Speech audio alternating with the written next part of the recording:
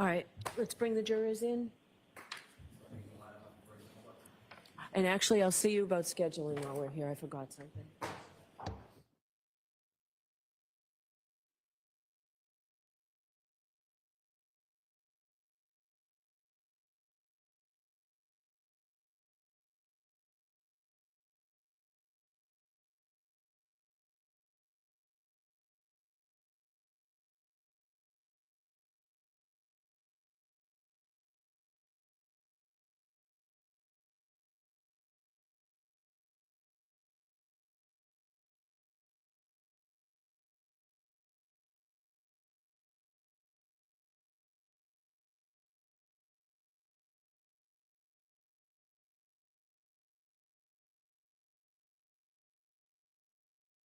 I do. Thank you, Chrissy.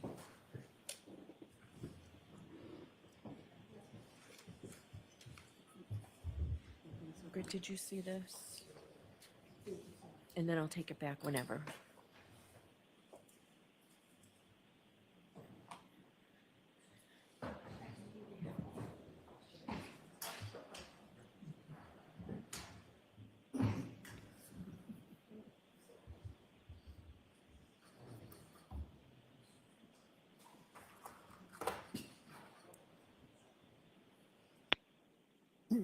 Tori.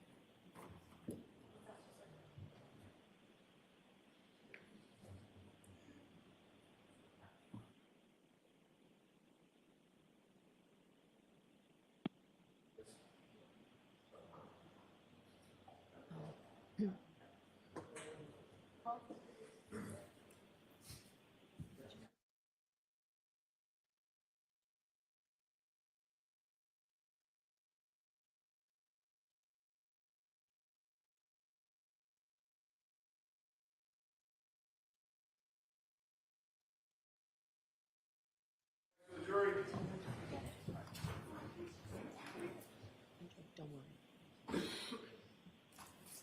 Thanks, Paul.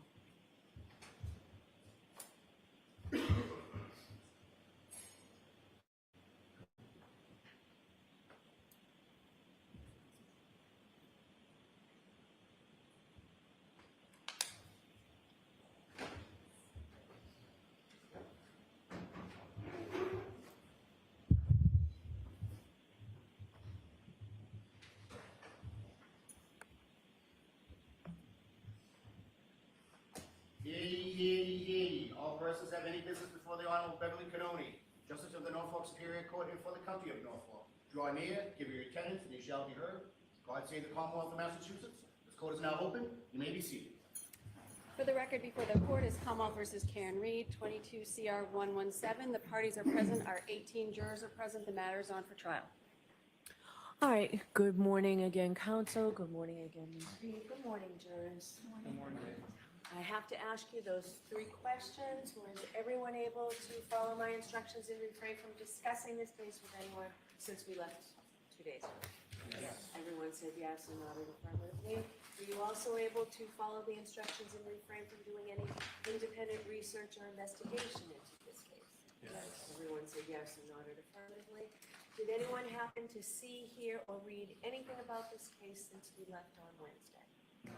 Everyone said no or shook their heads. So today is a full day. We will be recessing this afternoon around 3:40, 3:45. All right, Mr. Jackson, if you go to the podium as soon as Ms. McCabe comes in. May we have Ms. McCabe?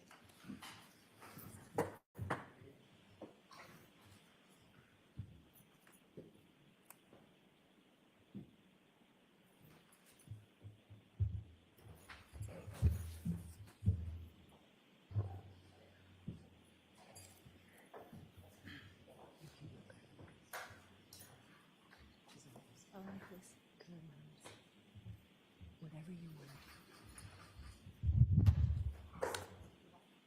Please raise your right hand. I solemnly swear that the testimony you shall give to the court and the jury in the matter now pending shall be the truth, the whole truth, and nothing but the truth, so help you God. Yes. All right, good morning. Good morning.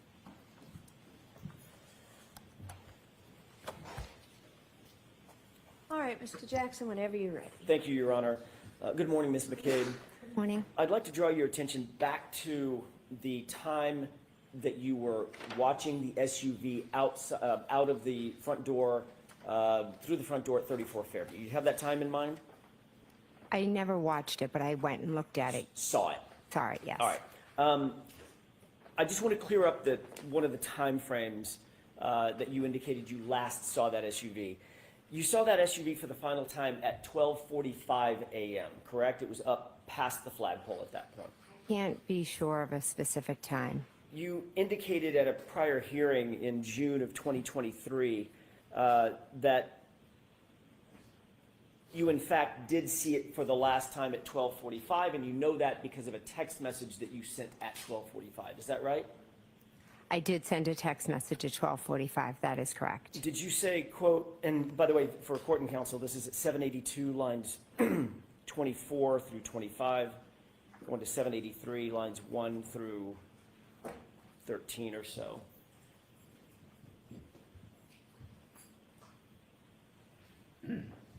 Actually, 1 through 3.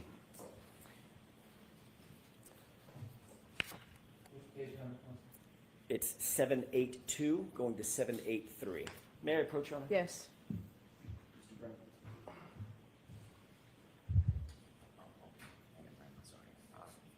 Thank you very much. No problem.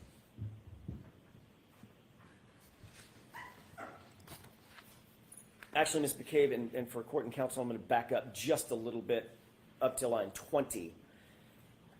You stated, quote, "So I think my husband and I were talking just like about what they were doing. And then I sat back down, and then at one point I think I said hello. And then I said at 12:42, where are you? And then flip, I don't know if that's my last text or if I did one more. Yeah, 12:45, hello." Because they were still there. And then question, so the dark SUV was still outside the house at 12:45. Answer, at 12:45. Do you remember that question and answer colloquy back in June of 2023? I've been asked a number of questions, specifically those words, no. I do remember testifying. I believe I said, I think, in there. I think that, and to be honest, I'm not sure of exactly the times. I didn't pay close attention to when I was texting and when I was sitting. I was going back and forth to the door. But in June of 2023, at a hearing under oath, you did say that it was at 12:45 that you last saw the vehicle. I believe I said, I think. Refresh your recollection, take a look at the transcript, I just read from. I believe the word I think is in there. You believe, but you're not sure. Okay, I'll look at it. Would it refresh your recollection? Sure. May I approach? Yes. Thank you.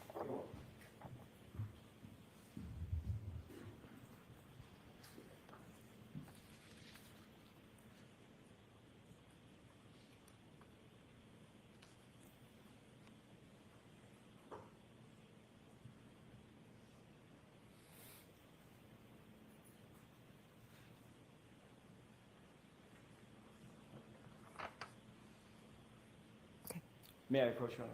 Yes. Thank you.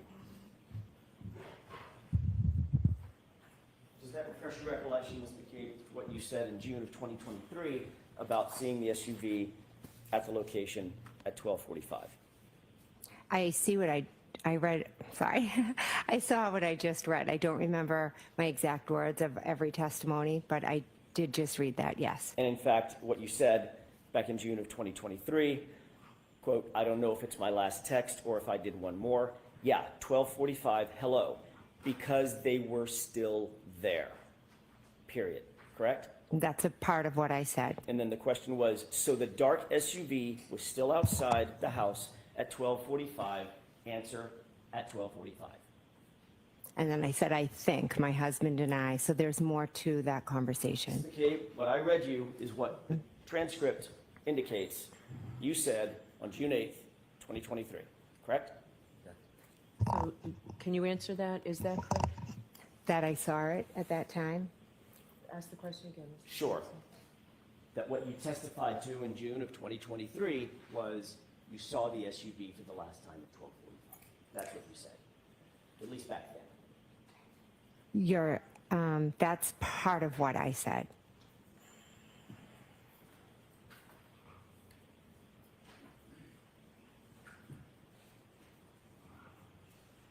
I don't know if that's my last text or if I did one more. Yeah, 12:45, hello, because they were still there.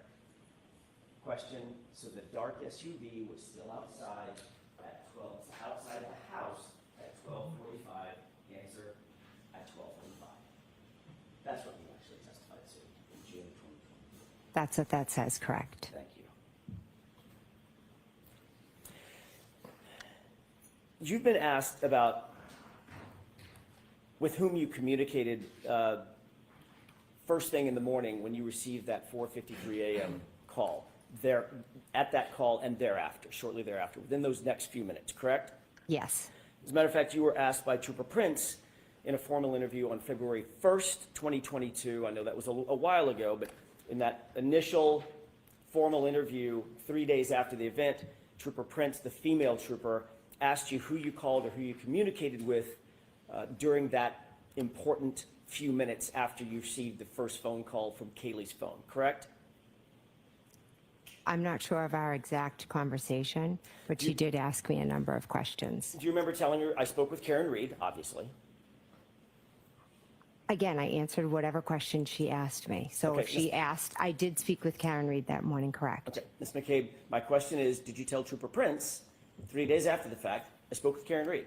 Yes or no? If you have a report, I don't remember the specifics. I met with many, many police officers. Sure.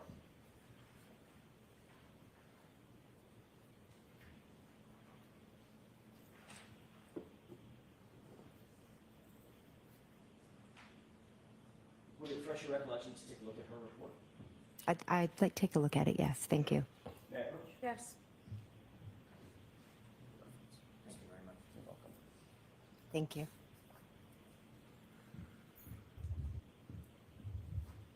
Ms. McCabe, you can familiarize yourself with that report, and there's a tab if that helps you, because Okay. it's somewhat lengthy. Okay. See if that refreshes your recollection. Thank you.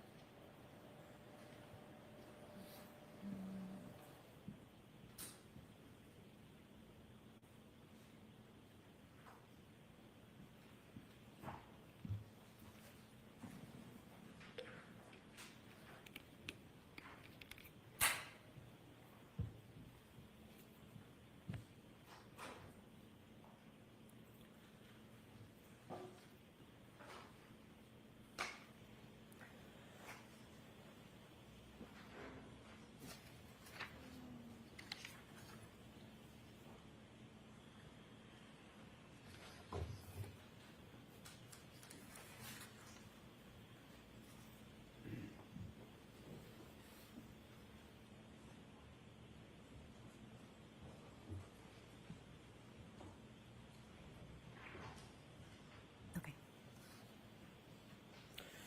May I approach?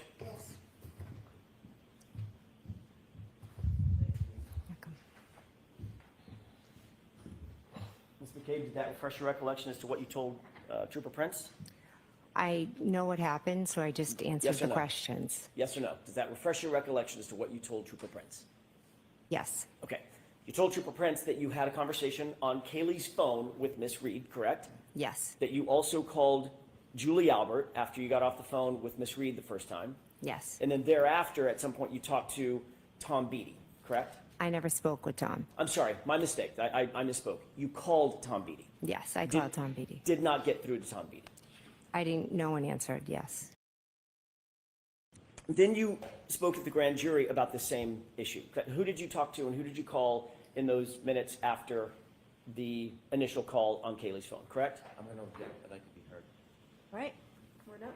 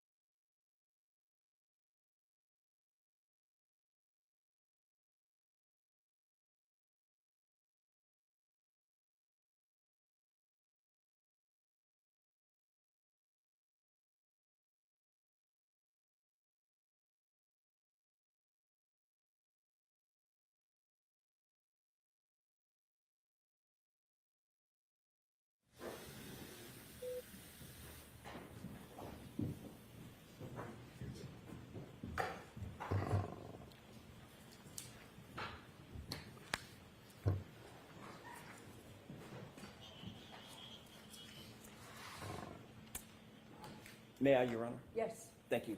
Ms. McCabe, you were also asked the same series of questions about, or a series of questions about the same events concerning that 4:53 phone call and the calls that you made shortly thereafter, correct? Yes. And in that testimony, you also, consistent with what you said to Trooper Prince, said, I spoke with Karen Reed on Kaylee's phone, I then spoke with Julie Albert, or I called Julie Albert, and then I called Tom Beatty, correct? I object.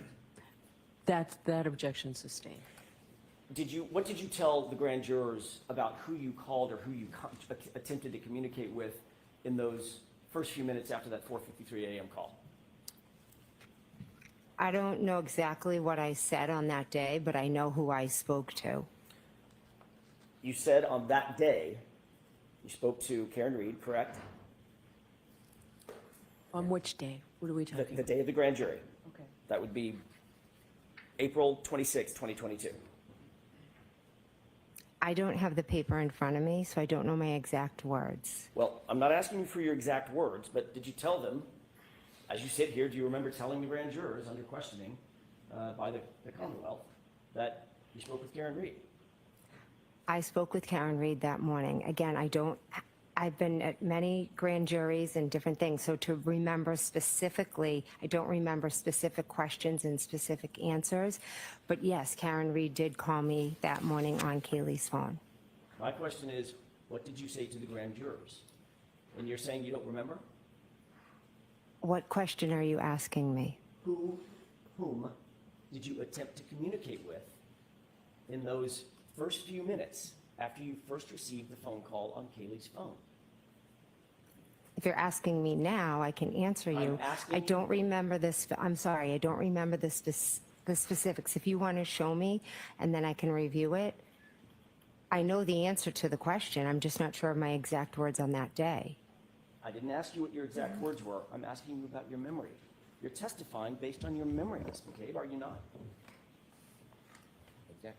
All right, go ahead and answer that question. Are you answering these questions based on your memory, Ms. McCabe? So I'm answering questions based on my memory of what happened on the 28th and the 29th. I've testified multiple times. I've been interviewed by multiple police officers. So to pinpoint one conversation is a bit of a challenge for me. But what I can tell you is what I remember from that day, which was, I'm sure, very similar to however I answered, because it's the same. Yeah, Coach? Yeah. Refresh your recollection and look at the Tell transcript. Mr. Brennan what page you're at. Sure. 188, 189. Thank you. I didn't get an answer to that question, Ms. McCabe. Would it refresh your, I just have to do this for the record. Would it refresh your recollection to look at the transcript? I'll look at it, yes.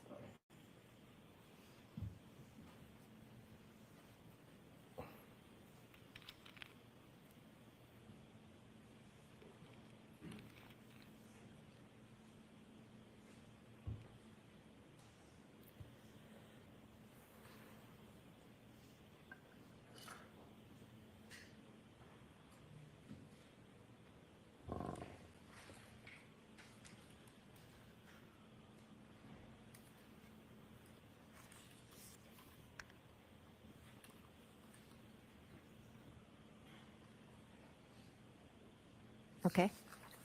May I approach? Yes. Thank you. Did that refresh your recollection about what you told the grand jurors in terms of whom you communicated with or attempted to communicate with that morning? Yes. What did you tell the grand jurors? I told them that I communicated with Miss Reed and that I called Julie Albert. And Tom Beatty. Oh, and Tom Beatty, I'm sorry. Right. So in both of those statements, to Trooper Prince when you were asked about your communications, and at the grand jury, by the way, at the grand jury, when you were asked who you communicated that morning, who you communicated with that morning, you didn't need to see a report, did you? You didn't ask to see a report, like you're doing here. Well, I'm asking because you're asking specific questions about what I said on a specific day, and depending on who's asking the question, they ask questions in a different manner. So the answer is always going to be the same. if you ask me who I spoke to, I'm always going to tell you I spoke to Miss Reed and Julie. I called Julie Albert and I called Tom Beatty. The answer is always the same, but the way the question asked and maybe some of the words that I use may be different. And I don't remember on specific days. I've been questioned many times, but the answers are always going to be the same. The wording may be different. You done? Finished? Is that answer? Yes, I am. Okay. I'm going to allow that, but let's move on. I'm trying, all right. When the Commonwealth asked questions about who you contacted that morning at the grand jury, you didn't need to have your recollection refreshed with anything. You said, I talked to Karen Reed, I called Julie Albert, I called Tom Beatty, correct? Correct. And that's exactly what you told Trooper Prince as well. Karen Reed, Julie Albert, Tom Beatty. Is that right? Yes, correct. But you did make another phone call that morning that you left out of both of those statements, didn't you? I'm not sure. At 5:07 a.m., you called over to 34 Fairview, didn't you? If it's in my phone record, then I must have. It's in your phone records that you're aware of. Well, let me ask it a different way. You're aware that your phone records actually show that at 5:07, you called to 34 Fairview, Nicole Albert's phone, correct? Correct. It shows also that that call lasted 38 seconds, correct? I'm not sure what it shows. You actually spoke to your sister, Nicole, that morning? I did not speak to my sister, no. So that 38-second call went to voicemail? I'm not sure. All I can tell you is I never spoke to my sister Nicole that morning prior to waking her up. But you do acknowledge that you made a phone call at 5:07 to Julie Albert. I'm sorry, to Nicole Albert, your sister, over at 34 Fairview in those early morning hours, correct? Yes, I learned after. When I'm first being questioned, it's days after. It was a chaotic morning. I remembered the waterfall, Julie, then Tom Beatty. Calling to my sister wasn't as important ingrained in my mind at that point. No. And then you testified at a grand jury, not hours or days later. You testified at a grand jury months later, correct? Correct. And at that grand jury, you also left out the fact that you contacted your sister, correct? There's nothing nefarious. I remembered who I called. I didn't go back and look at phone records I didn't say it was nefarious. Why would you use the word nefarious? because there's nothing about me calling my sister that is nefarious, and I feel like you're insinuating it might be, and it's not. Did you use that word because it sounds nefarious? No, I just use the word because I think that's how you're trying to portray something that is nothing. Or did you use that word because you think that's how it's coming across? That's nefarious. No. Without contacting 34 Fairview. No, not at all.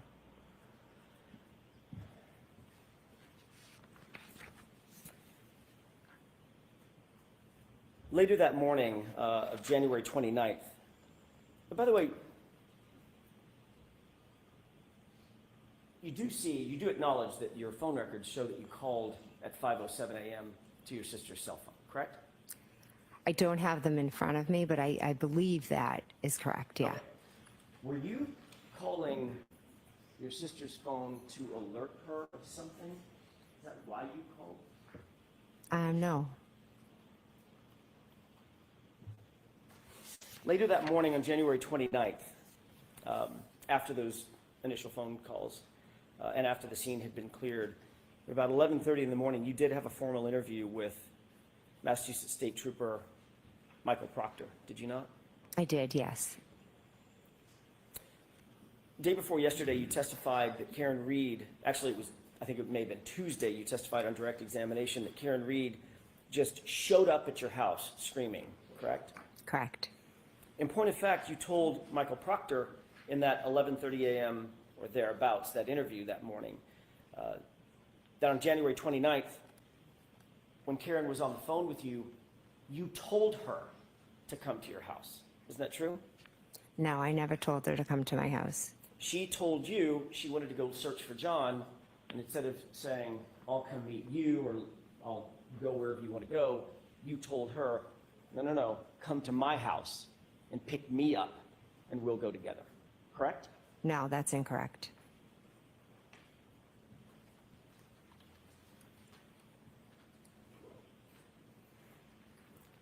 Do you remember talking to Trooper Proctor on that day? I do, yes. Do you remember exactly what you told him concerning the plan to either come to your house or go search for John? There was never a plan for Karen to come Do to my you house. remember exactly what you told him with that regard on that issue? No, I don't. Would it refresh your recollection to look at a police report that he drafted on that issue? Well, those are his words or summary. That's not my question. I know these are his words. He wrote it. My question is, would it refresh your recollection about what you told him to take a look at his report? I know what happened, and I know what I told him. I don't know what's written in that report. Yes or no? I don't need to see the report, no. Because it would not refresh your recollection to see a report where he indicated that you told him that you directed Miss Reed to come to your house. I object. The objection is sustained. I'm going to strike that.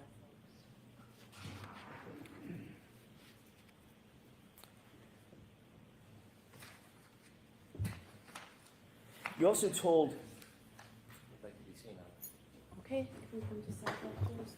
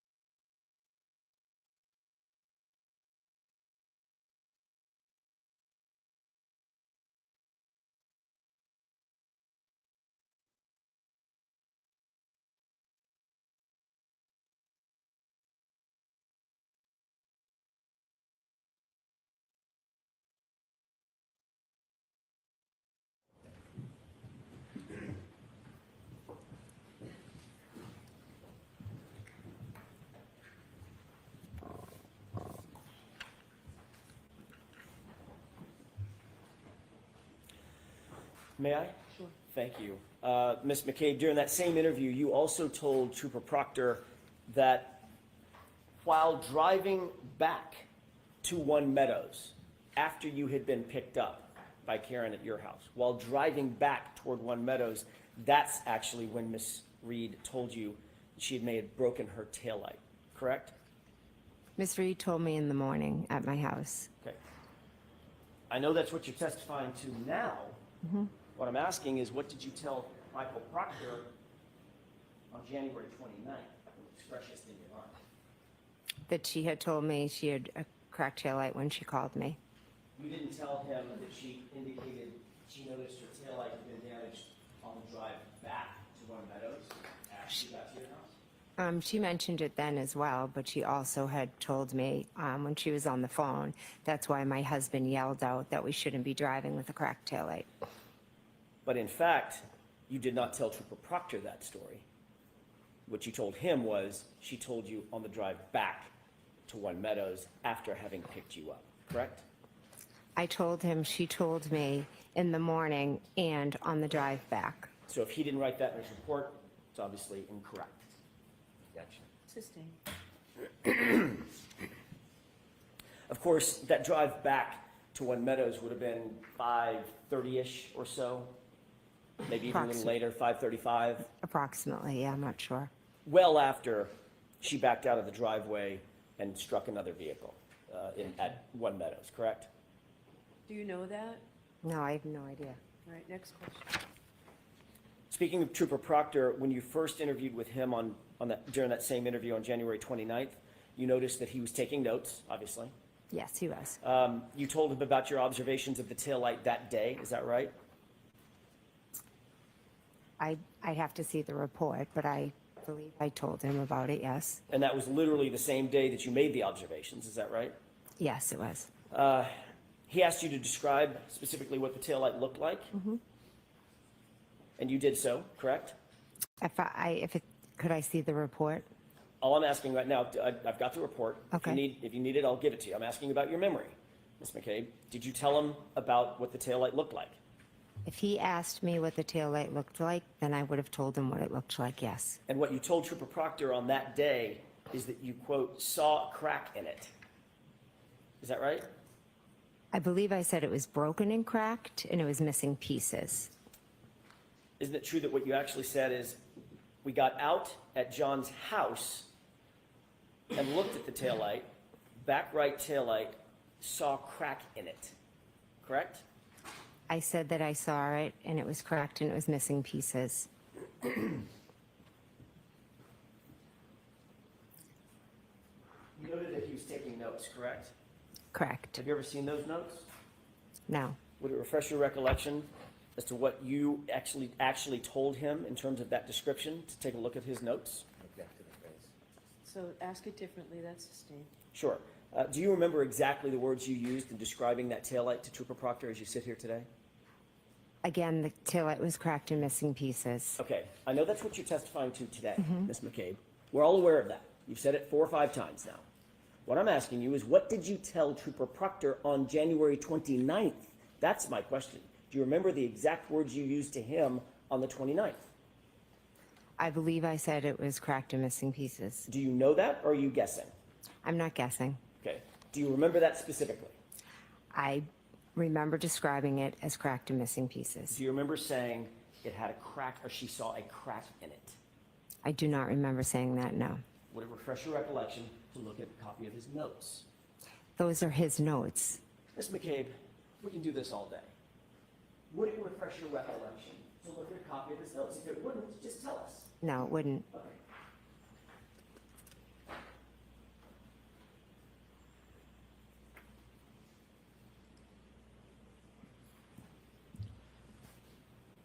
As you sit here today, are you telling this jury that you deny saying to Trooper Proctor, you saw a crack in it?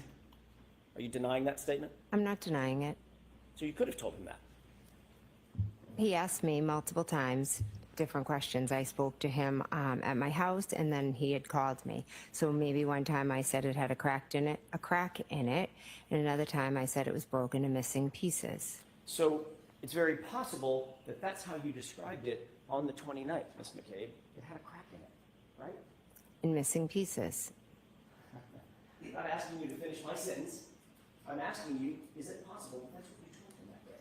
It had a crack in it? Yes or no? Yes, that was Okay, one thank way. you. Mhm.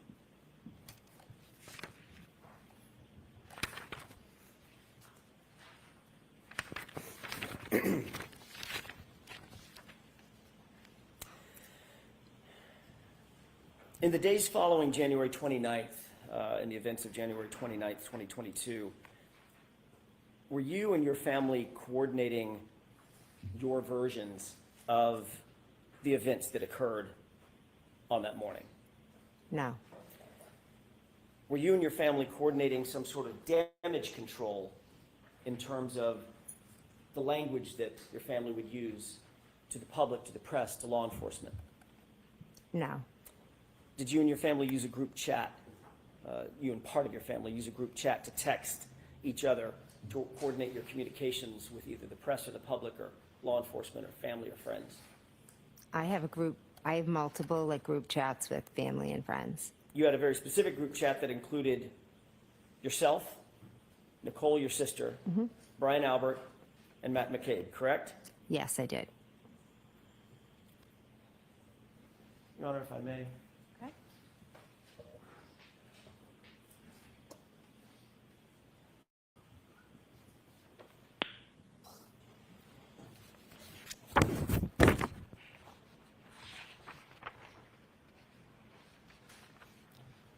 I have a 2-page document that I'd like to have marked. Right in the section. All right, Asked to approach. sure. Thank you. Did you show Mr. Brennan what it was? Mr. Brennan, I failed to show you. It's okay. Thank you. You're welcome. Thank you.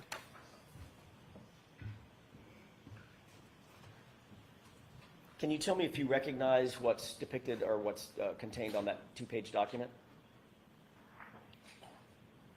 Yes. Don't read it at this point, just tell me what is that? What are we looking at? This is a Looks like a group chat with me and my sister Nicole. Oh no, just actually conversations with just myself and my sister Nicole. May I approach? Yes. Oh, sure.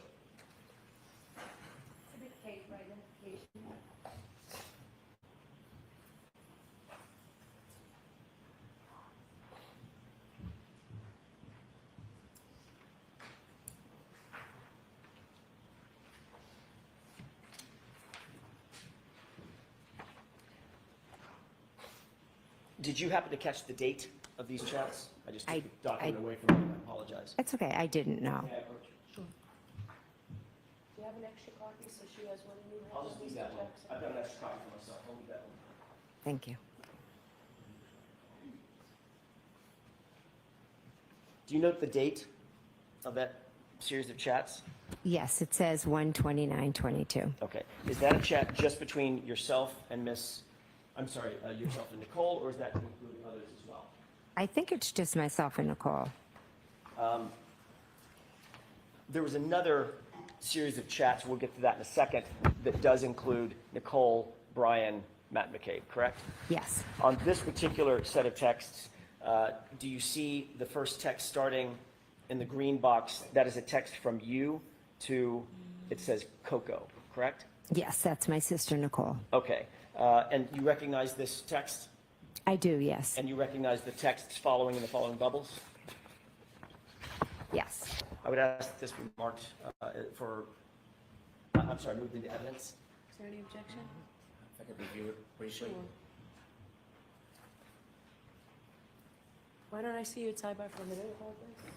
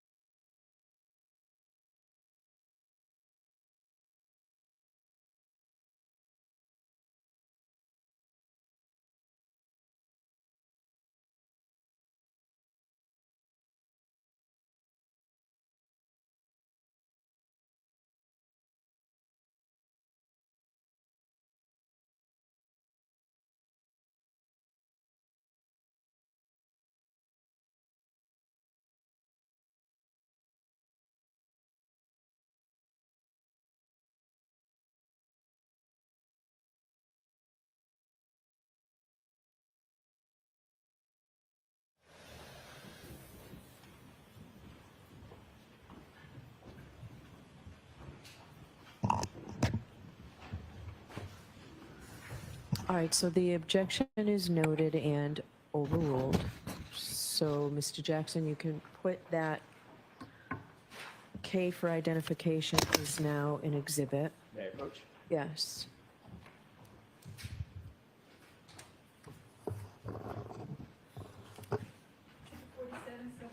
Thank you.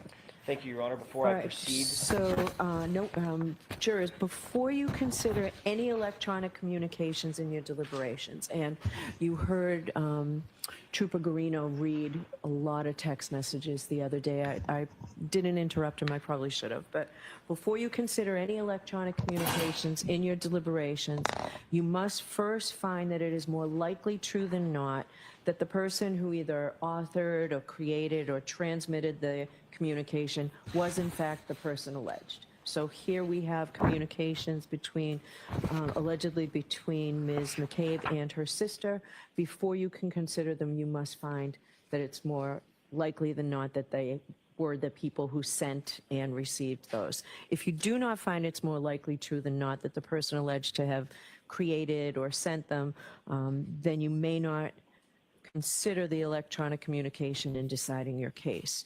Now, when you read or hear about these text messages, you may not consider the statements for their truth, but you may consider them solely for the limited purpose of understanding the state of mind of here, Ms. McCabe, when she sent those messages. All right, so now that's what I needed to do. Mr. Jackson, your turn. thank you, Your Honor. With the court's permission, I would ask that the January 29th text be published. Yes. Mr. Wilk, is there a way to, there we go. Margaret, the witness might need that exhibit. Your Honor, may I approach just to retrieve the exhibit? Yes.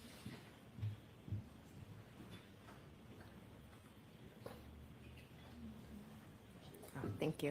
You're welcome. Yeah, I was just going to say, could you please enlarge that? Any way to make that bigger? And we'll take one bubble at a time. Ms. Thank you. McCabe, do you need lights on, or are you okay? Oh, I'm okay. All right. Thank you. Ms. McCabe, does this appear to be a representative copy of what you're looking at that's just been marked for evidence? Yes, it does. Starting at that top text, which is the green bubble here, can you see at the very top where it says from, there's a redaction? Yes, The last four digits of that phone number, do you recognize that? yes, Is that your phone number? yes, Do you see just beneath it, it says to, and there's a line that says Coco? yes, Is that your sister? yes, it That's is. Nicole. Yes, And if you look down on the bottom right corner of this exhibit, do you see a time and date stamp? yes, I do. What is that time and date? It's 1:29:22 at 7:54. Is that 7:54 p.m.? Yes, Okay. Can you read for the jurors what you texted to your sister at 7:54? sure. Carrie talked to the cops and kept it simple. Who's Carrie? Carrie Roberts. And this is a text that you sent about Miss Roberts's interview with the police. Yes, it is. If Mr. Wilk, can we pull up the next text, please? Do you see the response in the blue bubble? Yes, I do. Who's responding to whom? I'm responding to my sister, Nicole. Can you please tell us the time? And we know it's the same date. What Yes. time is that? That would be 7:56. Or 58, sorry. I'm not sure if that's an 8 or a 6.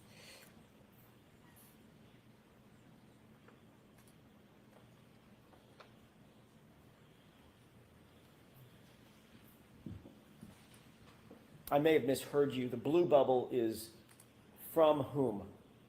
It's from my sister, Nicole, To whom? to me. Okay, I may have misheard you. I thought you said the reverse. I want to make sure we're very clear. The I'm blue sorry. bubble is from Nicole. The green bubbles are from you. Yes, correct. Got it. And this text says, I'm sorry, read that for me one more time. Sure. Okay. Try and get some sleep. Talk tomorrow. Next text, please. What's the time of this text? 7:57. This is from you to Coco, to Nicole? Yes. What does that text say? Any update? What did you mean by any update? I meant had she heard anything or learned anything new? Next text, please.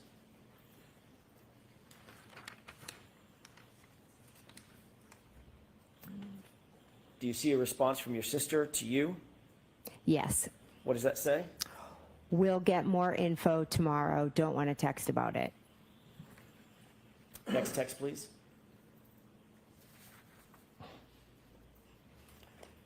Is this a text from you to your sister Nicole? Yes, it is. What does that say? Right. Next text, please.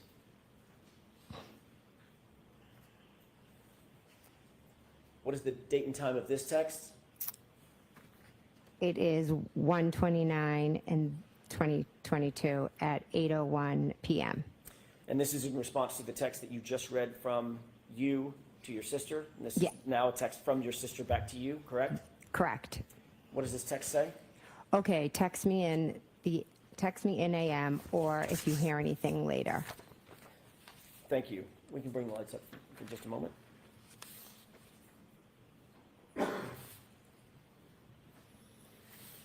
One of the texts, the third from the bottom text on the second page, in other words, the top text on the page, was from your sister to you. We'll get more info, TOMM, correct? Yes. Don't want to text about it, correct? Yes. TOMM means tomorrow. Yes. This was January 29th, 2022, correct? Yes. Tomorrow would have been January 30th, Yes. 2022. Is that right? Yes. Your Honor, I'm holding another document. This is a multi-page document.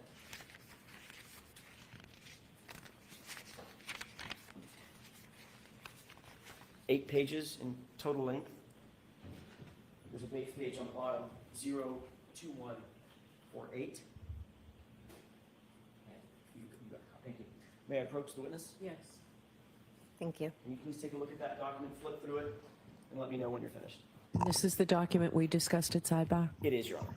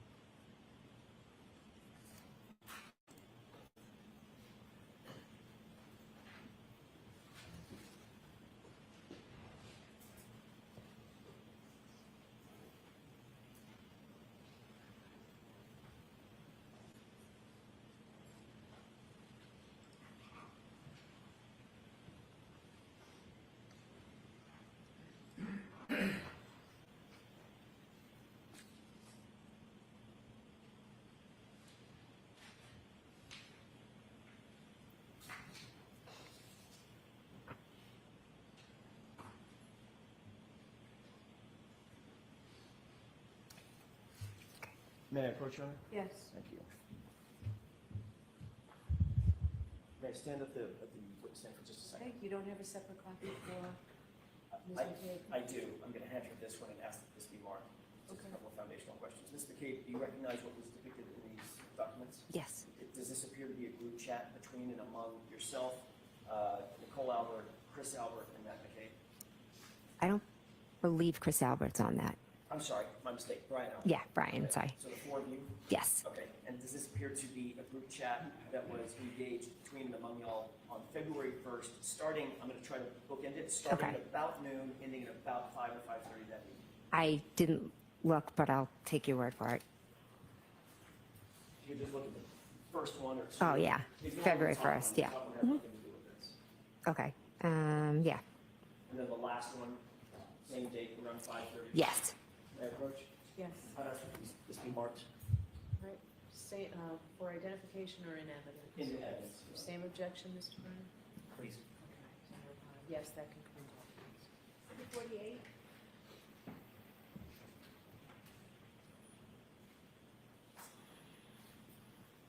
Good night. And jurors, the same instruction regarding the electronic communications and the same instruction regarding this is not to be used for the truth of what's in there, but simply as opposed to using fake statement.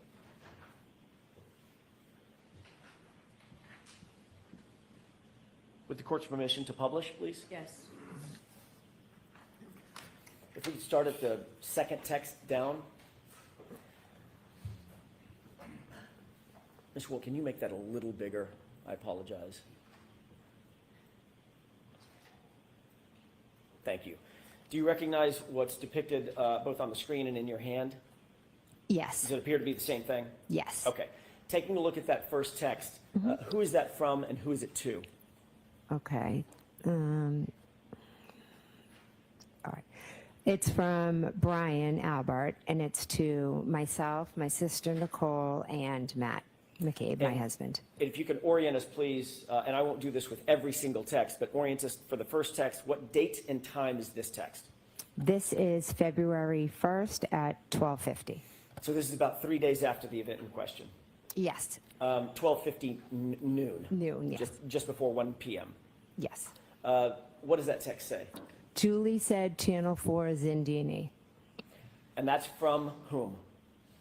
Brian, So Brian Albert explain what that text means. so Brian Albert is telling us that Julie told him Channel 4 is in D&E. Who's Julie?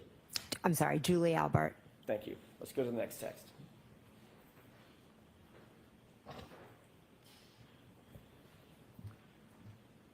Is this in response to the text that you just read? Yes, The prior text mentioned Channel 4 and D&E. What is D&E? D&E is a sub shop that is owned by Chris Albert. Is that in Canton? Oh, sorry, yes, it's in Canton. On the main street of Canton? Yes, Directly next door to what? Waterfall. Across the street from Oh, Waterfall? sorry, CF McCarthy's, yeah. Thank you. Across the street from Waterfall, directly adjoining, they have an adjoining wall to CF McCarthy's, correct? Yes, And D, is it D and E or D in E? D and E. D and E. Okay, Yeah. that's just the name of the pizza sub shop. Yeah, All right. Thank you for that context. Ms. McCabe, can you read what this text says, who it's from and who it's to? this is from Matt McCabe to myself, my sister Nicole, and Brian. Can you read it for us, please? Sure. Eating, I assume. Ask Chris to ask some questions. Tell him the guy never went into the house. What does tell them the guy never went into the house mean to you? How did you take that? I took that as John never came in the house. Who's the guy? John, John O'Keefe. yes, And the beginning of that sentence is tell them that the guy never came in the house, correct? yes, And the sentence before that is ask Chris to ask some questions, correct? yes, So this is Matt McCabe directing that Chris ask questions of Channel 4, correct? I wouldn't say directing. Whatever word you want to use. He was No, I'm saying that Matt, suggesting. Yeah, I think we're all looking to find out what happened, so Matt was like, ask some questions, what do they know? And also indicating that Chris should tell them the guy never came in the house, correct? John never came in the house, correct? Okay. Next text, please.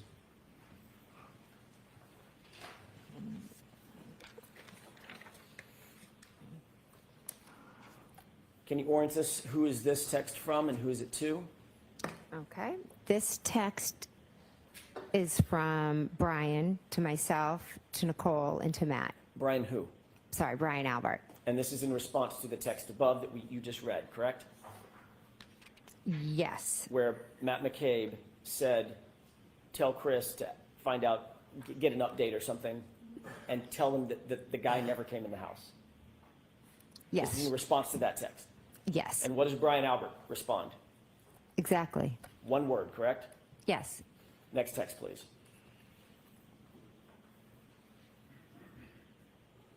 This is a green box, so I presume this is you, yes, it is. and this is to whom?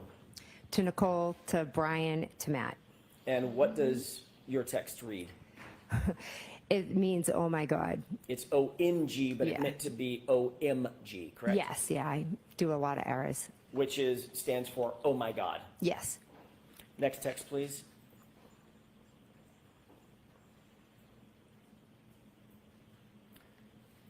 Who is this from and who is it to? So this is from my sister Nicole to myself, to Brian, and to Matt. And what does that text read? It says, I assume it's just to eat, but Brian, if she is there, ask her what the deal is. Next text, please.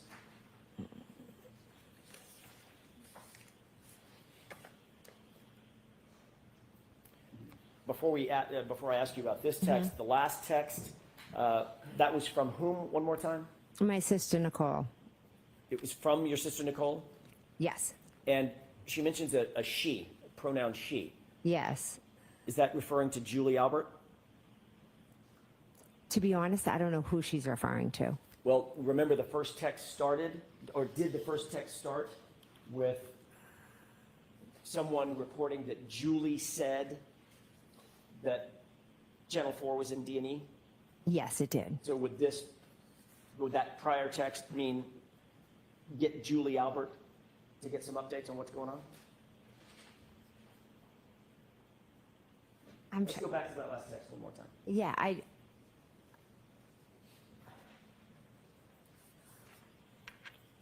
You see where it reads, if she's there?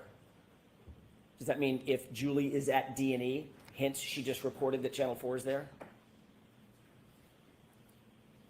I'm truly not sure if who she's referring to as the she. Okay, fair enough. Let's go to the next text, please.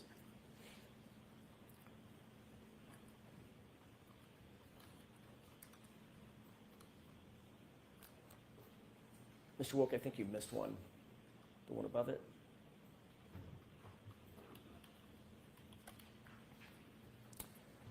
Who's this text from and who's it to? This text is from myself, and it is to my sister Nicole, to Brian, and to Matt. And what does this read? This says to ask if we heard if she is in a mental hospital. Next text, please.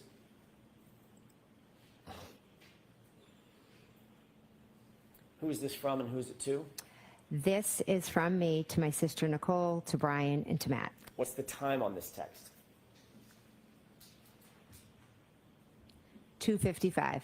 And what does it read? Carrie is here going over timeline. Who's the Carrie referring to? Carrie Roberts. What is here? I would assume here would mean my house. Next text, please.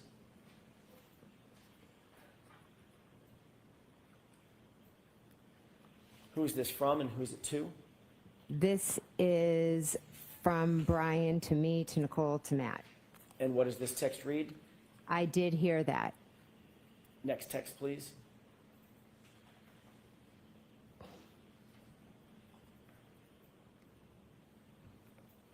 Who's this text from and who's it to? This text is from me to my sister Nicole, to Brian, to Matt. What does it read? And we handed the phone to Carrie, Who's Carrie? Carrie Roberts. What phone are you referring to? Mine. Who was on the other end of that phone? On February 1st, I believe it could have been Michael Proctor. Next text, please.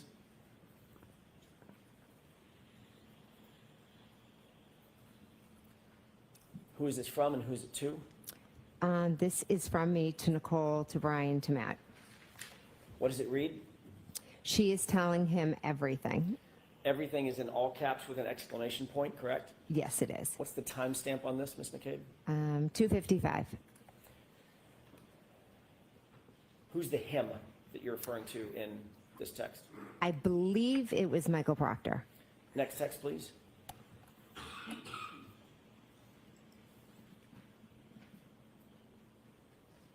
Who is this from and who is it to?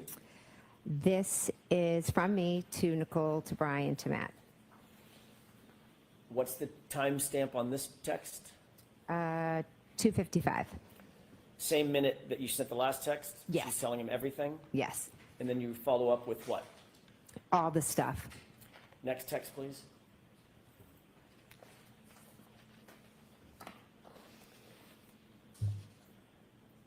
Who's this responsive text from?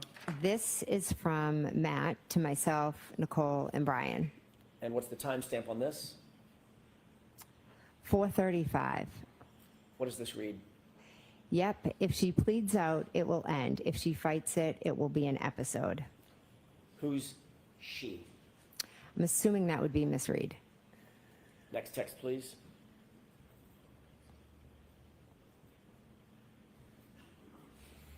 Who's this from and who's it to? This is from Nicole to me, to Matt, and to Brian.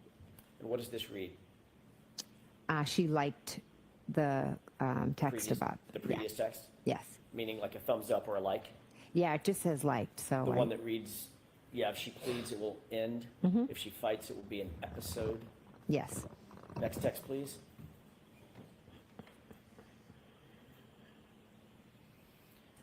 Who's this from and who's it to? This is from Matt. Oh, sorry, to me, to Nicole, and to Brian. And what does this read? Brian, sitting separate. Is that a period or a comma? I honestly can't see. Is that a period or a comma between Brian and sitting? Or can you tell? I can't tell if it is or it's just like the way it printed out. I'm not sure. Next text, please.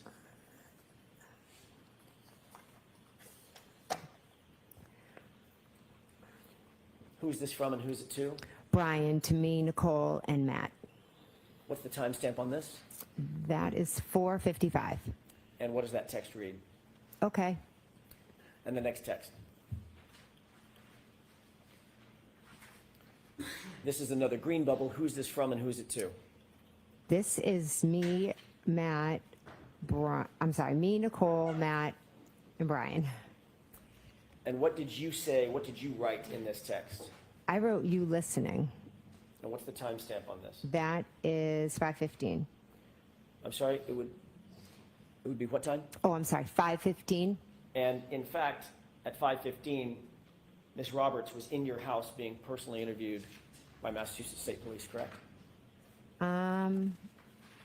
They were there. I'm not sure if this is the exact time, but yes, they did come over. Just to be clear and to orient us, there was a phone conversation that you were privy to between Carrie Roberts and Michael Proctor telephonically, correct? She was Earlier in the day. yeah, earlier in the day he had called me and then Carrie had asked to speak with him. And that's the handing of the phone. Yes. Then later, a couple of hours later, 5-ish or so, she was still at your house. Michael Proctor came over and interviewed her at your home. No, I'm sorry, not Michael. sorry. Massachusetts State Police. Came over and spoke to myself, her, and Matt. And you wrote you listening to the group, correct? Yes. Who was that specifically directed to? I honestly don't know. Was there anybody else in the house during her interview other than you and the troopers? My husband, Matt, my daughter, her friend, my other daughter. So of the people on this text chain, the only person that would have been in the house that could have conceivably, quote unquote, listened would be Matt McCabe. Yes. Right? Okay. Next text, please.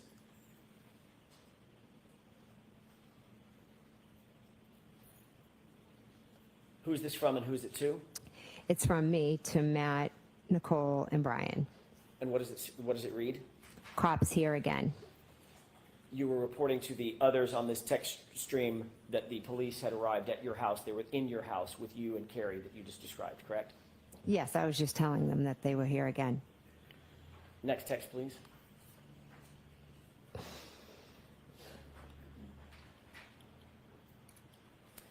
Who is this from and who is it to? This is from my sister, Nicole, to myself, Brian, and Matt. And Nicole says, call us after. And what time was this? This was 5:23. Did you take this to mean that she wanted you to call the group after Carrie Roberts' interview and update them about that interview?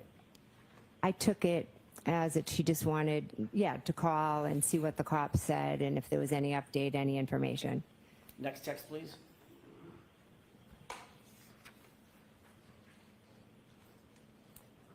Who is this from and who is it to? This is from Matt, and it's to myself, Nicole, and Brian.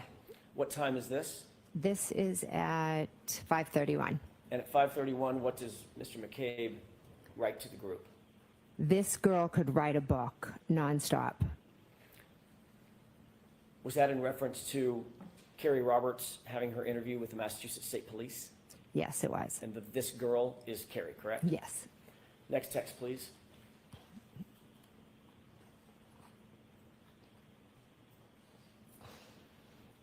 Who is this from and who is it to?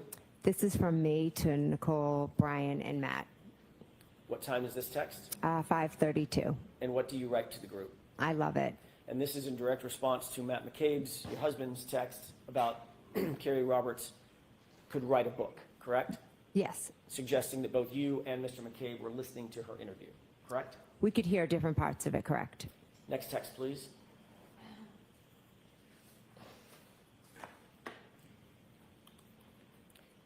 And who is this from and who is it to? This is from me to Nicole, to Brian, to Matt. What did you write? I in this wrote, text? she is telling them everything. Similar to the text that we earlier saw that was in all caps when you indicated she's telling them everything, correct? Yes. On the phone. That was in reference to what she was saying on the phone. Yes. This is in reference to the live interview, correct? Yes. Also indicating that you were listening to and were privy to the content of her conversation with the police. I could hear bits and pieces of it, yes. Enough to say that she's telling them everything. When I used the word everything, I meant it in, not only was she telling them what had happened, but she was also telling them opinions and different things. Okay, so you could hear it that much. I could hear her saying some opinions. Okay. Next text, please.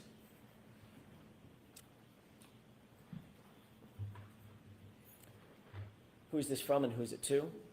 This is from my sister Nicole to myself, to Matt, to Brian. And this is in response to she is telling them everything, correct? Yes. And the text reads what? Good. Next text, please.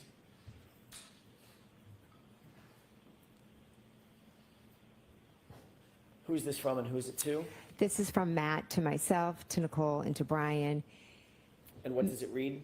He says, going to miss the basketball game at this rate.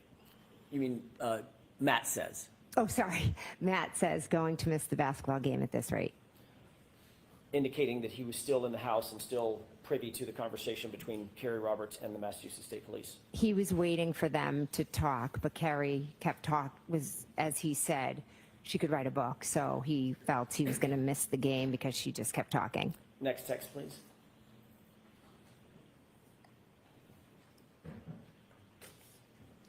That may be the end of it. Yeah, it is. Is that the last text on the page? that you Yes, got? it is. May I approach you on it? Yes. Do you want both of them? Okay. There you go.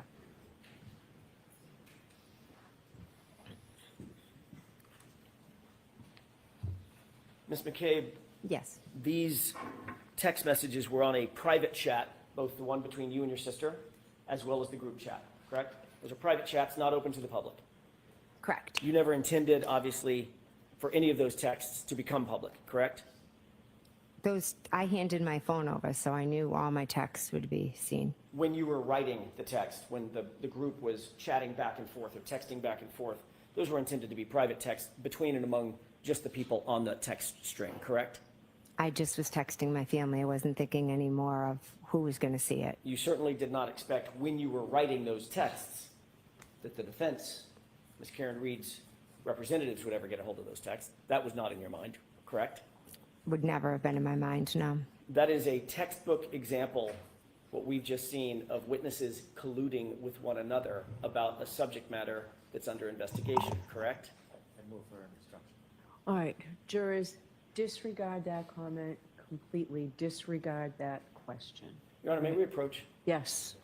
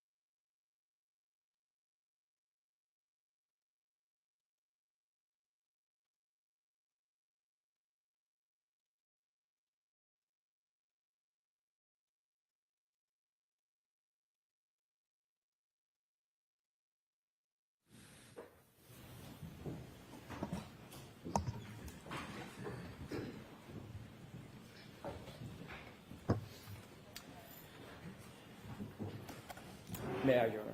Yes. Thank you. In the text that we just saw, you were colluding with other witnesses, percipient witnesses in this case through those text messages, were you not?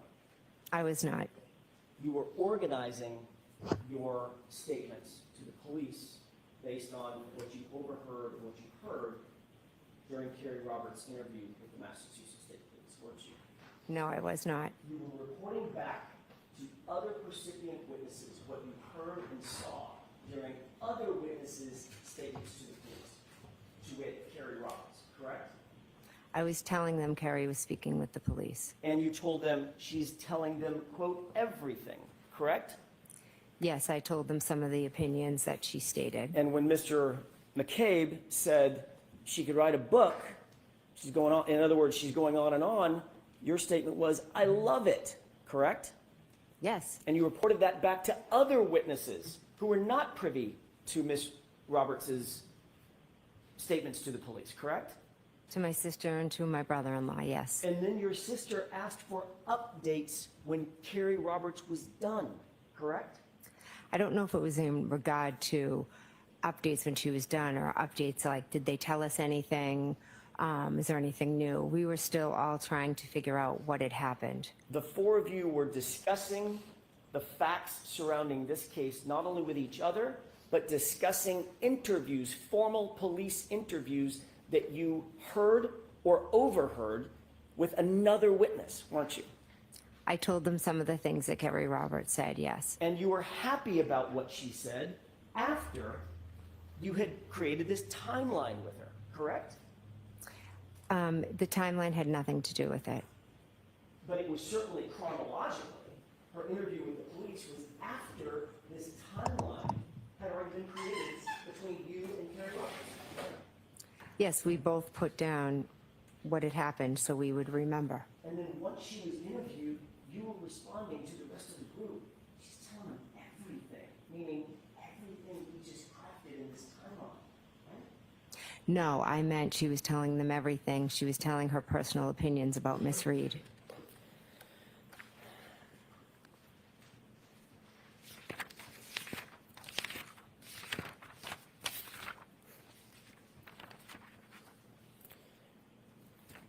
I want to change gears for a second, Ms. McCabe, and ask you about that visit that you took to Michael Lank's house. May I approach, Your Honor? Yes. I just don't want to keep these at the podium. Thank you, Your Honor.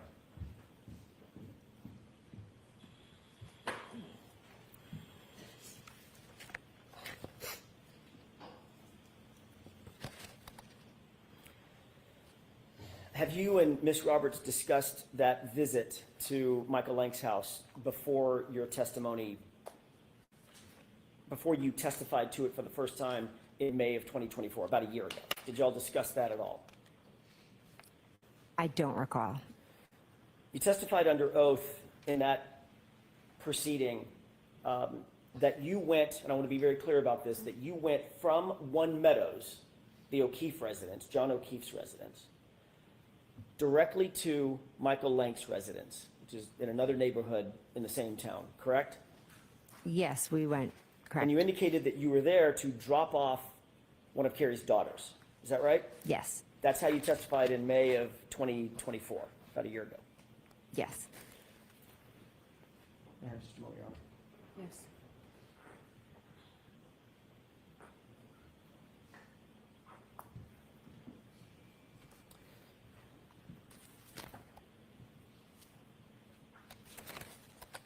You spoke to Lieutenant Tully about this very same visit on May 10th, 2024, before your actual testimony in that other proceeding a year ago, correct?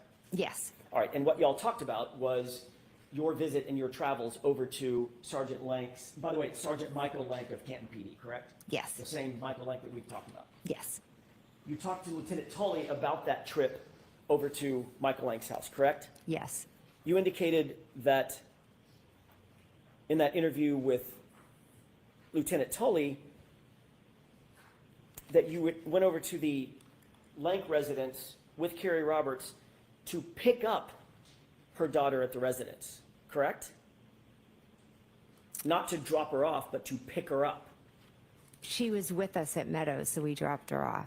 Right. I know that's what your testimony was a couple days ago. I'm asking, when you talked to Lieutenant Tully on May 10th, 2024, before your testimony last year, did you tell Lieutenant Tully we were actually there to pick up her daughter? That's why we went to Michael Lank's house. That's why you went to Michael Lank's house. I went to Michael Lank's to drop her daughter off, What did you tell Lieutenant Tully? that I went to drop her off. So you didn't say pick her up to him. I don't believe so, So no. if he said that, that would be another example of an incorrect report. Sustained. Do you remember exactly what it was that you told him during that interview? I know that Lexi was with us at Meadows Ave, and we dropped her off at Mike Lank's. So if he mixed up pick up and drop off, that could have happened, but we had Lexi with us, and we dropped her off there. Okay, so you believe that may have been his mix-up, not yours? Sustained. Is that, I'm sorry. Do you remember exactly what it was that you told Lieutenant Tully during that interview? I know I said that we dropped her off. Okay.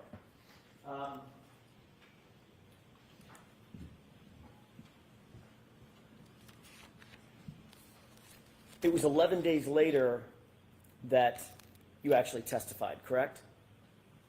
11 days later from, After the interview, about 10, 11 days after the interview with Lieutenant Tully, that you actually testified in court in a proceeding about this issue. Ben, I don't know the exact dates of when I testified. If you testified, say, May 21st versus May 10th, it's about 11 days. Yeah. All right. When you testified in that other proceeding, you did testify that you had dropped off Carrie Roberts' daughter, not picked her daughter up. Is that right? I know I dropped her off, yes. Did you also talk to Carrie Roberts about her testimony and what she was going to say about dropping off or picking up her daughter? No, Okay. You never talked to her about it before you testified or before she testified last year? we both know what happened, so I I'm don't, just asking if you had a discussion. That's all I'm asking. I have no idea if we discussed that. So you might have. I have no idea. And in the last year, let's clock it around all the way to now, you've probably discussed it additionally with her, correct? Probably not that detailed, no. Now, you also indicated, by the way, the reason that this subject matter came up with Lieutenant Tully is you were confronted with certain location data records indicating that you were at Michael Lank's house for a period of time, correct? Sustained, ask it differently.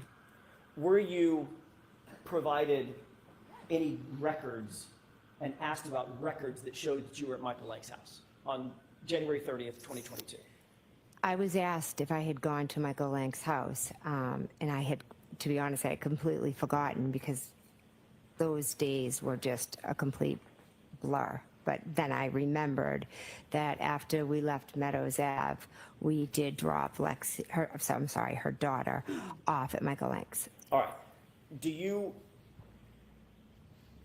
recall ever seeing a document, seeing something that indicated that you were actually a piece of paper, a document, a record, anything indicating that you were seen at Michael Lank's house through GPS location data forms? Did I ever see a record of that? Correct. Did Lieutenant Yeah. show? No, he didn't show me a record. He just asked you about He it. just asked me. Did he tell you during that course of that interview that he had been provided with GPS data records indicating that you went to Michael Lank's house? I don't remember the specifics of what he asked, but I know that he did ask me if I had been there. Did he tell you that he had received those GPS data records from the defense? Sustained. Did he tell you anything about receiving any documents from the defense that prompted the question where you were on January 3rd? I don't recall.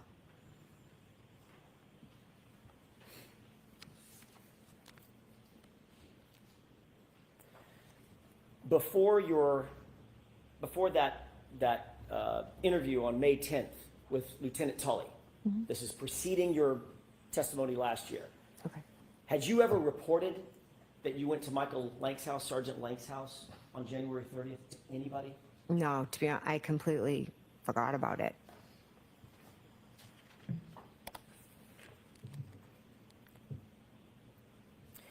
You indicated that during that visit, you sat outside in a car, in Carrie's car, correct? Yes. Basically for the entire visit, is that right? Yes. You indicated that you did not go in the house except to use the restroom possibly, correct? I have a faint memory that I ran in to use the bathroom. You indicated that you did not see Sergeant Lank at his home, correct? I don't believe I did, no. What time of night was this? I don't know. We had left. We had been at Meadows for a while, and then we left, dropped Lexi off, and then I went home. I don't know a time. Maybe afternoon. I'm not sure. I'm sorry.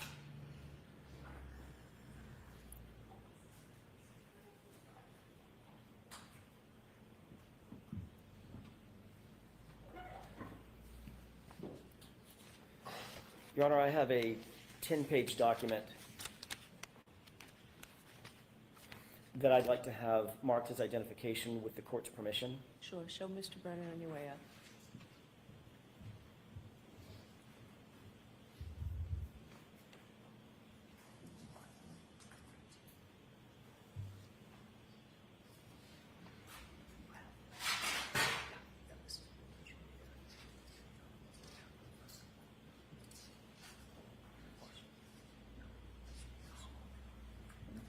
Take your time. Mr. Brenner's just going to review that document. I have no problem with that. Thank you. Good? Okay. May I approach? Yes. Thank you.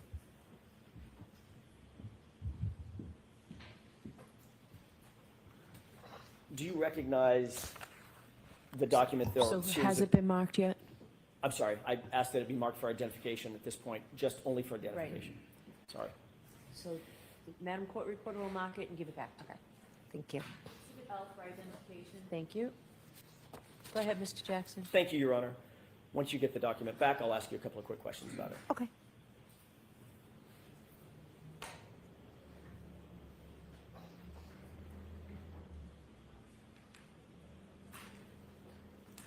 Thank you. Sorry, Greg. You have the document in front of you? Yes. Let's take a look at the first page of that document just to orient yourself. Do you see that that appears to be a map, generally? All right, so I'm just going to ask you to take a look at the document and don't describe it. Sure. Take a look at the first page and tell me if you recognize anything on that page. I do, yes. What do you recognize generally about that document? I object.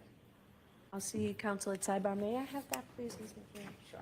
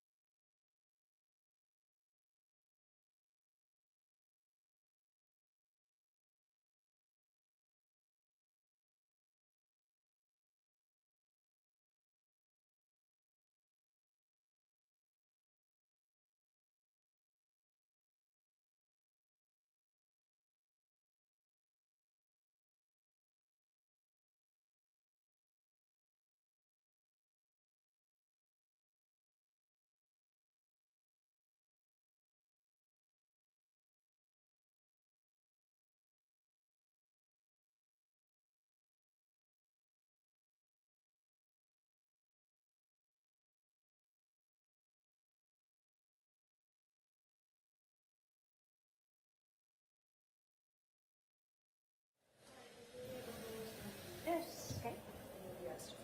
Thank you.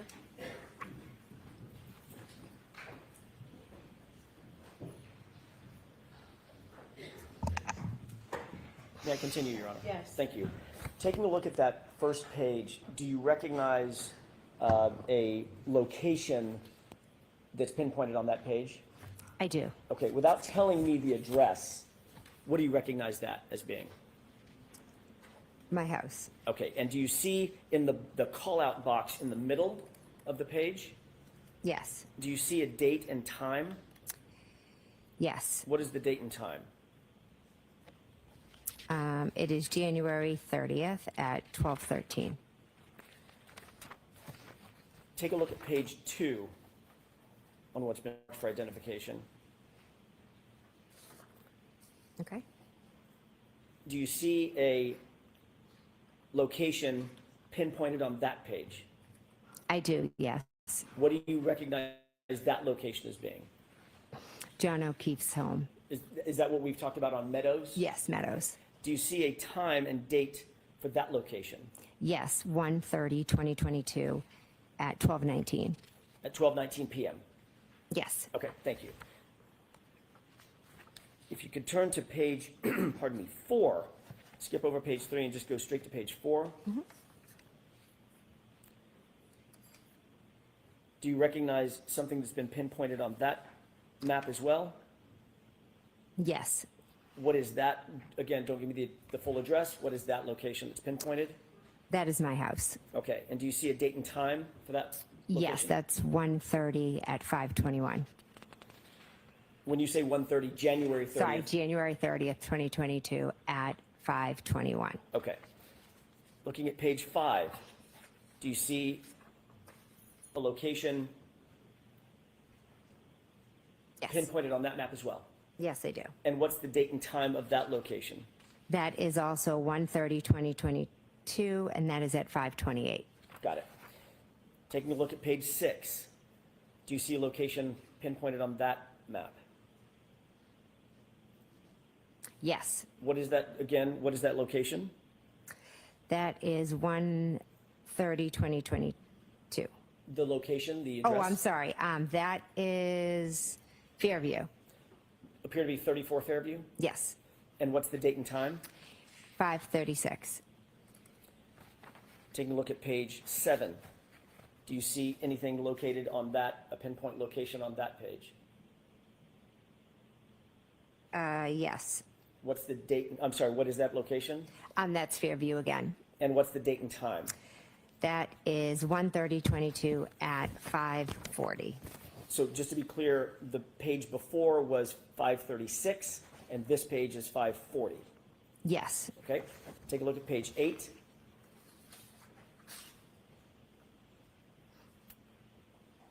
Do you see what's pinpointed on that page? Yes. What is that location without giving me the address? I believe that's Mike Link's. What's the date and time? 1/30/2022. January 30th, 2022, and the Yes. time, please? 5:43.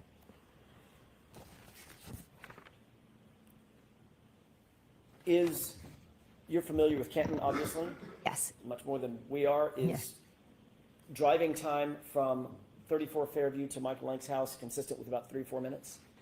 It could be with they have multiple stop signs Okay, and due to the weather. right. Taking a look at page 9, Yes. do you see another pinpointed address? Yes, I believe it's the same one Okay, the same address on, as Oakdale? Mike Lank. okay. And what's the time, what's the date of that? 1/30/2022, and that is 6:28. And 6:28 is about 45 minutes after 5:43, give or take, correct? Yeah. Finally, the last page, page 10, do you see yet another pinpointed address? I do, yes. Is that your address? Yes, it is. Okay. And what's the date and time of that pinpoint? That is 1/30/22 as well, and that is at 6:34. And would it be safe to say that your address from Mike Lank's address, maybe 6 or 7 minute drive? Yeah, depending. Mhm.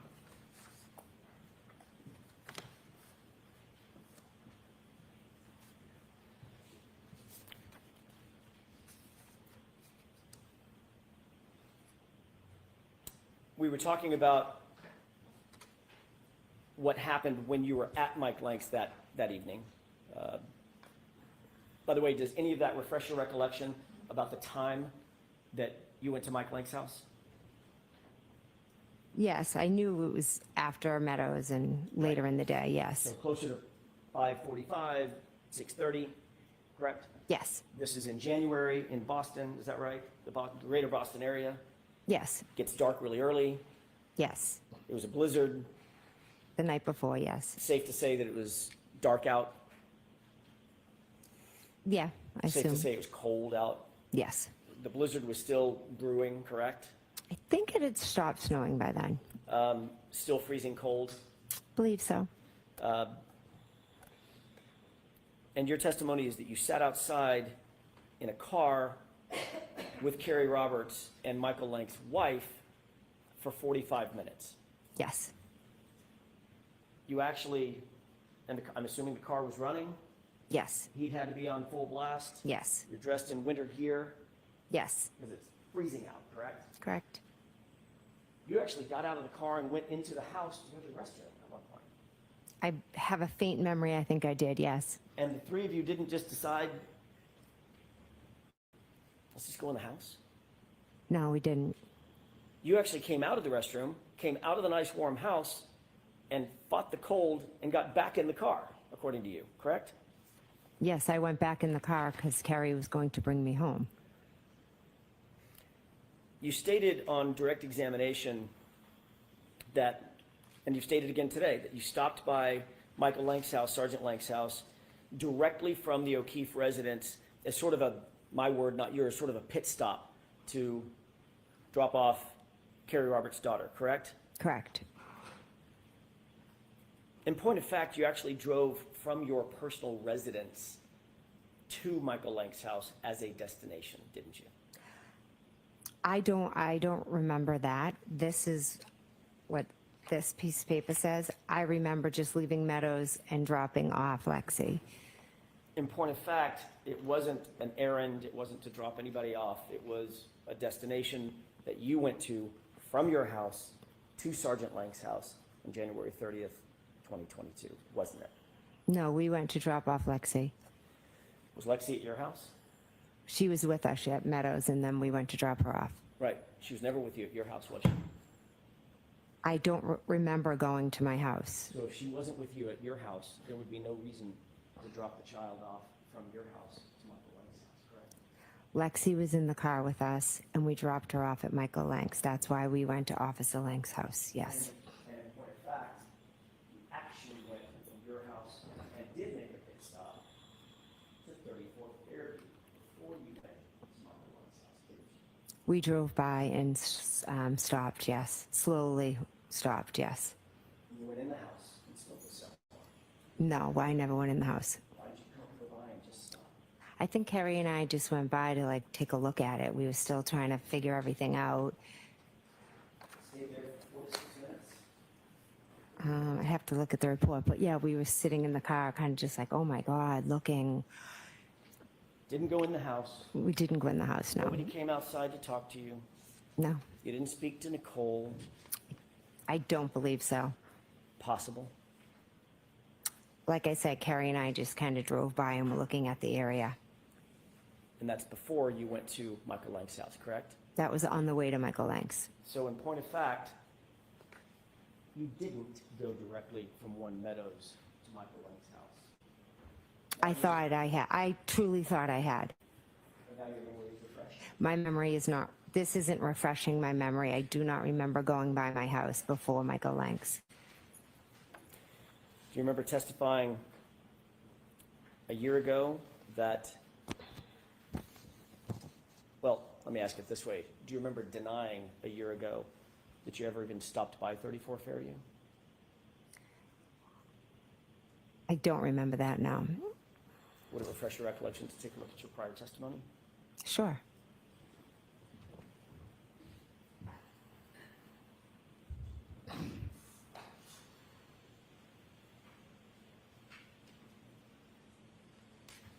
Take a look at that page, the top highlighted.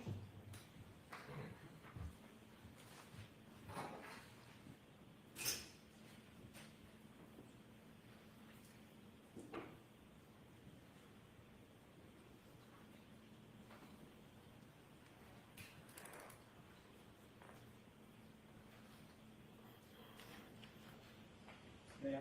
Yes. Thank you. Thank you.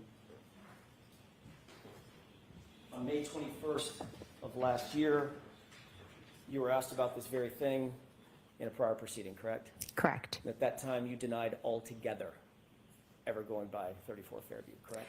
No, I believe the paper says I never stopped by, but we drove by. And now you're saying that you did stop. Stopping by and driving by meant something different to me. Stopping by, I look at as like, then you pop in the house. Driving by is you just drive by. So we just drove by slowly and kind of looked at the scene. And Ms. McCabe, I think you just said that you may have even spoken with Nicole. I didn't speak with Nicole, no. We were in the car, Carrie and I, and Lexi. You are denying that you ever spoke with Nicole or any other member of the Albert family or anybody at 34 Fairview as you sit here today. As I sit here today, I'm telling you that we slowly drove by. So again, last question on this point. You did not, you now admit, drive from One Meadows over to Michael Lank's house directly to drop off Carrie's daughter. My memory is we did drive from One Meadows. I know what this piece of paper says. I'm telling you that just my memory is we left Meadows and went down Fairview and then went to Michael Lank's. But this paper is saying we stopped at my house first. I don't remember that. But And all of again, you- I was in shock. Sorry. So a All of lot you- of things from that day are foggy. Certain things, certain details I may have forgotten. And all of your testimony over the last several days is based on that memory that you just described to these jurors, correct? There are certain things I'll never forget, correct?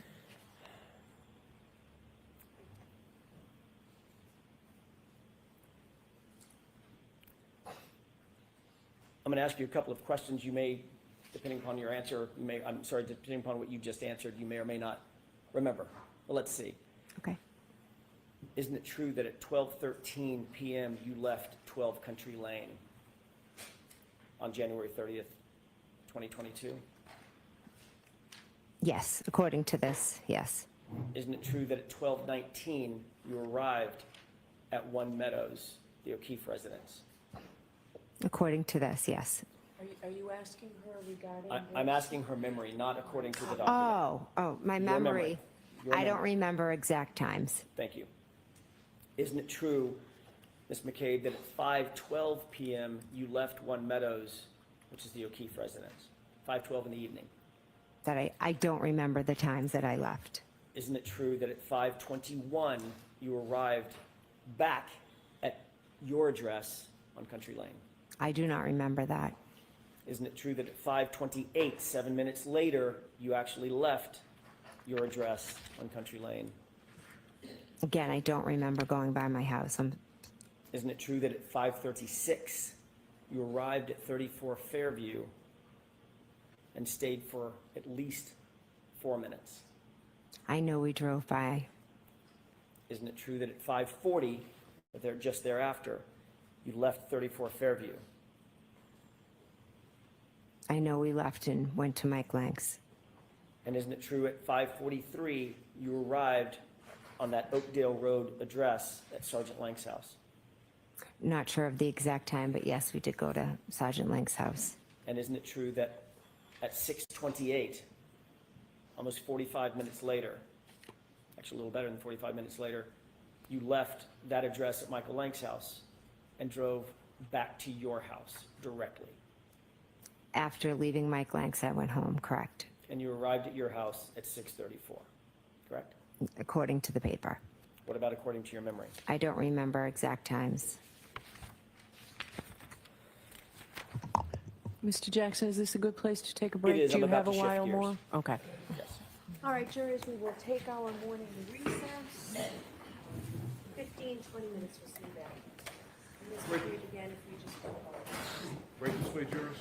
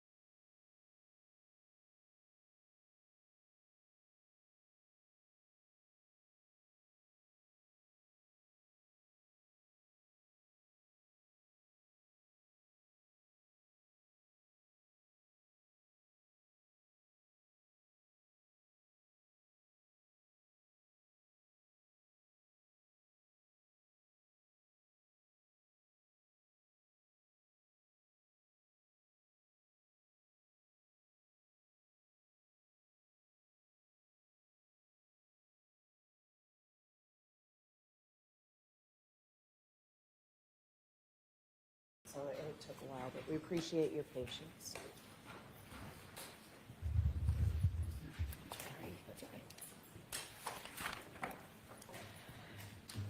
All right, Mr. Jackson, go right ahead. Thank you, Your Honor. Ms. McCabe, I want to shift gears to some phone calls that you had with Trooper Michael Proctor back in January of 2022, moving forward to February and March.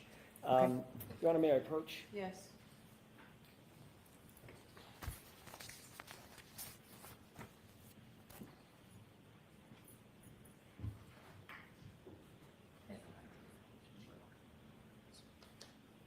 Thank you. Tell me, Ms. McCabe, if you recognize those documents that I just handed you? Yes, this first one looks like a Verizon record of my phone. Okay, and what about the second document? Phone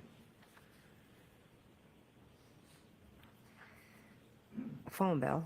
And yes, more records from my phone. Okay. I want to ask you a couple of questions. But before I do, I'd like to have both of those documents respectively marked just for identification. I don't anticipate entering.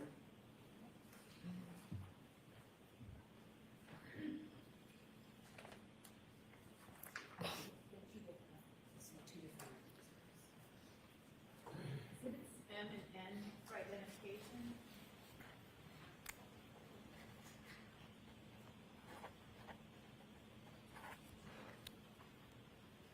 Thank you.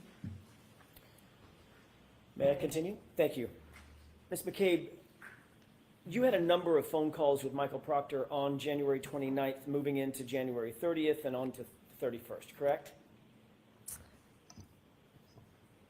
Are you asking her to read the records, or? No, not yet. I will in just a All right, second. so turn the records over, see if you can answer the questions. Without looking, okay.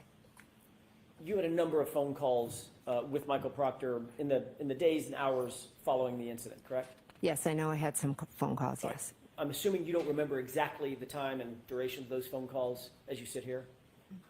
Correct. Would it refresh your recollection to look at your phone records that you supplied for this time period? Sure. There's two different documents, Ms. McCabe. One of them starts with January 29th. Can you grab that document, please? Sure.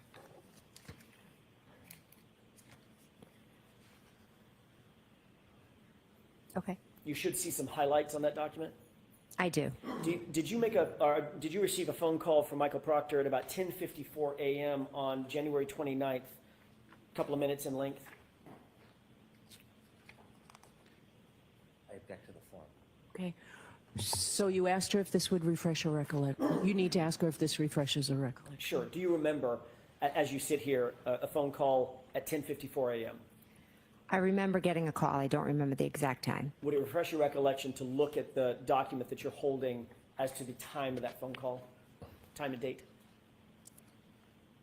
I see what the document says, but I just, in my head, if you ask me what time did he call you, I don't remember. Do you have any quarrel with the accuracy of that document? No, it looks pretty accurate. Okay. It looks right. It looks possible, yeah. All right. Did you receive, as you sit here, do you recall, does that refresh your recollection that you received a phone call from Michael Proctor about 10:54 in the morning?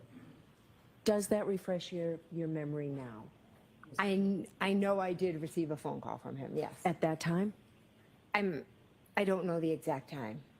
All right, so the answer is no. Was it mid-morning? Yes. Did you receive another phone call on the 29th around? Without looking, so this is again, you're right. being asked questions. I'm going to go through this with each one of these calls. There's not that many, but a few. Okay. Okay.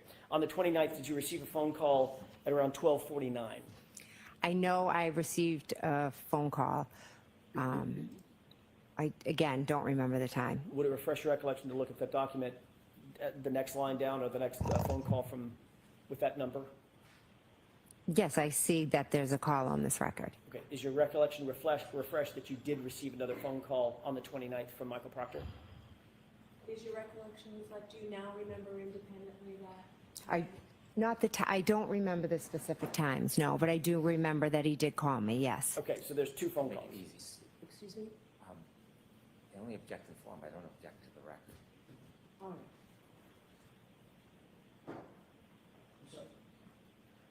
So I guess the record is fine, but if you're asking it whether she remembers, we're not gonna get anywhere, Mr. Jackson. Well, then I'll just, I'm being told that there's no objection fine. to the record, just the question where you're incorporating several things from the record. Fine, then that'll speed things along. I appreciate Is that that. the nature of the objection, Mr. Brennan? Yes, I have no objection to the data coming in. Thank you. I'm just going to speed things along, and I appreciate Mr. Brennan's assistance with that. January 29th, you see the record indicates a phone call from Michael Proctor at 10:54 a.m. Yes, You also see on that same record a phone call on January 29th coming in from Michael Proctor at 12:49 p.m., correct?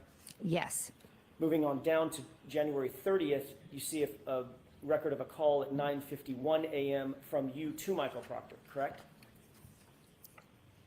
yes, January 30th, about a minute later, you see a phone call from you to Michael Proctor lasting about 22 minutes, correct? yes, January 30th at approximately 4:45 p.m., you see a call from Michael Proctor to you, call lasting about 10 minutes. correct. Going on to the next day, January 31st, you see a phone call from you to Michael Proctor at 11:51 a.m., just before noon, lasting about 4 minutes, correct? Yes, Take a look at the second document, if you will. That covers that document, or that time frame. okay. The second document, you should see some highlights, and I'm going to ask you to start where there's a tab at February 14, 2022.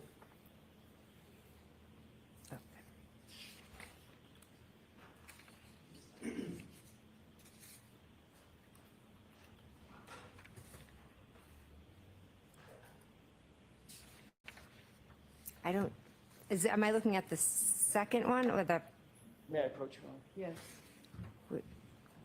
this one? Yes.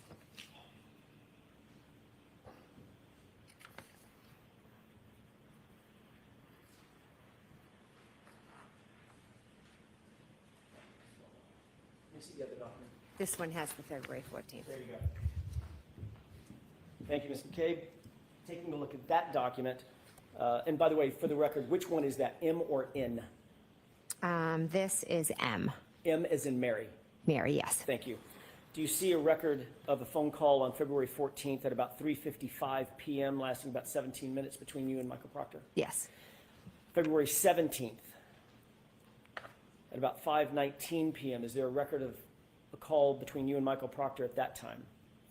yes, February 28th at about 12:48 p.m., is there a record of a call between you and Michael Proctor? yes, On the same date, February 28th, do you see a call at 4:34 p.m. with you and Michael Proctor? yes, March 1st at 10:16 a.m., do you see a record of a call between you and Michael Proctor lasting 10 minutes? yes, March 1st, you should see two calls, one at 4:51 p.m. and one at 5:06 p.m. Do you see those two calls between you and Michael Proctor? yes. One was 1 minute and the other was 2. Thank you. Those. And staying on that same date, at 5:50 p.m., do you see a call on March 1st between you and Michael Proctor lasting about 12 minutes? Yes, And then finally, on March 29th, 2022, do you see a call at about 3:27 p.m. lasting about 4 minutes? I'm sorry, what was the date? March 29th? Oh, okay, yes, Okay. And that's about a 4-minute call at 3:27 in the afternoon. yes, Okay. And you had in fact, and that's all I have on those records. Thank you for Okay. that, Ms. McCabe. You had in fact met Michael Proctor in person on January 29th, correct? yes, He was actually in your home and personally interviewed you, correct? yes, Not only did you have him in your home, it was for the purpose of a formal interview between the two of you in person. Is that right? yes, That was the time that Brian Albert was there yes, in your home as well. yes, And you had at least, I think we went through about 14 phone calls with Michael Proctor in just the next days and weeks, going all the way up through February and March. We've just gone over those, correct? yes, there are calls, but you're right about the number of calls, but some of them, I don't even know if they were answered. And of course, that doesn't, and that may be true, but you were communicating back and forth, certainly, Yes, in the weeks and months following. yes, And that doesn't include, those records, just for brevity's sake, those records stop in March. But there were more communications in April, May, June, July, August, correct? I'm not sure about that. I don't know. I think initially we communicated, but I'm not sure how long it went. So, And then I know we started communicating again in the summer of 23, I believe, or April of 23. so you had spoken with Michael Proctor on the phone many times. We've just gone over those records, correct? Yes. You met him in person on the 29th. Yes, when he came to interview me at my house, correct? You just took the words out of my mouth. That was for a formal interview with you, correct? Yes. And it was in your house that you met him for that formal interview. Yes. And that was probably for some time. It wasn't a 2-minute conversation. No, Then in September or October of 2023, you were interviewed by Lieutenant Tully, correct? I have been interviewed by Lieutenant Tully. I don't recall the date. And you indicated just now that you began picking up conversations with Michael Proctor again in the summer of 2023, correct? Yes. So there were many more communications at that time, just before the September-October timeframe of 2023. Yes, but that was in regards to something different than this case. Not the subject matter, but you had met him and talked to him more times in the summer of 2023, correct? I never met with him. I just spoke with him. Okay. In that interview with Trooper Tully, you were specifically asked about your relationship with Michael Proctor when Trooper Tully sat down with you in that, I think it was a September or maybe it was an October interview, correct? I don't remember the specifics of the interview. He asked you specifically whether or not you had met Michael Proctor, whether or not you had any sort of relationship with Michael Proctor. Is that right? I'm not sure the specifics of the interview. Isn't it true that you told Lieutenant Tully that you had, quote, never met Trooper Proctor prior to September of 2023? No, because Michael Proctor was in my house in January of 2022. Exactly.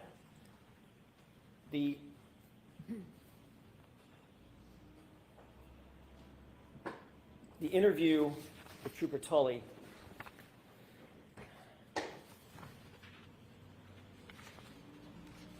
I may have just a moment, Your Honor. Okay.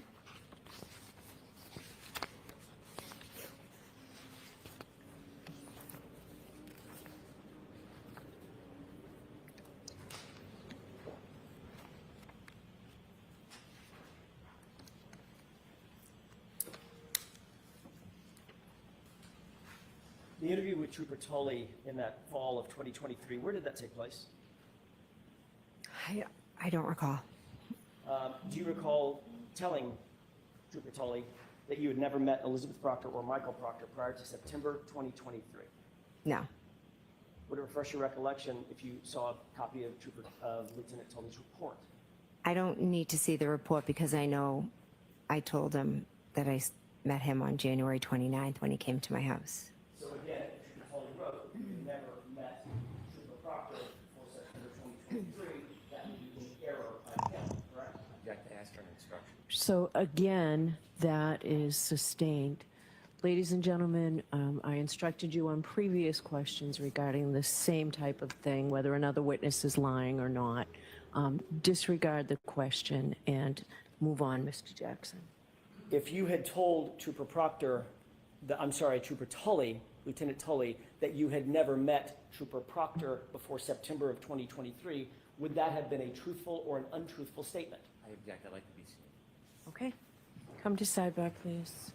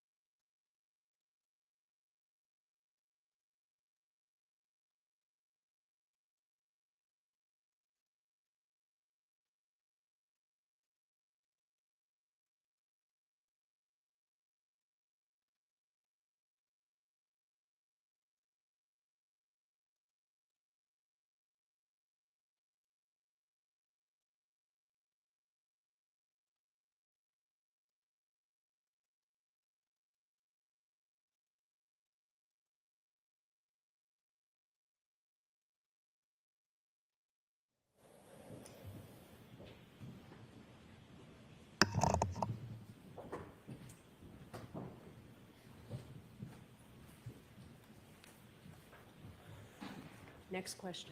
May I? Did Trooper Tully, I'm sorry, did you tell Trooper Tully, quote, you had never met Elizabeth Proctor or Michael Proctor prior to September 2023, end quote? I had never met Elizabeth That's not my Proctor question. prior. Well, there was a, Did you tell Trooper Tully, Lieutenant Tully, that quote? if I can break that quote up, because it's two thick parts. No, you can't.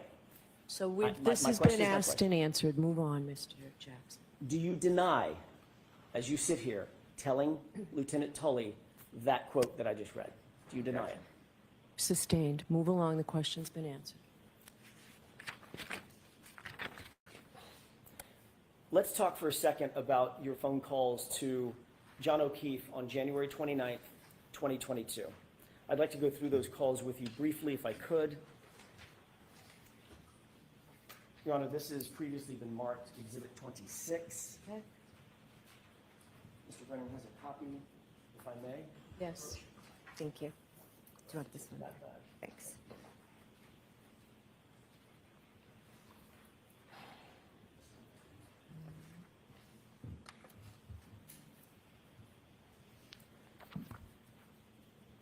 You've indicated on direct examination and earlier on cross-examination that you had multiple phone calls to Mr. O'Keefe in the early morning hours of January 29th, 2022, correct? Correct.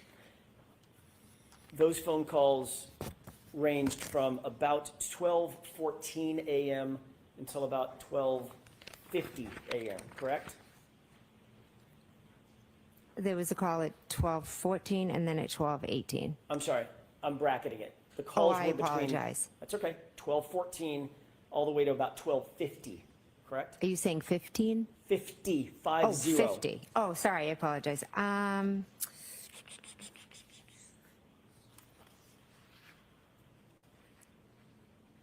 Yes, You called John O'Keefe at 12:14 and 31 seconds, lasting about 49 seconds, and that call was answered, correct? yes, And you see that reflected in Exhibit 26, is that right?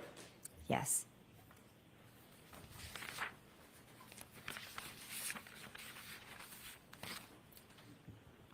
Going in reverse chronological order on this exhibit, you also see a call at 12:18 and 47 seconds, wherein you call, I'm sorry, John O'Keefe calls your phone lasting about 36 seconds, is that right?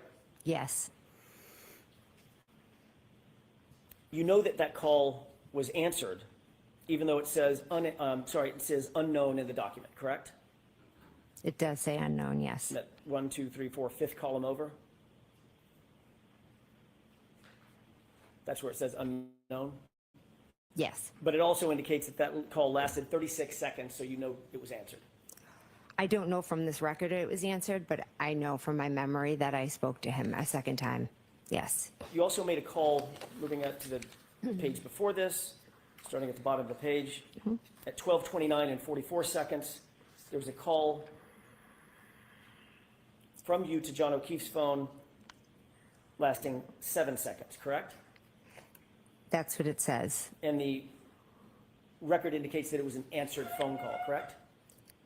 According to the record, it was answered, but I never spoke to him. You deny speaking to John O'Keefe at 12:29 and 44 seconds. Yes, I never spoke to him after 12:18. Okay. Moving up, 12:41 and 10 seconds. There was a call from you to John O'Keefe's phone indicating that that was missed. You see where it says missed? I do.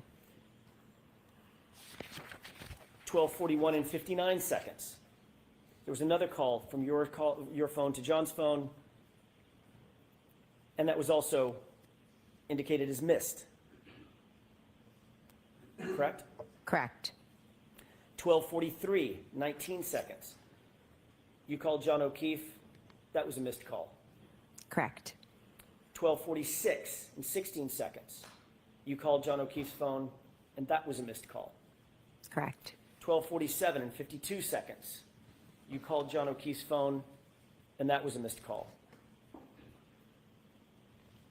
I'm sorry, which one was that? 12:47 and 52 seconds. Yes.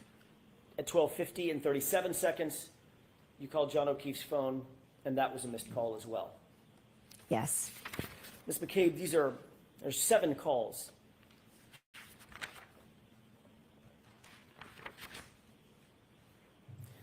That you indicate you made to John O'Keefe's phone and that were missed. Is that right? According to this record, yes, there were And that calls that missed. comports with your memory, correct? You indicated that you had called him multiple times that morning and there were missed calls, right? I called him, but I also think that some of the calls I might have done inadvertently. Well, we're going to get to that in a second. My question is, that comports with your memory that there were several calls, according to the records, there were several calls made to John O'Keefe's phone, including 2 calls that you say you spoke to him, 12:14 and 12:18.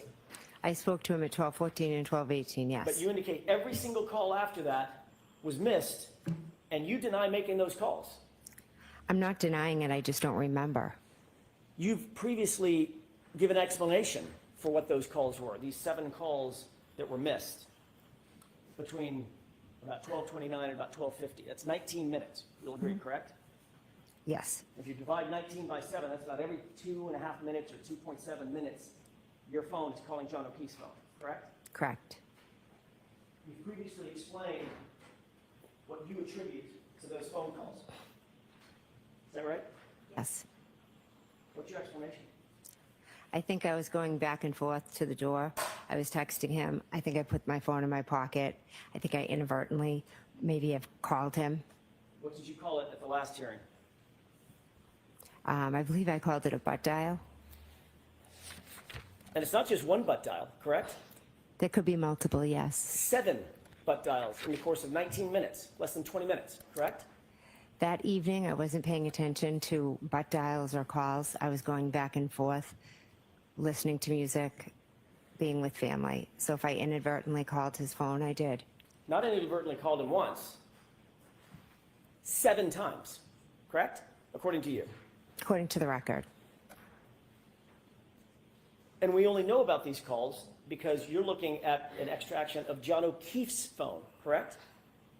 Correct, but I also turned over my phone, so you could have gotten all of that off of my phone as well. And you're well aware that an extraction was done on your phone and not one of those butt dials appears on your phone extraction, correct? Objection. Are you aware of that? I am not aware of that. Next question. Weren't you confronted with that at the last hearing a year ago? Whether or not those phone calls actually exist on your phone logs? Objection. Do you remember that? I remember you asking previously, yes.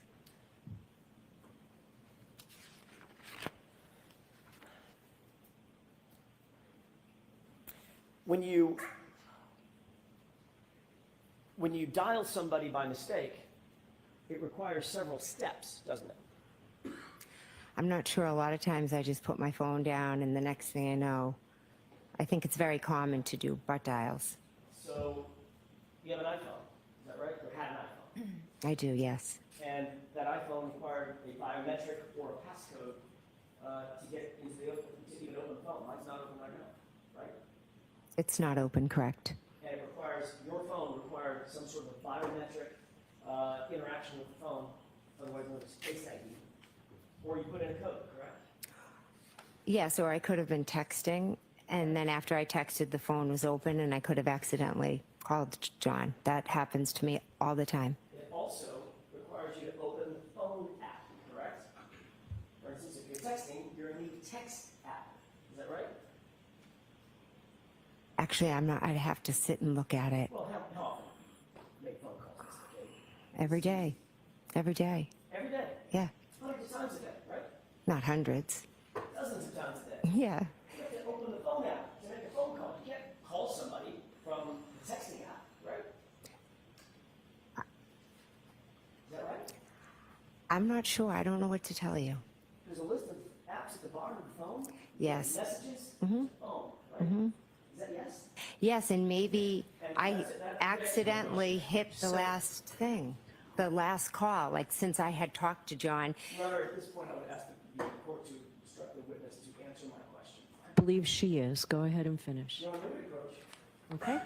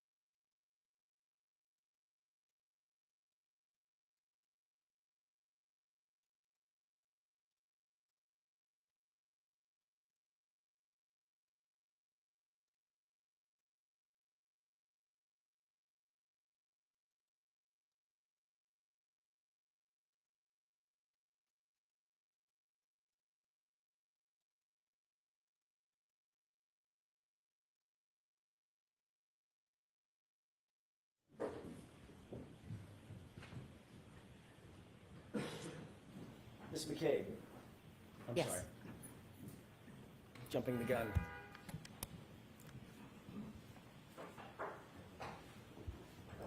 So let me, Ms. McCabe, answer only the question that's being asked of you, okay?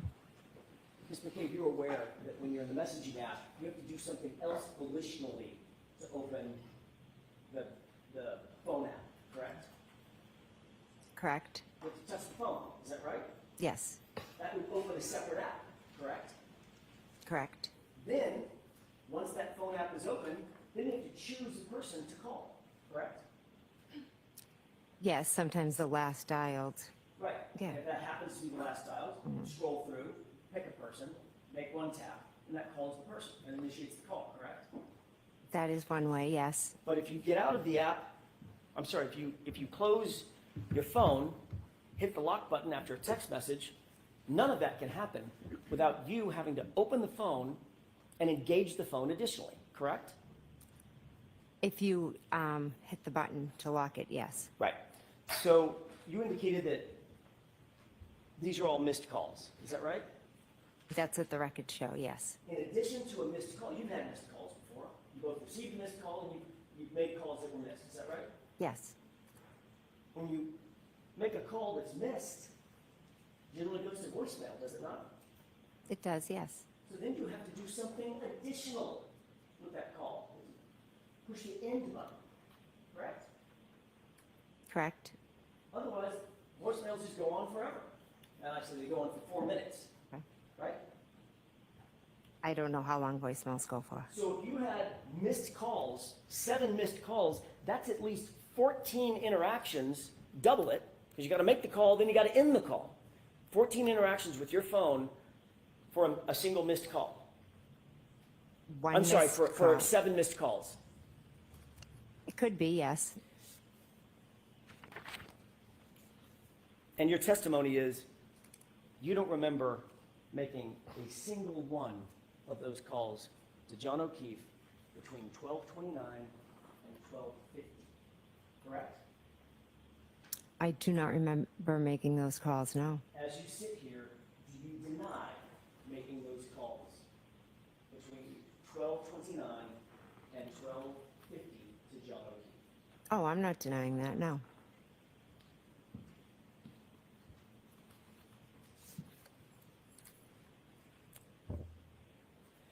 I'd like to ask you a few questions about January 29th, a little further on in the morning after you got home from 34 Fairview.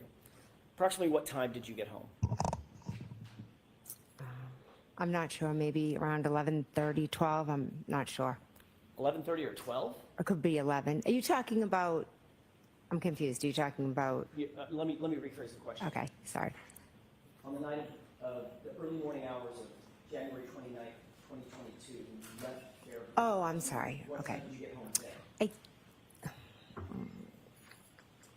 It was after 2, I believe. I'm not positive. You went upstairs, is that right? Yes, You began to engage with your phone at yes. that time. What application did you open up on your phone once you got upstairs? It could have been Hockomock Sports. I'm sorry, I'm backing up foundationally. What Okay. application on the phone? Was it Safari? Oh, okay, yes. You- I think, yes. You use Safari as your browser? I'm not sure what I used. You opened up a search engine as well within that browser, did you not? I just know I Googled Hockomock Sports, I believe. I'm not sure what app I opened or how I went about it. So Google is a search engine. You use Okay. Google. Possibly. I mean, that's just an expression, but I'm not, if you could show my record, I'm not sure what app I opened Well, or Ms. what. McCabe, you've seen this record many, many times about that search early in the morning hours, correct? You know that it was a Google search. It was Google. Okay, it was a Okay. Google search. Okay, so it was a Google search using the Safari app. Okay. You indicated that you were Google searching Hockomock Sports and something about Ozone? Yes. Ozone Sports or It Ozone was Basketball? Yes. What time was it that you did that Google search? It was when I was home up in bed. I don't have an exact time. About 2:27 a.m., correct? I'd have to look at a record. I don't recall You off the top of certainly my recall head. that time frame, don't you? I know I was home and I Googled that, but I don't remember the exact time. You do recognize 2:27 a.m. I do recognize it, but it's not from me remembering it from that night specifically. It's from me learning afterwards. And what you learned afterwards was there was a Google search at 2:27 a.m., right? I mean, that's a layup, to use a basketball term, right? There's a record, I think, of one. Right. The record is of a Google search at 2:27 a.m. on your phone. Is that right? I'm not a phone expert, so I don't know. I can't read. You're well aware, you don't have to be a phone expert to know that there was a Google search on your phone recovered at 2:27 in the morning. You know that, you've been told that, you've seen it, you've been asked about it dozens of times, haven't you? I have been asked about it dozens of times, yes. So let's set the foundation. There was a Google search on your phone at 2:27 a.m., correct?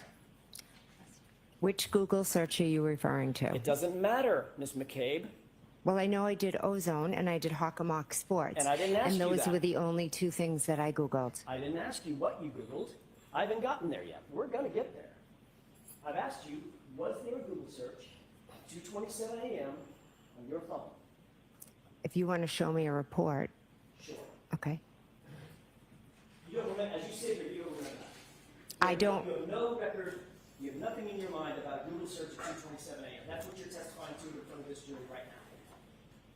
Are you asking me if I made a Google search at 2:27? I don't know what time I was searching for Hockomock Sports and Ozone. I have no idea what time that was. You're well aware that your records have been pulled, correct? Yes, they have. You've been confronted with those records many times, haven't you? I've been asked by you, yes. And by others, right? Yes. I mean, the police have asked you about it. You've been interviewed about it. I've been asked by you. And Mr. Lally, Yeah, Mr. Lally asked about it, yes. and every time you're asked, it's about a Google search at 2:27 a.m. That's all I'm asking. It is, but it's not one that I remember doing or making or did. It's not one I did. It's just one that is in a record that was misread. Are you denying that you made a Google search at 2:27 a.m.? If you could show me this Google search, I'd appreciate it. I have a moment. Yes.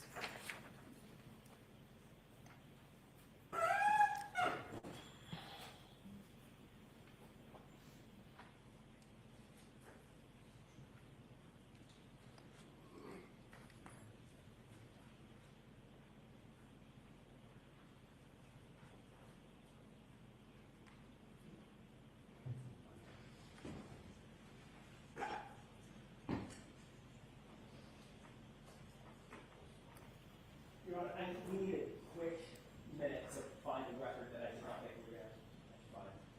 Can we take a brief recess, about 5 minutes? I'll see counsel at sidebar. Well, if Ms. Little wants to keep looking, we'll come to sidebar.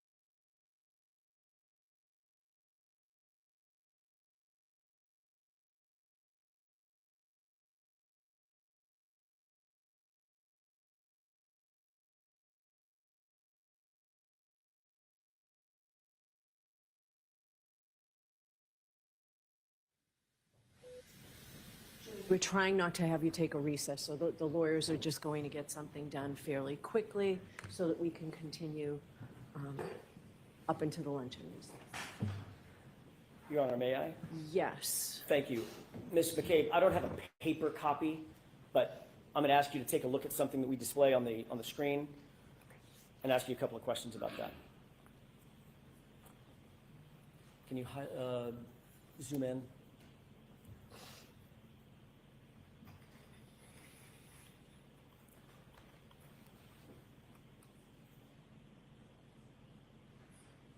I object to the way it's presented here. Okay, take it down. That's not how it appears. You need to get rid of the column. That's exactly how it appears, Your Honor. That's the House of record. Counsel at sidebar.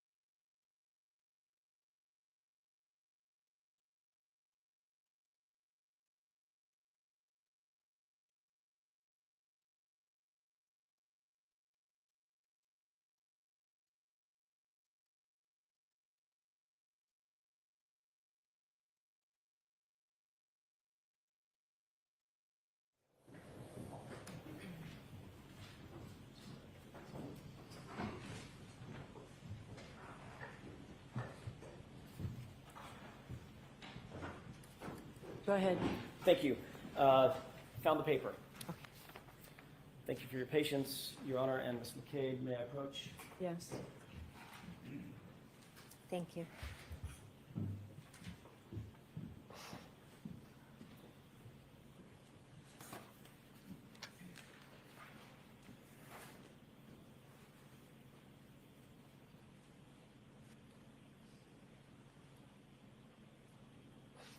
May I approach? Yes.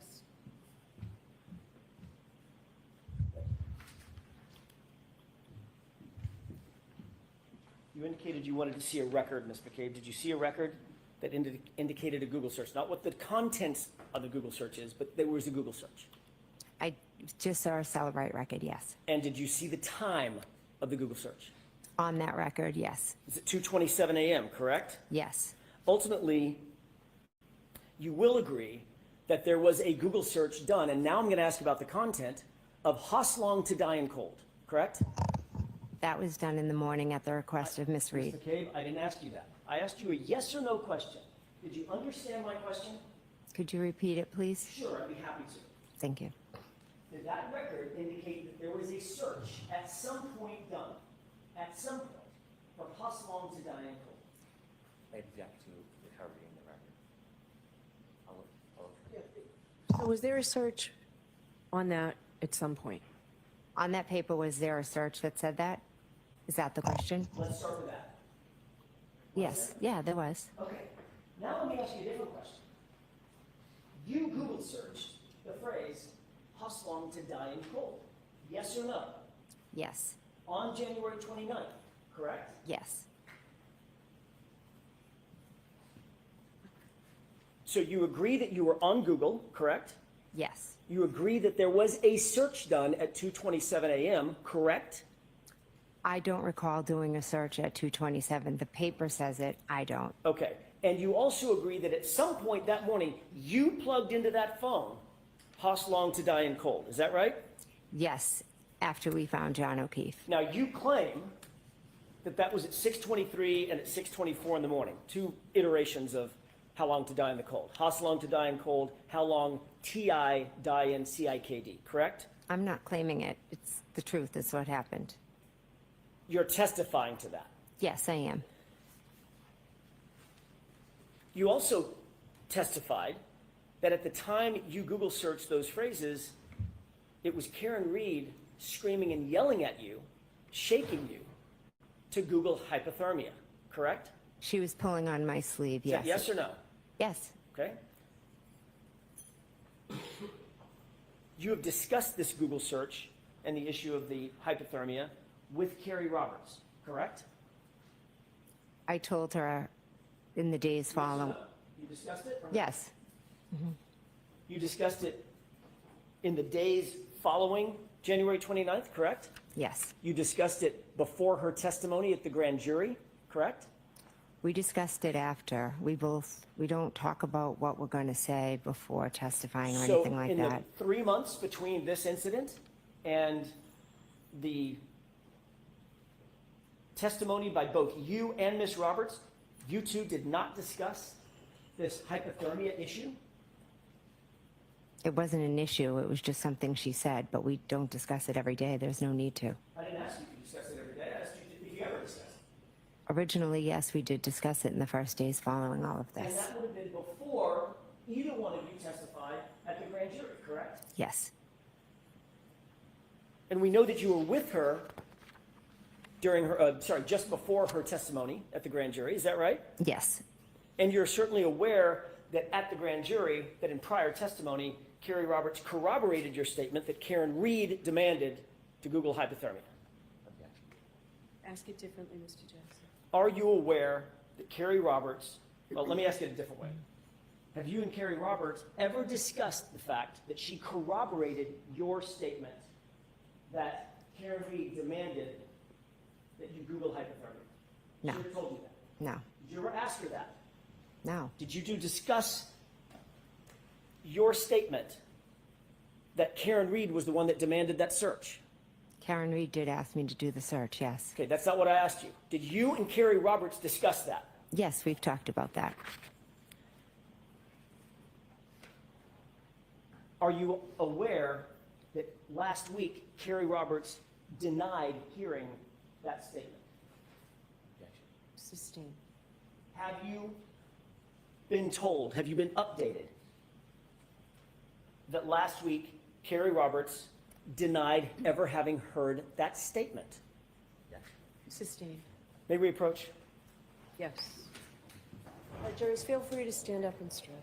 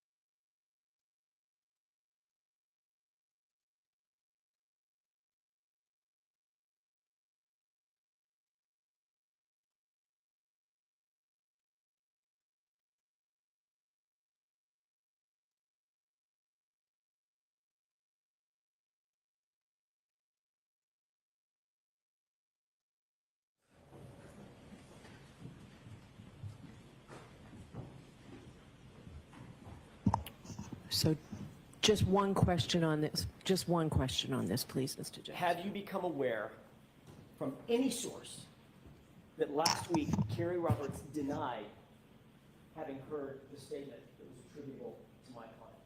No, You aware of that? no.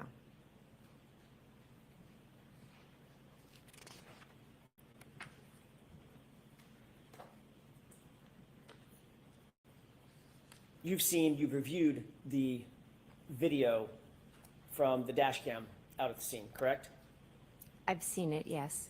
You're aware that there is no video showing my client demanding a Google search anywhere in this case, correct? I'm not sure what what cameras were where. You're aware that there's no audio of my client demanding a Google search, correct? Correct. You're unaware of any witness who can corroborate your statement that my client demanded a Google search. Any witness at all. It was just the two of us. She had sent Carrie off. So of course, Carrie Roberts is not such corroborating witness. Is that right? At least you understand that. Can you rephrase the question, please? Carrie Roberts is not a corroborating witness for you. You understand that? You just said that. Yes, Carrie, I don't believe heard it. She So was it's- sent off. So it's your word and your word only, Ms. McCabe, that my client demanded a Google search. Is that right? Yes, yes, Ms. McCabe, you were with Carrie Roberts just before her grand jury testimony. Is that right? yes, You had been with her to create a timeline of a version of events that occurred, correct? I wouldn't say a version of events. We each put down what we remembered. She saw what you put down, you saw what she put down, Yes. and you compared and contrasted those with each other to create that timeline, correct? No, we didn't compare and contrast. I said she called me, she said this, then Carrie, and someone was writing it down for us. That would be your sister, who? It was my sister, yes. Which sister? My sister Denise What's your last name? Galvin. She here? She is here, yes. Where is she? She's sitting over there. Can you point to her and describe what she's wearing? Sure, she's over there in the back with the striped shirt on. Between the gentleman in the purple and the gentleman in the black? Yes, So she witnessed this timeline being prepared, correct? she wrote the timeline, yes. And then you've spoken to Ms. Roberts several times about this case Yes. and about your perceptions of this case, correct? We talk about what happened and the aftermath of this case. We don't talk about the specific details as much as we talk about the aftermath of everything. Ms. McCabe, the fact is you instructed Carrie Roberts to say that she heard that Google hypothermia statement from my client before she testified at the grand jury, didn't you? No, absolutely not. I never instructed her to do anything. You wanted some witness to back up your story about this Google search, correct? No, absolutely not. I Ms. don't need. McCabe, It was said. Karen said it. It's that simple. so you're the only person saying that, though. Yes, and I stand by that 110%. And the reason that you wanted another witness to back up that statement is because you knew that that Google search for Hosselong to die in cold points a very uncomfortable finger right toward you, correct? I never did that search at 227. I never needed to instruct somebody. No, I'm sorry. There's an apology again. Has someone told you that you need to apologize when you say, when there's an uncomfortable question that you don't want to answer? No, Have you discussed this with anybody? no, and that's not an uncomfortable question. I'm fine to answer it. How many times did you say, I apologize yesterday in cross-examination? I didn't count. Probably more than 15, right? I have no idea. I'm just trying to answer the questions and be truthful as I can. And you're aware that the Celebrite extraction that was done on your phone determined that of the three searches, 2:27 a.m., 6:23 a.m., 6:24 a.m., only one of them was recorded as deleted, correct? objection. Sustained.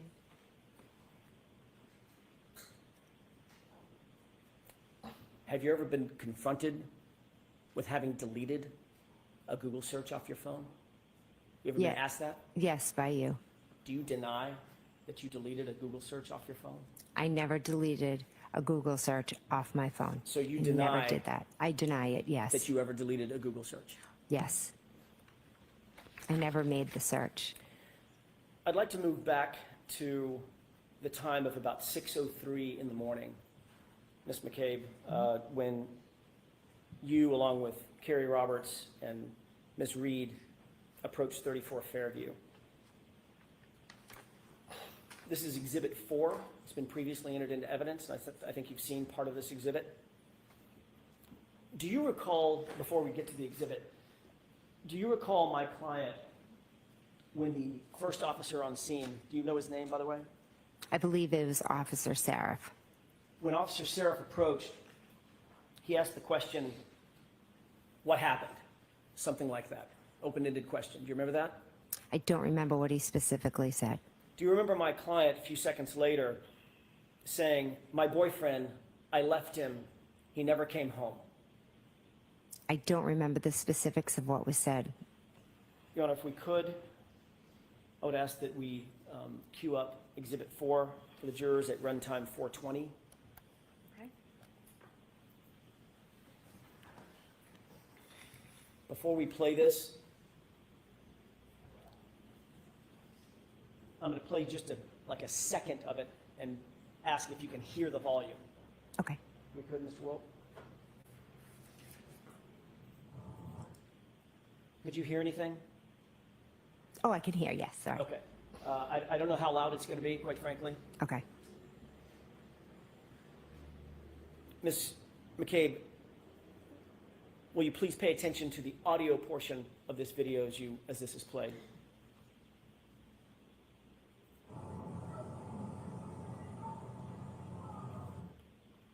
Could you hear that? I heard something. Could you hear my client? Does it sound like Ms. Reed? It sounded like a female. Did it sound like Ms. Reed, the female? I'm not sure could I listen to it again? With the court permission one more time? One more time.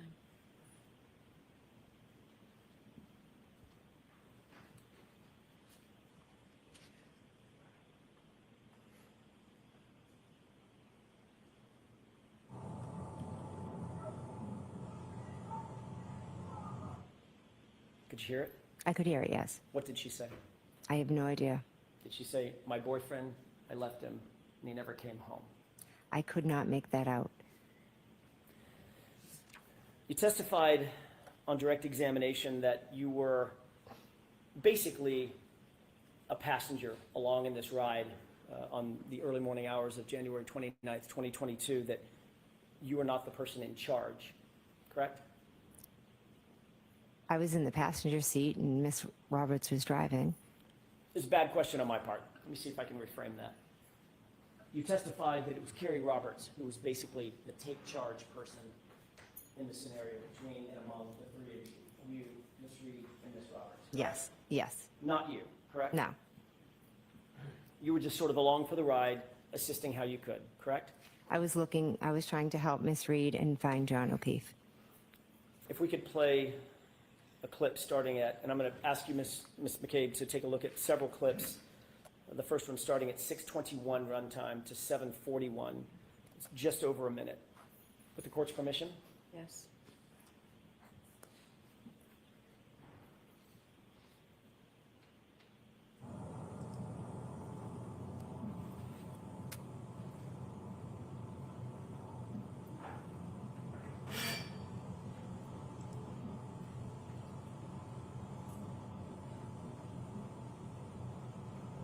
Can you pause this?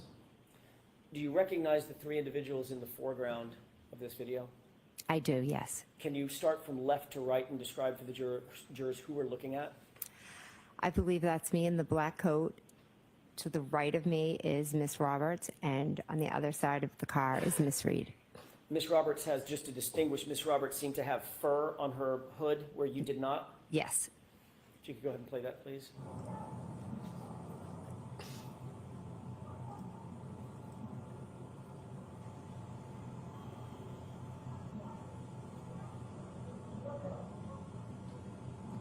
pause it, please.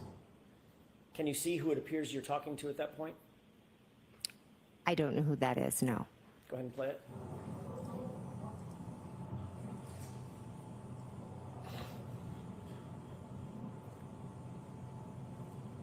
Pause it.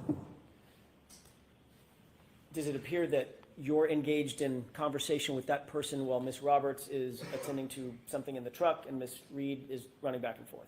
Yes, I was speaking to whoever that was. Do you believe that was a police officer? I believe, yes. Go ahead and play it.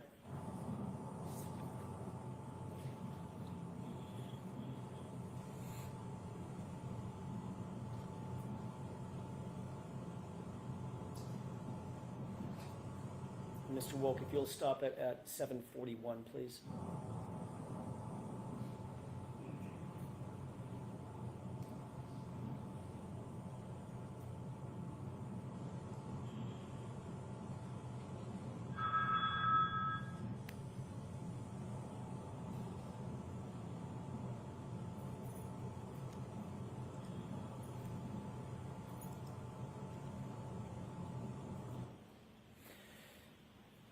Could you see what was depicted in the video for about that minute and 10-second runtime? Yes, Did it appear that you were engaged in conversation with that other person? yes. When that other person walked away, could you see his jacket? I couldn't make it out, no. Did it appear to be he was a police officer? I'm going to assume it was a police officer, yes. Okay. In that video, who looks most like she is taking charge, you or Carrie Roberts? Objection. Assisting. Does it appear in that video that you're the one controlling the narrative, at least with law enforcement at that point? Objection. Sustained. Does it appear in that video that you're the one engaging in conversation with law enforcement while Carrie Roberts and Ms. Reed are otherwise occupied? I am speaking with law enforcement, yes. Can we move to runtime 8:56?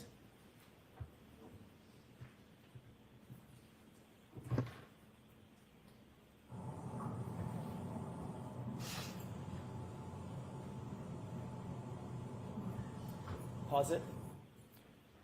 Can you see yourself in that video? I can, yes. Which person are you? I'm in the far right, Speaking to someone? yes. Who is that you're speaking to? I can't make it out, but it looks like a police officer possibly. And Ms. Roberts is directly in the middle of the screen, is that right? I thought that was Miss Reed, but I could be wrong. Let's go ahead and play it. And at 9:26, you'll stop, please.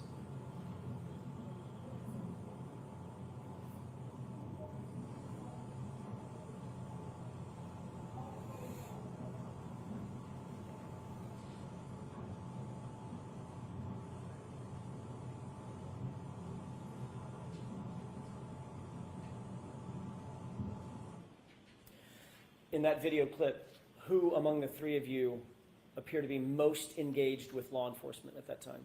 Objection. Can you tell? Can you answer that, Ms. Reed? Can you answer that, Ms. McCabe? Yes, I can. I was speaking to police officers, yes. I was trying to help them. Okay. Can we go to runtime 10:49? This will be from 10:49 to 11:55, Mr. Wolk.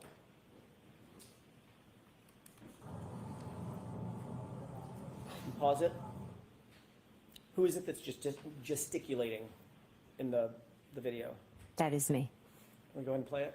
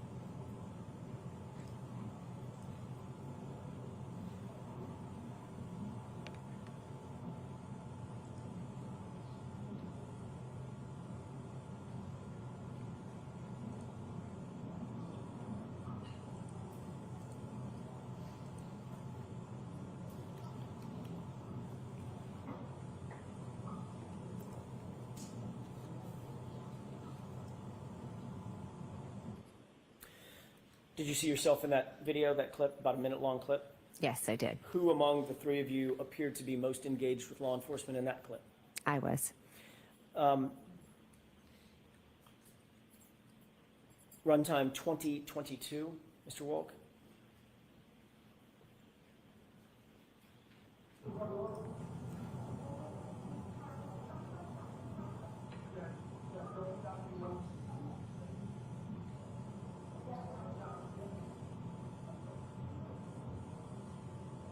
Stop it.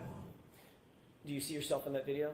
I do, yes. You just walked in from frame right, Yes. from frame right going left? Yes, behind Miss Roberts. Okay, Yes. and that's you right in the middle of the screen? Yes, it is. And Miss Roberts had already run through, went to her SUV, correct? Yes. Okay, go ahead and play. This is about a 2-minute clip for the court's edification. All right. And this is the last of them.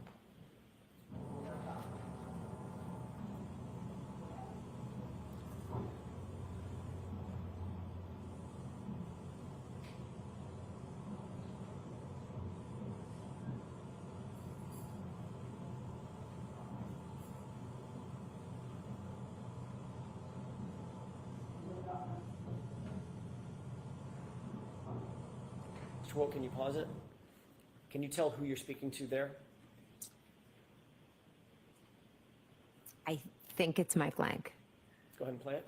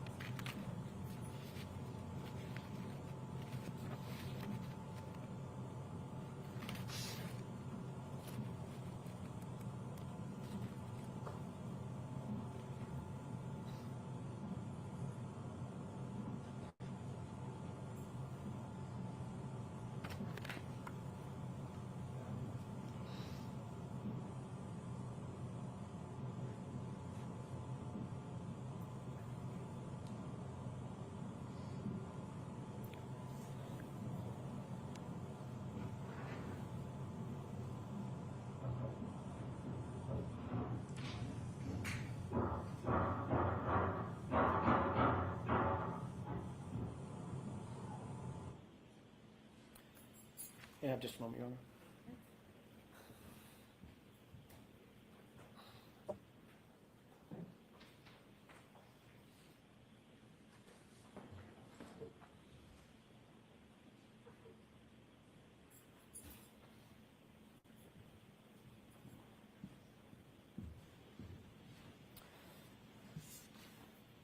Ms. McCabe, who was most engaged in that clip with law enforcement?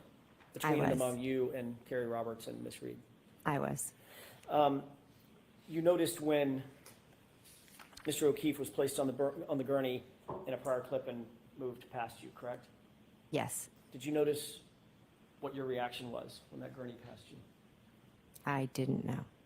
Did you see that you turned your back completely to Mr. O'Keefe as he passed by? If that happened, it wasn't on purpose. Ms. McCabe, when you got to the scene, we can take that down. When you got to the scene at 6:03 in the morning, you immediately recognized, did you not, that this was an emergency situation? High-intensity emergency situation, correct? I knew it was an emergency situation, yes. As a matter of fact, a man's life was in grave danger. You knew that. Yes, I did. And this is someone that was a friend of yours, correct? Yes, he was a dear friend. Not just a friend, but a police officer who was laying, as far as you knew, dying in the snow. Is that right? Yes. You knew that you needed to get immediate medical attention, emergency medical attention to him as quickly as you possibly could. Is that right? Yes. You knew that minutes counted, right? Yes, You knew that seconds counted, correct? correct. This man was grasping, as far as you knew, grasping and clinging to life at that moment. Is that right? Yes, That's why you called 911, to get emergency personnel who are trained in CPR and life-saving measures to the scene, to the gentleman, to Mr. O'Keefe, as quickly as you possibly could, correct? yes, You called 911 at about 6:03 and 35 seconds. Is that right? I don't expect you to know down to the second, but it was about a couple of minutes after 6. right after, yeah, we found him, yes. And you're aware from the dash cam that Officer Seraph got there about 6:10, almost on the nose, right? I didn't pay attention to the time. You'll agree with me that there was about 6.5 minutes or so between the time you called 911 and the time Officer Seraph got there. Is that right? If that's what the dash cam says, yes. On that 911 call, you referred to John O'Keefe as a man passed out in the snow. Yes. You didn't say, "This is my friend." I needed to get, like you said, emergency there. So Did I you wasn't say, going to "This is give my a friend"? I wasn't going to give a description and say my friend is in the snow. I was going to give them the information that I thought was the most important at the time. Did And you say his name? I just said a man because that was the most important identifying. You didn't say John. Eventually in the 911, I do say his name. You didn't initially say O'Keefe, correct? No, none of that matters. It was a man in the snow, and I you wanted didn't say, help there. And you didn't say he's a Boston police officer or an off-duty police officer. Again, a man needed help. Yes or no? Did you No, say that? I didn't. Do you think that might, yes or no, do you think that might have sped things up if they knew, if the 911 operator knew that this was a fallen officer, a fellow officer? I think 911 comes to everyone equally. I don't think they would have. Do you think that might have been something important to relay to the 911 officials? I don't know. You were even asked by the 911 operator, does anybody know CPR? And your answer was no, correct? I'd have to listen to it to remember my exact answers. But it was basically in the negative. No, we're not professionals. We're just out here doing the best we can, correct? I wouldn't say that, no. You didn't believe Karen Reed knew CPR? I didn't know. I don't think I answered that question. I don't think it You was didn't- asked. You didn't know if Carrie Roberts knew CPR, correct? I didn't know if they knew CPR, correct? And none of you were paramedics? No, None of you were first responders? no, None of you were trained in emergency life-saving techniques in any way, correct? correct. I have a question, Ms. McCabe. On all of Fairview, the entire road between Chapman and Cedar Crest, can you think of any person on that road who might have had life-saving techniques trained into them? First responder, someone who knew how to deal with someone in distress, someone with high skill level training. Do you think of anyone on Fairview who had that kind of training? Can I now or did I then? Which are you asking? Did you then? No, then my focus was on John O'Keefe. Okay, let me narrow the focus. How about on the property? How about at 34 Fairview? Could you think of anyone that was a first responder who would have life-saving training, life-saving technique training under his belt? Yes, my brother-in-law, Brian Albert. And you didn't go in the house, did you? No, I did not. When you arrived at the scene, you didn't go in? Not until much later, correct? Our focus was John. You knew that Brian Albert was inside the house. You'd just been with him hours earlier, correct? Yes, You knew that his window was 30 feet away. You're staring at it. You could look at it if you wanted to, correct? it's off to an angle. And you didn't go in the house then either. I did not know. You knew that John O'Keefe was clinging to life during those precious minutes and seconds. Is that right? I did, yes. And you also knew that Brian Albert, your brother-in-law, was a first responder trained to deal with people in that kind of distress, correct? In that moment, my only thoughts were John and everything we could do for John. And you knew that there were warm blankets inside the house. Is that right? I did, yes. There were warm blankets in the house. And you Those still weren't- never went in, did you? No, I went and attended to John because once I finished calling 911, I went over to John and Kerry Roberts asked me to take over compressions. So I felt like that was more important and 911 was on the way. I never thought about going in the house. I just thought, how can I help John? You never thought about going in the house, but you did pull out your cell phone and make 2 phone calls, didn't you? After I called 911, I tried calling my sister, yes. While John was out in the cold, clinging to life, you weren't doing chest compressions at 6:07 and 6:08, were you? I was walking over when I was calling. You were calling your sister on the phone, weren't you, Mr. McCabe? I was calling them to see if they would come out, but I was going right over to work on him. And you could have walked the 25 feet to the front door, walked in the house, and screamed for Brian Albert to come out and help you in those precious seconds and minutes, couldn't you? That would have taken me away from helping John, getting Kerry blankets, giving him compressions. And making those 2 very important phone calls at 6:07 and 6:08 that you say were not answered. Correct? They were not important phone calls. I tried to call my sister, and then I focused on John. They were not important phone calls, but they were important enough for you to make while John is clinging to life right there in front of you, right? As I was walking over, I called to see if she would answer. And she didn't answer. Let's talk about that. She didn't answer according to you. So if we're going to talk about it, we're beyond the luncheon break? Your Honor, I have 2 more questions, Okay, and I'll wrap it. okay. Let's talk about that real quick. Sure.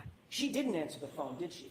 No, she didn't. So you have a situation where a man is laying dead or dying in the front yard of your sister's house.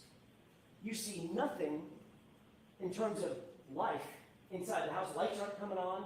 They're not getting up. They're certainly not coming outside, right? They were sound asleep They weren't coming outside, were they? because they were asleep. You didn't know if they were asleep. All you knew was there was a severely injured man on the front lawn of their house, and your sister didn't answer the phone, not once, but twice, correct? Correct, she didn't answer the phone. Did you think your sister might have been in peril? Did you think to go inside the house and check that they're okay? I had no reason to think that they weren't okay. You had no reason to believe they weren't okay. A man was dead or dying on their lawn, and your sister's not answering the phone. And nobody is coming out to the chaos of Karen Reed screaming on the front lawn. You didn't think there was some reason to believe they could have been in peril? I didn't, because your client was screaming she hit him. She had a cracked taillight. She was crying she hit him. I didn't, but my focus... Can I finish, please? You had solved the crime right then and there. You solved the whole case. No, I didn't. I knew John never came in the house, so I had no concern for anyone's safety inside the house. The reason you didn't go inside the house is because you knew better. You knew better. You knew she wasn't in peril. You knew that Brian Albert wasn't in peril. You weren't worried at all about them, were you?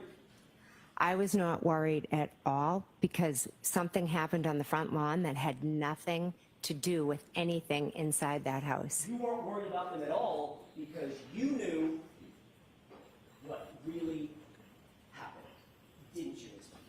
At that moment, I didn't know that he was hit by a vehicle and there was taillight found next to him. All right, jurors, luncheon break, let's take 40, 25. Okay.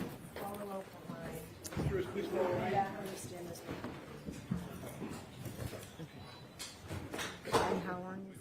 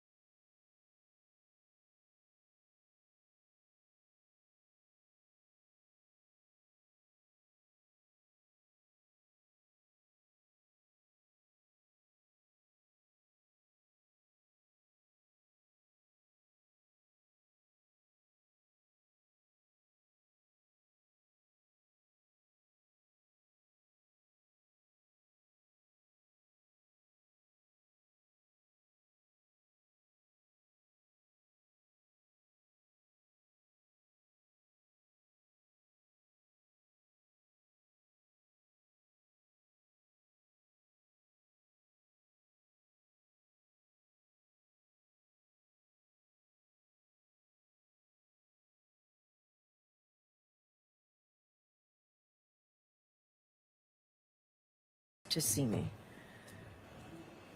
Your Honor, Oh, hold on, Ms. Reed's not here.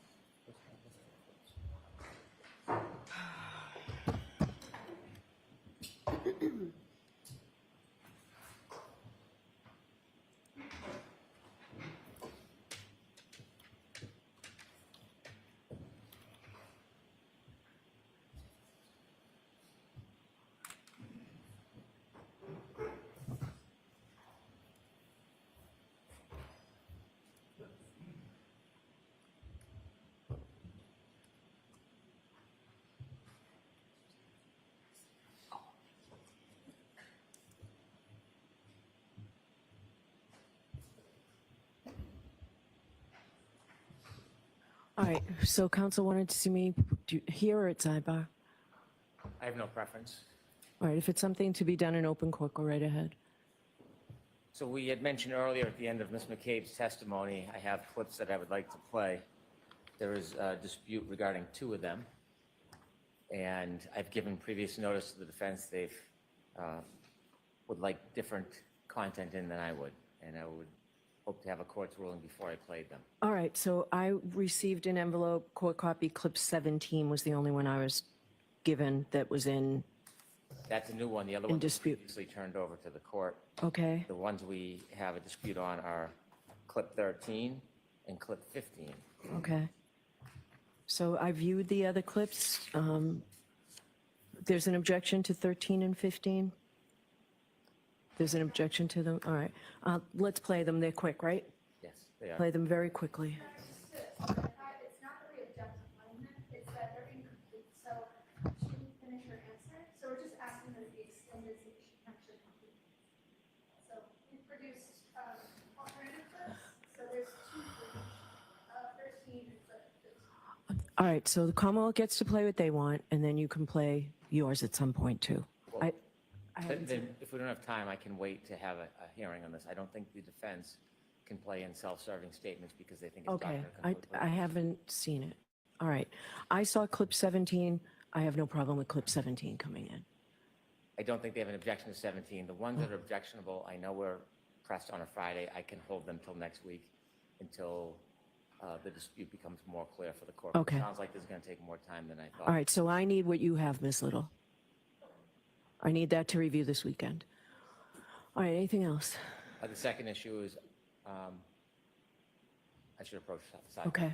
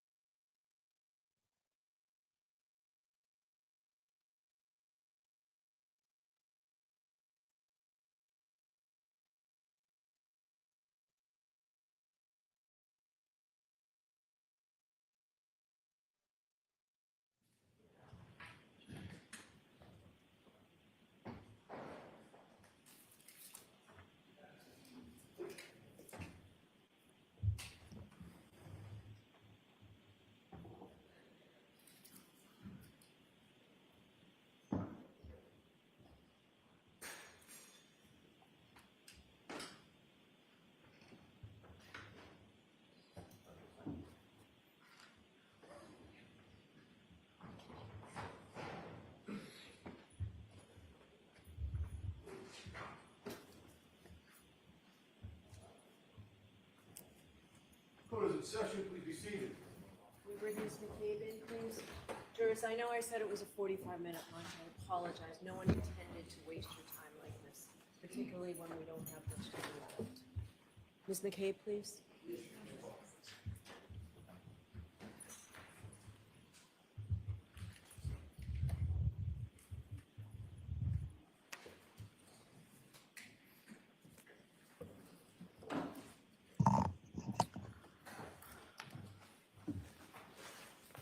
All right, whenever you're ready, Mr. Brennan. Thank you, Your Honor.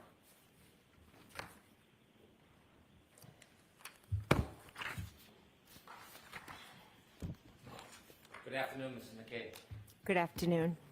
I want you to briefly tell us your memory of the weather when you first arrived at Fairview, when you left at Fairview, and when you returned the next morning a little after 6 a.m. Okay. When I arrived at Fairview on the early hours of the 29th, the snow was falling, just starting to fall, starting to stick to the street and onto the windshields. When I left Fairview, it had, accumulated more where my husband had to wipe the windows. And then the following morning, when we were driving there, it was dark and the snow was like coming up the car. Like, it was very hard to see. When you returned the next morning, we've seen video from the dash cam. The elements, the visibility, is that fairly depicted in that dash cam? Yes. Obviously it was lit more because of the lighting and the spotlights, etc. From the moment that you first saw John until you went into your sister's home, is it fair to say a number of different first responders arrived? Yes. When the first responders arrived, did you see a number of different vehicles arrive? I did, yes. Did any of them have their sirens on? Not that I recall. Ambulance, fire truck, police cars, do you remember ever any siren on at all? Not that I recall, no. And your sister and brother-in-law, you described how you went in the house and woke them up. They never came out before you woke them up? No, they didn't. There was a house right next to where you found John before 34. Do you know what address that is? I would assume it's 32. Did you ever see anybody come out of 32 Fairview and come over to John in the scene to help out? No. Across the street, there's a house that's in between 32 and 34 if you cross the street. Yes. Did you ever see anybody come out of that house and offer assistance to help? No. There's a house right across the street from 34 Fairview, isn't there? Yes. And did anybody ever come out of that house and come over to assist? No. When you were trying to help John that moment, have you ever been trained in emergency aid? Probably 25, 30 years ago. Your state of mind. Best describe how you were feeling at that moment as far as your focus and what was going through your mind. I was shocked, confused, nervous, scared, anxious. My friend was lying there on the ground. I had no idea what happened. All I wanted to do was to get help for John, and as fast as I could. You saw on the dash cam you spoke to a number of different people in law enforcement. Yes. In fact, during that day, a number of different people from law enforcement, did they call you? I'll allow that. Move along to Mr. Brennan. Did a number of people call you from law enforcement that day? On the day of the 29th, Yes. Michael Proctor called me. Okay. Did you speak to law enforcement after that day? Yes. Were you asked to engage in interviews? Yes. Were you asked to testify in front of grand juries? Yes. Were you asked to come to court and testify? Yes. Did you ever, once, refuse to speak to the police? No. Did you ever once refuse to testify? No. When you were speaking to the police on that dash cam, it's depicted on the dash cam, why were you speaking to the police? Well, each officer that arrived had a set of questions of who it was, what happened, etc. So I was answering all the questions because my main focus was John. Did you ever try to be evasive with the police? No, I told them everything I knew. Did you ever try to avoid speaking to them? The form. Did you ever hold anything back from the police when you spoke to them? I'll allow that, and then let's move on, Mr. Brady. No, I didn't. When you interviewed with many different law enforcement and people involved in this case, were you ever given an opportunity to review somebody else's report after it was written and provide edits or your input? I'll allow it. No. When you testified, are you testifying from what somebody wrote? They interpreted what you said months or years ago, or are you testifying from your own memory? I'll allow it. I'm testifying from my own memory. You called 911? Yes. And that morning when you called 911, well, let me ask you, do you wear an Apple Watch? I do have one, yes. When you were speaking to 911 that morning and during that event, how did you feel? Extremely nervous, anxious, scared, uncertain, Do you think panicked. Do you think your heartbeat was up? Yes. At 2:27, the night before, or around that time when you were looking up Hockomock before you went to bed, were you of the same state of mind, of fear and panic, or were you in a very different state of mind? Strike the fear and panic part. You can answer that, though. You're of the same mind or different? Different. What was your state of mind at that time? I was relaxed, just playing on my phone, looking up things before I went to bed. Do you think your heartbeat was as elevated that evening as it was the next morning? Sustained. When you made a search for how long to die in the cold, or how long to die in cold, is that something that you thought of for yourself? I'll allow it. No. Why did you do it? Miss Reed asked me to Google it. And when was that? That was in the morning after we found him. And had you ever attempted either of those searches before Miss Reed asked you to do that? No, I didn't.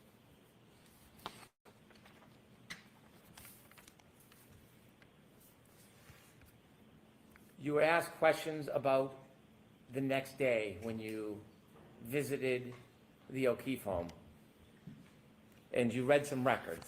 Do you remember those questions? Yes. Do you remember going to the O'Keefe home? I do, yes. You went with who? With Carrie and our 2 daughters. Do you remember how many hours you spent with the O'Keefe family? I don't remember the how many hours, say a few. Was it over 3 or 4? Could have been, I'm not sure. What is the reason that you spend so much time at the O'Keefe home the next day? We went over to offer support, love, comfort, to be with them. You weren't avoiding them, were you? No, no. Sustained. After you left the O'Keefe home and reading the records, I don't know if this is your memory, it was suggested it was 5:12. Do you remember going to Fairview? I remember driving by Fairview on the way to Mike Lank's. When you went to Fairview, you were asked questions about when you stopped by, whether that meant you went in or were outside. Do you remember whether you went in or were outside? We never went in. Have you seen your phone records that there are no calls to your sister when you went by Fairview at that time? I'll allow it. I haven't, no. And when you went by, you were asked about that. In fact, you had been asked about that before, hadn't you? Whether Yeah. you stopped by? Yes, And Attorney Jackson showed you part of that statement. yes, Did you, when you were saying that's part of the statement, did you read the whole statement to yourself? I did. And to put that in completeness, had you, under oath, talked about the fact that you went by that day? I'm confused by your question. Okay, may I approach? Yes.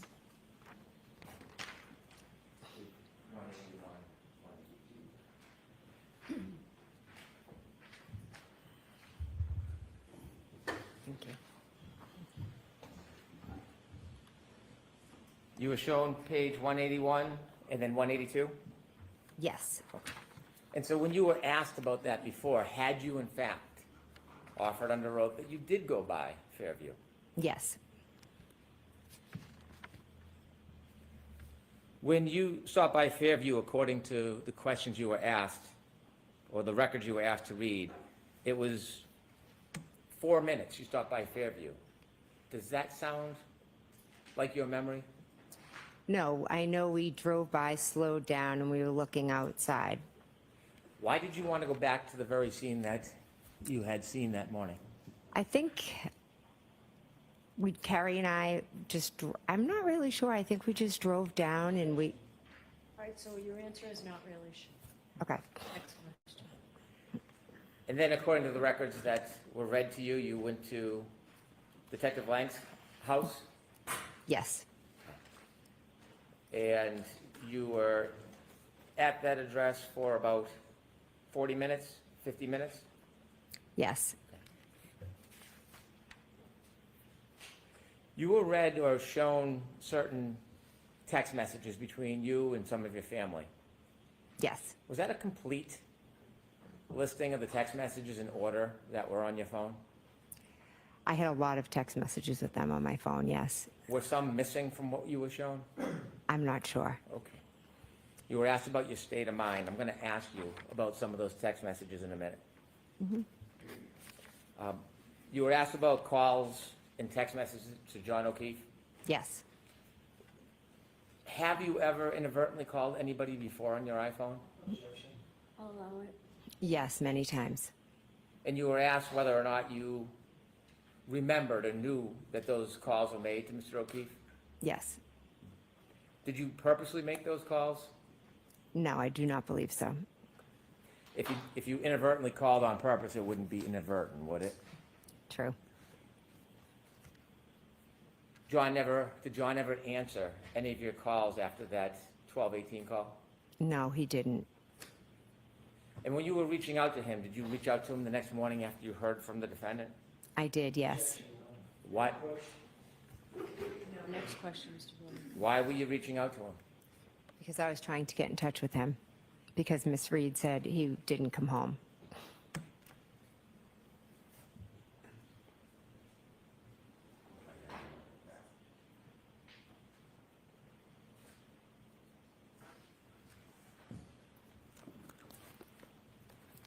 You were asked about your state of mind over the next couple days, Yes. and I'd like to ask you about some of the text messages reflecting your full state of mind over the next couple days. All right, this has to be really brief.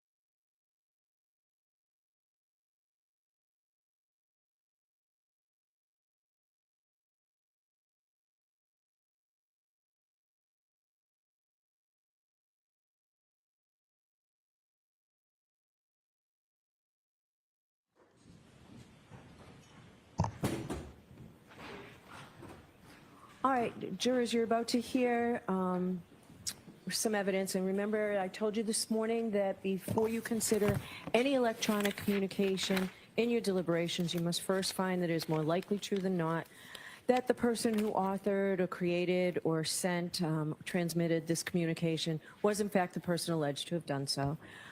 If you do not find it is more likely true than not that the person alleged to have transmitted, created these messages, then you may not consider the electronic communication in deciding this case. And remember, what you're about to hear, you're not to use for the truth of the statement. It goes simply to the state of mind of Ms. McCabe at the time of the message. All right. Go ahead, Mr. Brennan. Thank you. May I approach with a copy for the witness? Yes. Thank you.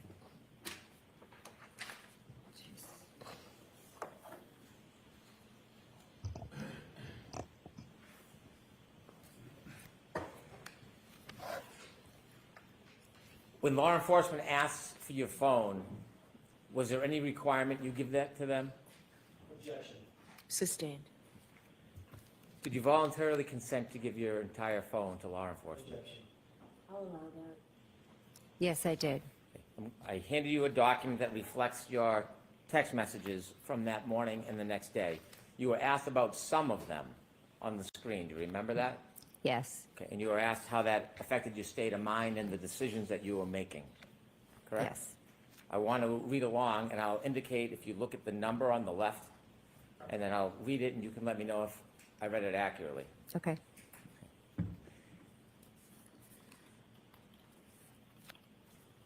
Starting at number 17, there's a phone call saying, please answer. Who are you calling?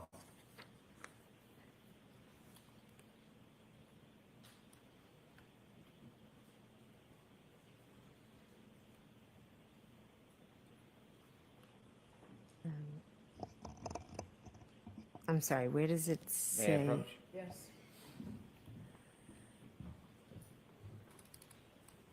Oh, that's the number right This there. would be the number.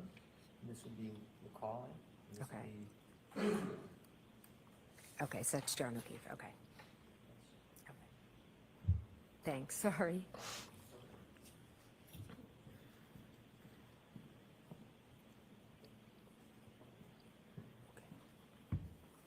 All right, number 17, a phone call, please answer.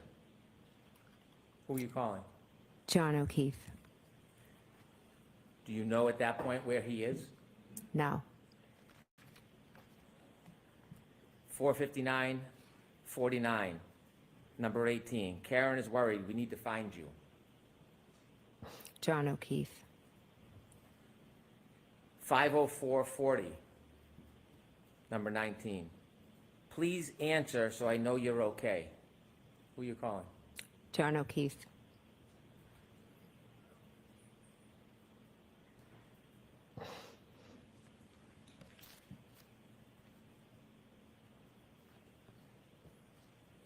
Number 26, 515-41, 129. Okay, I'm trying to call people. I will be in touch soon. Do you know who you're calling? I don't recognize the number. What are you thinking at this point? I'm trying to find people, I'm trying to call people so that I can try to find John.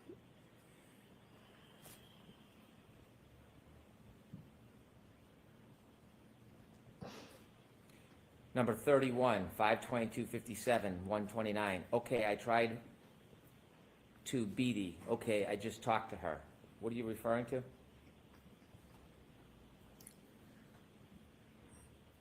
I don't know whose number this is. Okay. Um, At this point in the morning, you're making these phone calls. Do you know where John is? no, I have no idea where he is.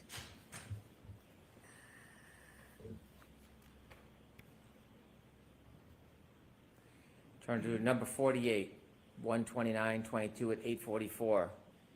You're texting any update. What is your state of mind? Which number is this? Number 48. 48.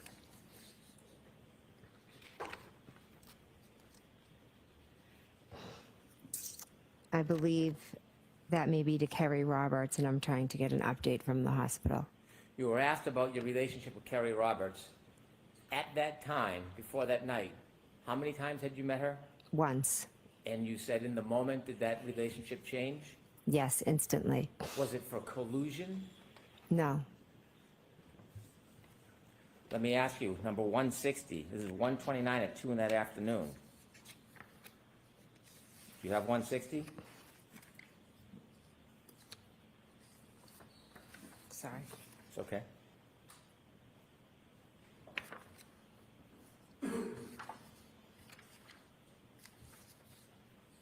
Okay, I'm here. 160. Do you see that? Mm-hmm. Okay. I can't stop seeing him in the snow. Jen, this is awful. Who's that from? Kerry. Is your state of mind collusion? No. I'll allow it. Don't ask it again, please, Mr. Mayor. 168.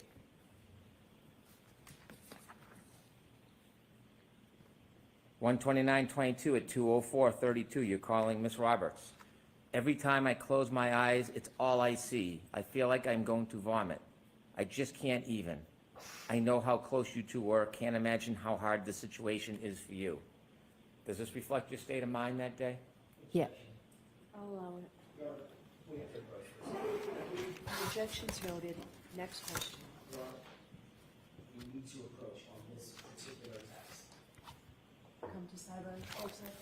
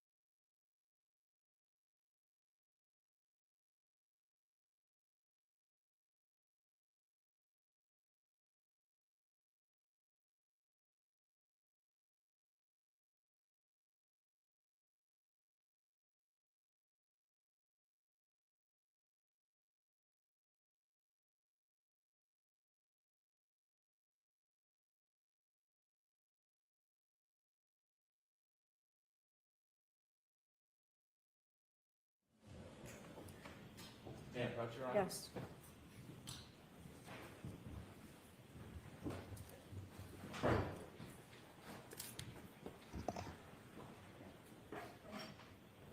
This number's, I won't read it, but this number on top, whose number is that? That is 9. And the bottom number is who it's going to? Yes. So this text message, is this what you wrote Yes, it is. to Kerry? Yes, it is. Okay.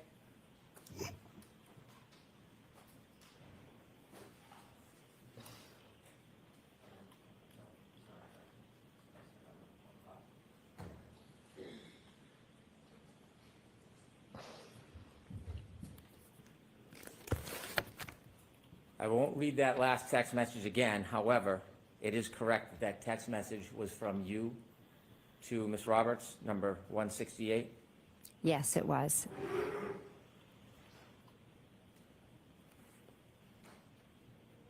And the response in this text message, number 169, from Ms. Roberts to you, you were also, this is awful, Jen, I'm in shock.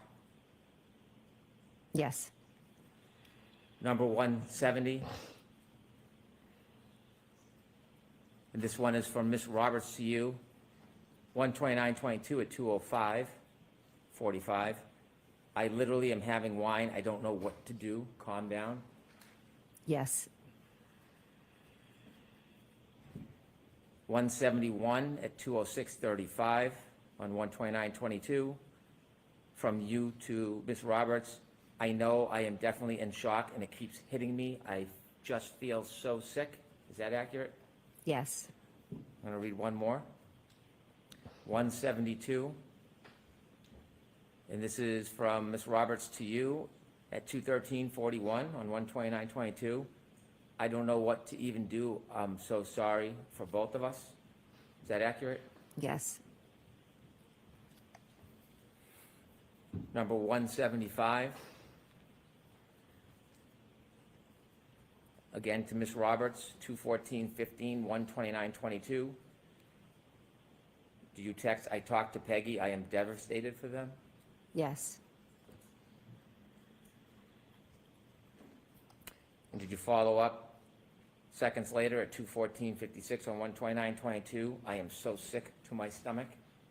Yes.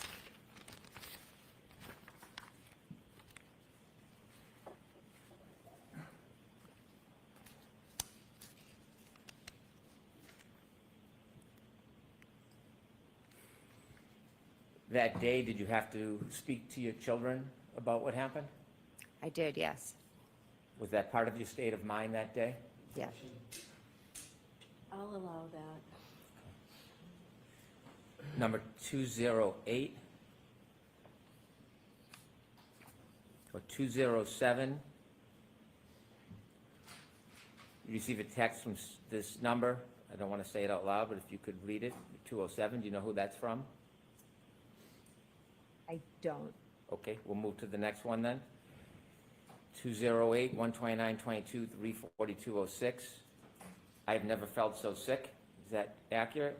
Yes.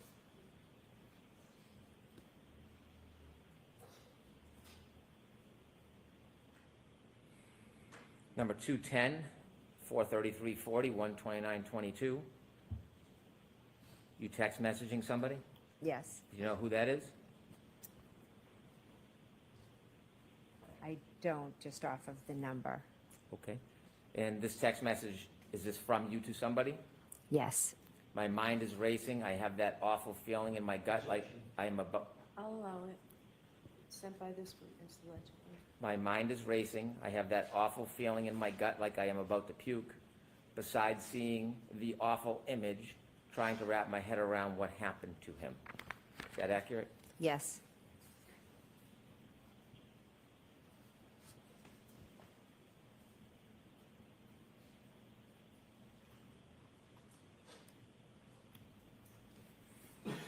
.213.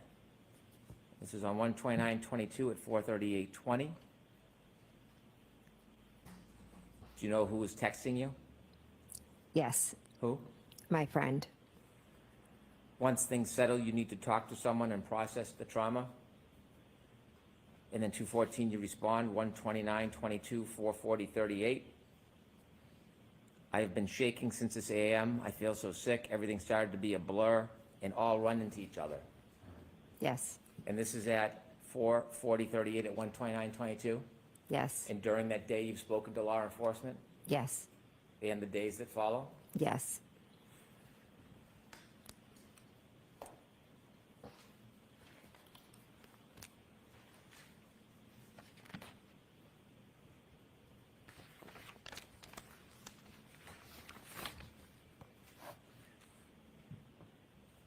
I'm going to move to 1/29/22, 7:52.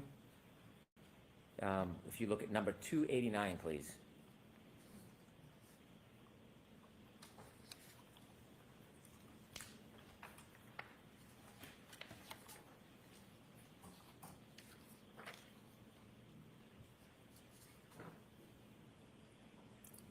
Okay. At 289, is this a text from your sister, Nicole? Yes. Any update? Is that accurate? Yes. Okay. And you were shown this text at 292, Yes. and you texted your sister, "Kerry talked to cops, kept it simple." Yes. What did you mean by that? I mean, the cops had gone to her house, but she had had a long day and been drinking some wine, so she said she just made it quick. And you were sharing that with your sister? Yes. And was your sister part of many of these texts as part of your support group? Yes. Did anybody tell you that you shouldn't rely on your family and have a conversation about what you went through? I'll allow that. No, no one did.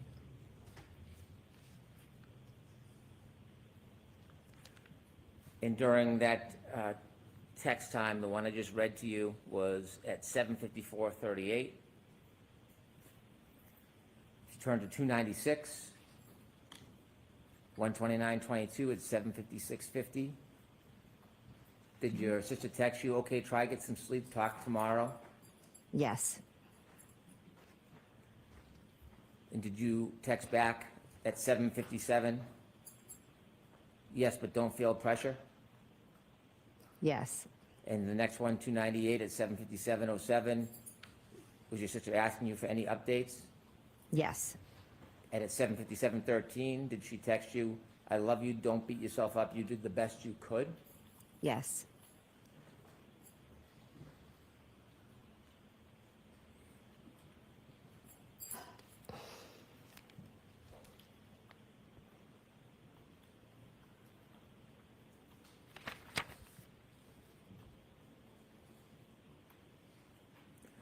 And just a few minutes later, number 308, please, 129:22 at 8:01 PM. Did your sister again write to you, okay, text me in the AM if you hear anything later? Yes. And you continued texting with her? Yes.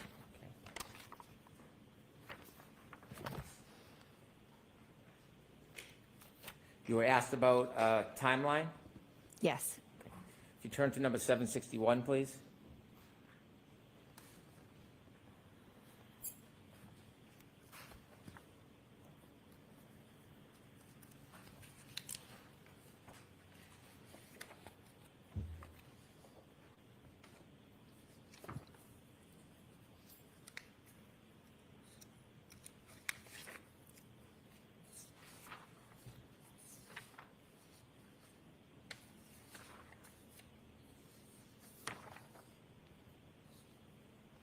Seven 61. 761, please. What page is that on? 248? I'm missing page 248. You don't have a two-page 48? No, it stops at 212 and picks up at 253. May I stand with the witness, Your Honor? Yes.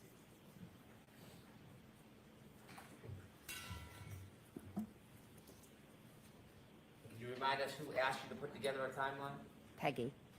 Peggy? Okay. Yes. 2 days later, January 31st, 2022, and this is at 10:26:29 a.m. Are you texting Ms. Roberts? I am. Okay. I have spent the AM trying to process that he is really gone and try to piece together all the events. Is that part of the process of the timeline? Yes.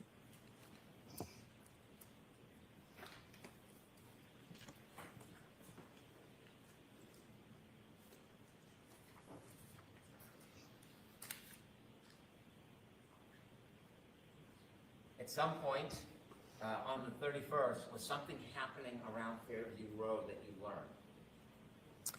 I believe there was police presence. Was there any presence from the media, the press? Oh, yes, there was. Was that causing any concern? I believe I talked to Peggy, and she was, Persisting. And so on January 31st, 2022, we're at number 864. You're receiving information. Do you know who this number is that's calling you? that's my sister, Which one? Nicole. And she's texting you, news people came by and knocked on the door again. They're all leaving now, Peggy and them left about 15 minutes ago. Yes. And then at 1 o'clock, 18 seconds on 1:32:22, you text back, did you answer the door? Correct. Was this part of your state of mind on the 31st, what was going on around the house? Yes. Just a few more.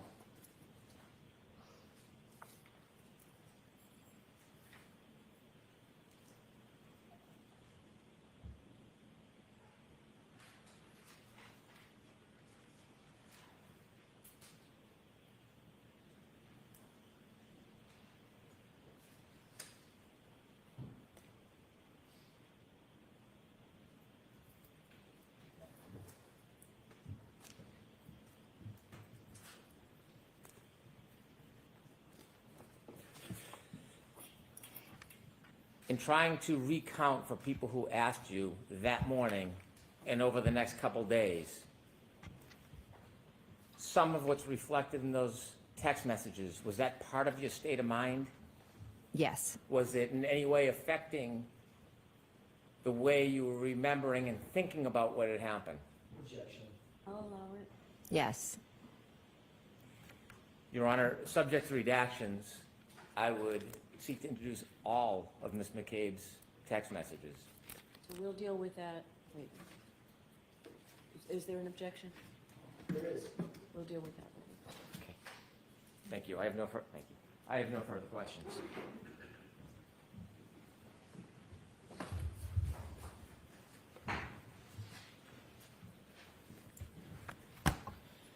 Ms. McCabe, a couple of follow-up questions. You indicated on redirect examination that there were no sirens that you heard that morning with the approach of the first responders. Is that right? I don't believe there was. But they did have their lights on. I saw a spotlight, yes, and I do believe they had lights on, yes.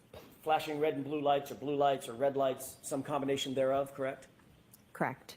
That was cruisers, police cruisers, correct? Yes, There were fire SUVs, in other words, a captain of a fire department. possibly. There were fire trucks and fire engines. You know the difference? No, Fire engine, big one with a ladder on it. yes, There's an ambulance, correct? yes. And all of them had their emergency lights on. Most likely, yes. All of them had their motors running. I'm not sure if they were all running. They could have been, yes. Certainly, you would agree that there was a cacophony of diesel engines and gasoline engines and internal combustion engines that were running right outside of 34 Fairview, although no sirens, correct?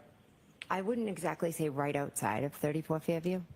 I'd say there were some right outside of 34 Fairview, but the first vehicle pulled up kind of right just on the right end, and most of the vehicles with the lights on were to the left, so they were actually more in front of 32 Fairview. But there were vehicles. There was Miss Roberts' vehicle, and then I believe another vehicle pulled up. I think I remember from seeing the dash cam. And Sarah's cruiser, correct? Yes, And Mulaney's cruiser, just on the other side of Terry Roberts' vehicle, correct? yes, I don't believe lights were on. His lights were on. And there was an ambulance just to the left and behind Sarah's vehicle, correct? Yes, which would have been in front of 32 Fairview. Lights on that as well? Yes, All facing in the direction of 34 Fairview, correct? facing, but out front of 32. So is there a reason that you're so resistant to admit that there was a cacophony of sound and noise outside of 34 Fairview? No, Okay, so there was, correct? outside on the front lawn, yes, side lawn. And there was also some people yelling and screaming at a high pitch, right? Yes, Both Miss Reed, who was yelling and screaming, correct? correct. And Miss Roberts, who at least at some point told her to shut the fuck up, correct? Correct.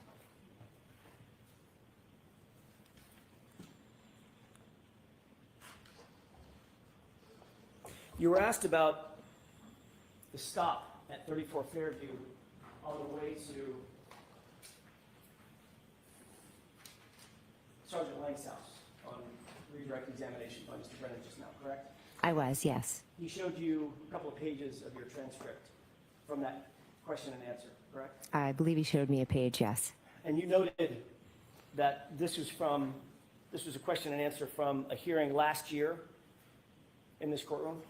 Yes, And you admitted that you stopped, but actually, let me rephrase that. You were confronted with the fact that you stopped at 34 Fairview on the way to Officer Lang's house, Sergeant Lang's house, by me on cross-examination, correct?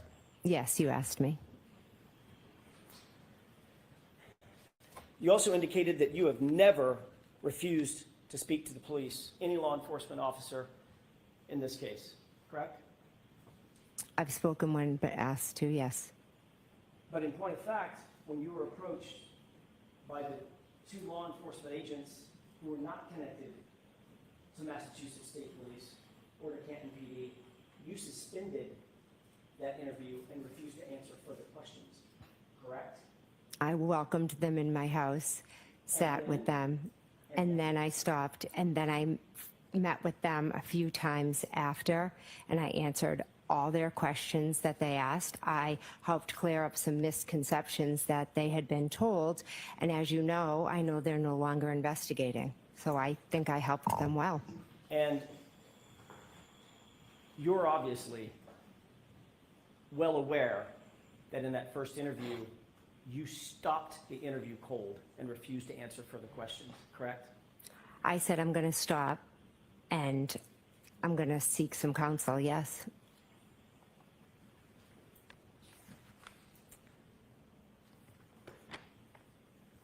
The text messages.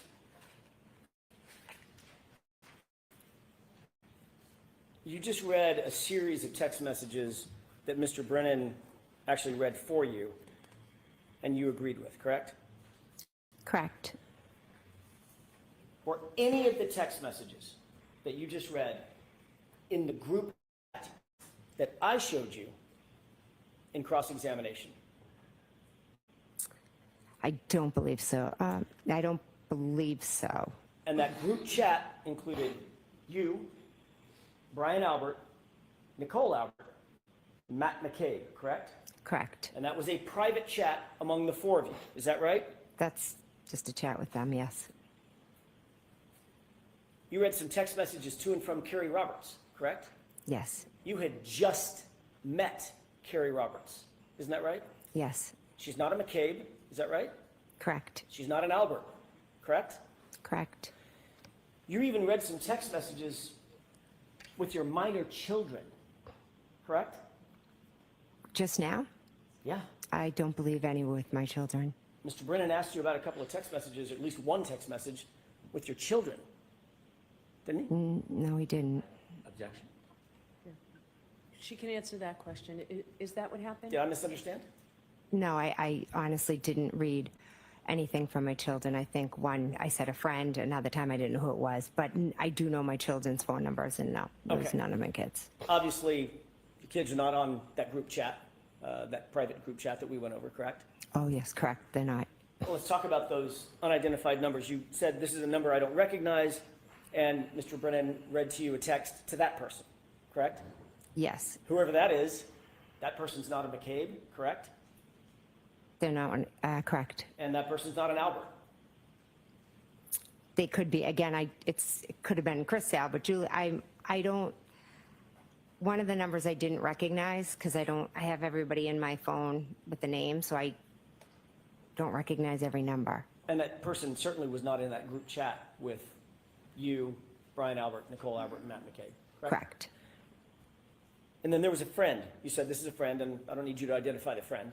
But whoever this unidentified friend is, that friend is not a McCabe and is not an Albert, correct? Correct. And that friend was also not in that group chat that we went over in cross-examination. Is that right?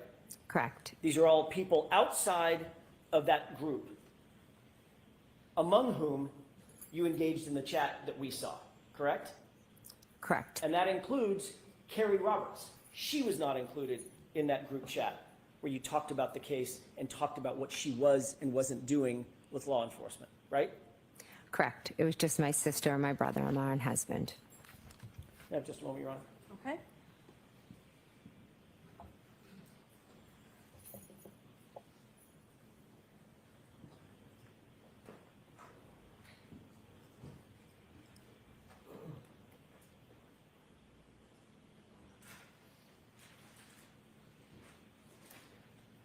No, that's all I have. All right. Ms. McCabe, you are all set. Thank you very much. Thank you.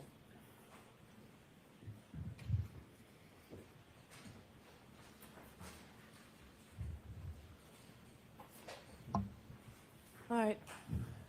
I'd like to play a couple of clips, Your Honor. Yeah, I should just wait 10 seconds. I'm sorry. All right, you can play them now.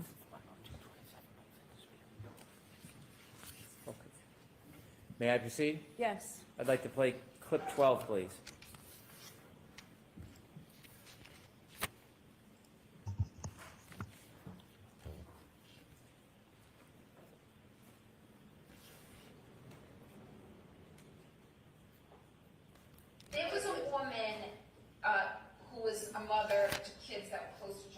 kids who lived very close to the outbursts. In fact, when Jen was navigating, she said it's near Ashley's house. Ashley and John are hooked up prior to John and I dating.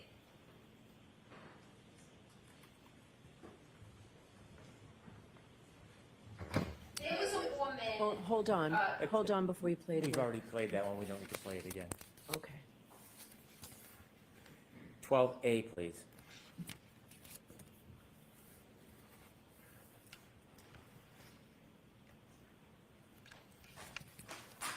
Two things.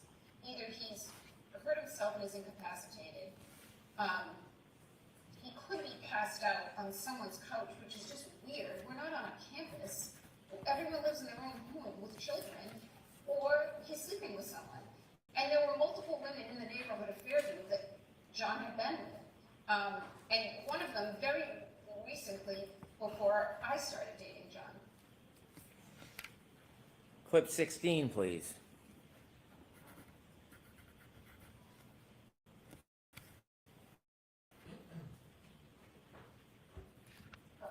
We'll backtrack later to some of the time.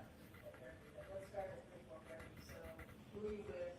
And pull up and let us see. I'm with Jen McCabe and Carrie Roberts, and Carrie Roberts is Ford Explorer. And I'm in the back, leaning over the front two seats. Carrie's driving and Jen's in the passenger seat. And I describe this to everyone, so you've probably heard this before, but John looked like a buffalo on the prairie. It was just a lawn and a heat that it wasn't a bush or a hydrant or a dog. It was a weird shaped lump at that time in those elements. And I was looking to find him on the side of the road. I was expecting I'd find him. And the fear of what I was going to see is the worst feeling I've ever experienced. The anticipation of what is awaiting me was as extreme a feeling. I wouldn't say it was as extreme a feeling as the grief of realizing what happened to him.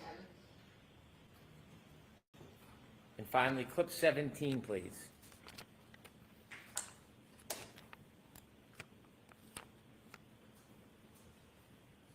Your Honor, can we see the court before this one's starting? All right, hold that, please.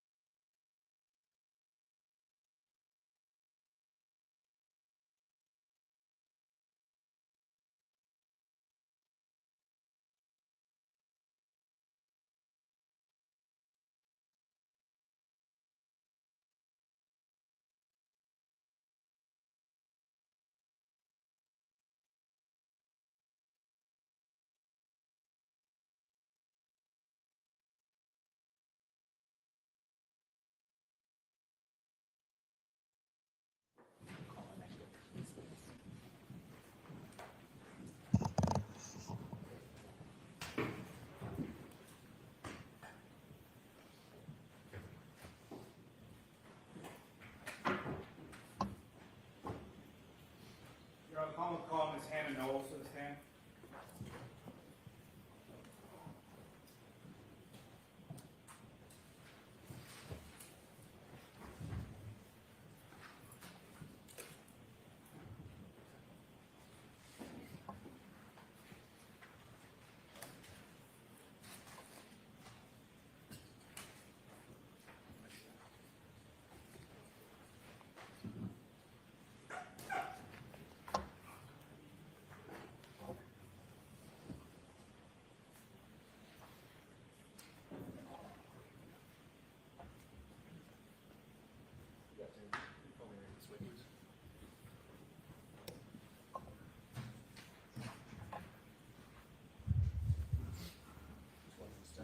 Standing face the clerk, please, right? Do you solemnly swear that the testimony you shall give to the court and the jury in the matter now pending shall be the truth, the whole truth, and nothing but the truth, so help you God? Yes, I do. Good afternoon.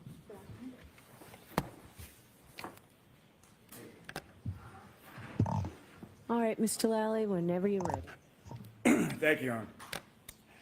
Good afternoon, ma'am. Good afternoon. Could you please introduce yourself to the jury and spell your last name for the court? Certainly. My name is Hannah Knowles. My last name is spelled Knowles. And what is your occupation? I'm a forensic scientist at the Massachusetts State Police Crime Lab. And prior to working at the lab, where did you go to school? I have a Bachelor of Science from Simmons University in Boston and a Master's of Science in Forensic Science from the George Washington University. And how long have you worked at the State Police Lab? Since October of 2006. And in what capacity do you work there now? I'm currently a Forensic Scientist 4 in the Toxicology Unit. Now, when you joined the State Police Lab, what was your position and title that you were initially hired for? Was initially hired as a narcotics unit. After about a year in that position, I was promoted to a chemist 2 position. After about a year, there was a position available in the toxicology unit, so I applied for that available position, transferred to the tox unit in about August of 2007. And have been in the toxicology unit ever since. And Ms. Knowles, briefly, if you could describe sort of what is the difference between a chemist 1 and a chemist 2? At the time, the job series for folks that worked at the crime lab was the chemist series. A chemist 1 was an entry level or trainee type position where the individual was responsible for progressing through the training program, assisting with casework as they are authorized on different modules. Chemist 2 was a bench level analyst, someone who had completed training or had a significant amount of authorizations and could work on casework and worked independently from that point forward. And similarly, what is sort of the difference between a chemist 2 and a chemist 3? The chemist 3 series that was in place prior to 2014 was a first level supervisory role. It was somebody who oversaw the day-to-day operations and the work of forensic scientists 1 and 2, or chemists 1 and 2. And what are your current duties and responsibilities at the State Police Lab? In 2014, those chemist classifications that I was describing got changed to forensic scientists. Forensic scientists 1, 2, 3, 4, and 5 is the series. Currently, I'm a forensic scientist 4. And so my role is overseeing training and validation for the toxicology unit. Is there a continuing educational component to your work at the lab? Yes, there is. And can you describe that for the jury, please? As part of our accreditation, analysts are required to participate in continuing education at least once per year as they continue to work in their role. Continuing education can consist of participating in workshops or webinars, attending conferences or meetings, or documenting ongoing literature review of new journal articles as they're published. What is proficiency testing?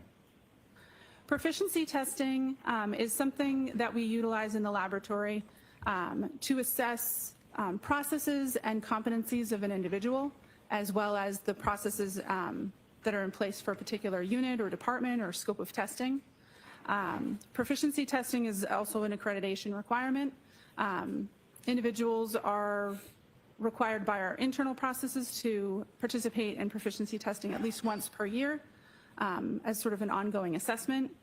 And what a proficiency test is materials that are purchased by the laboratory from a third-party vendor.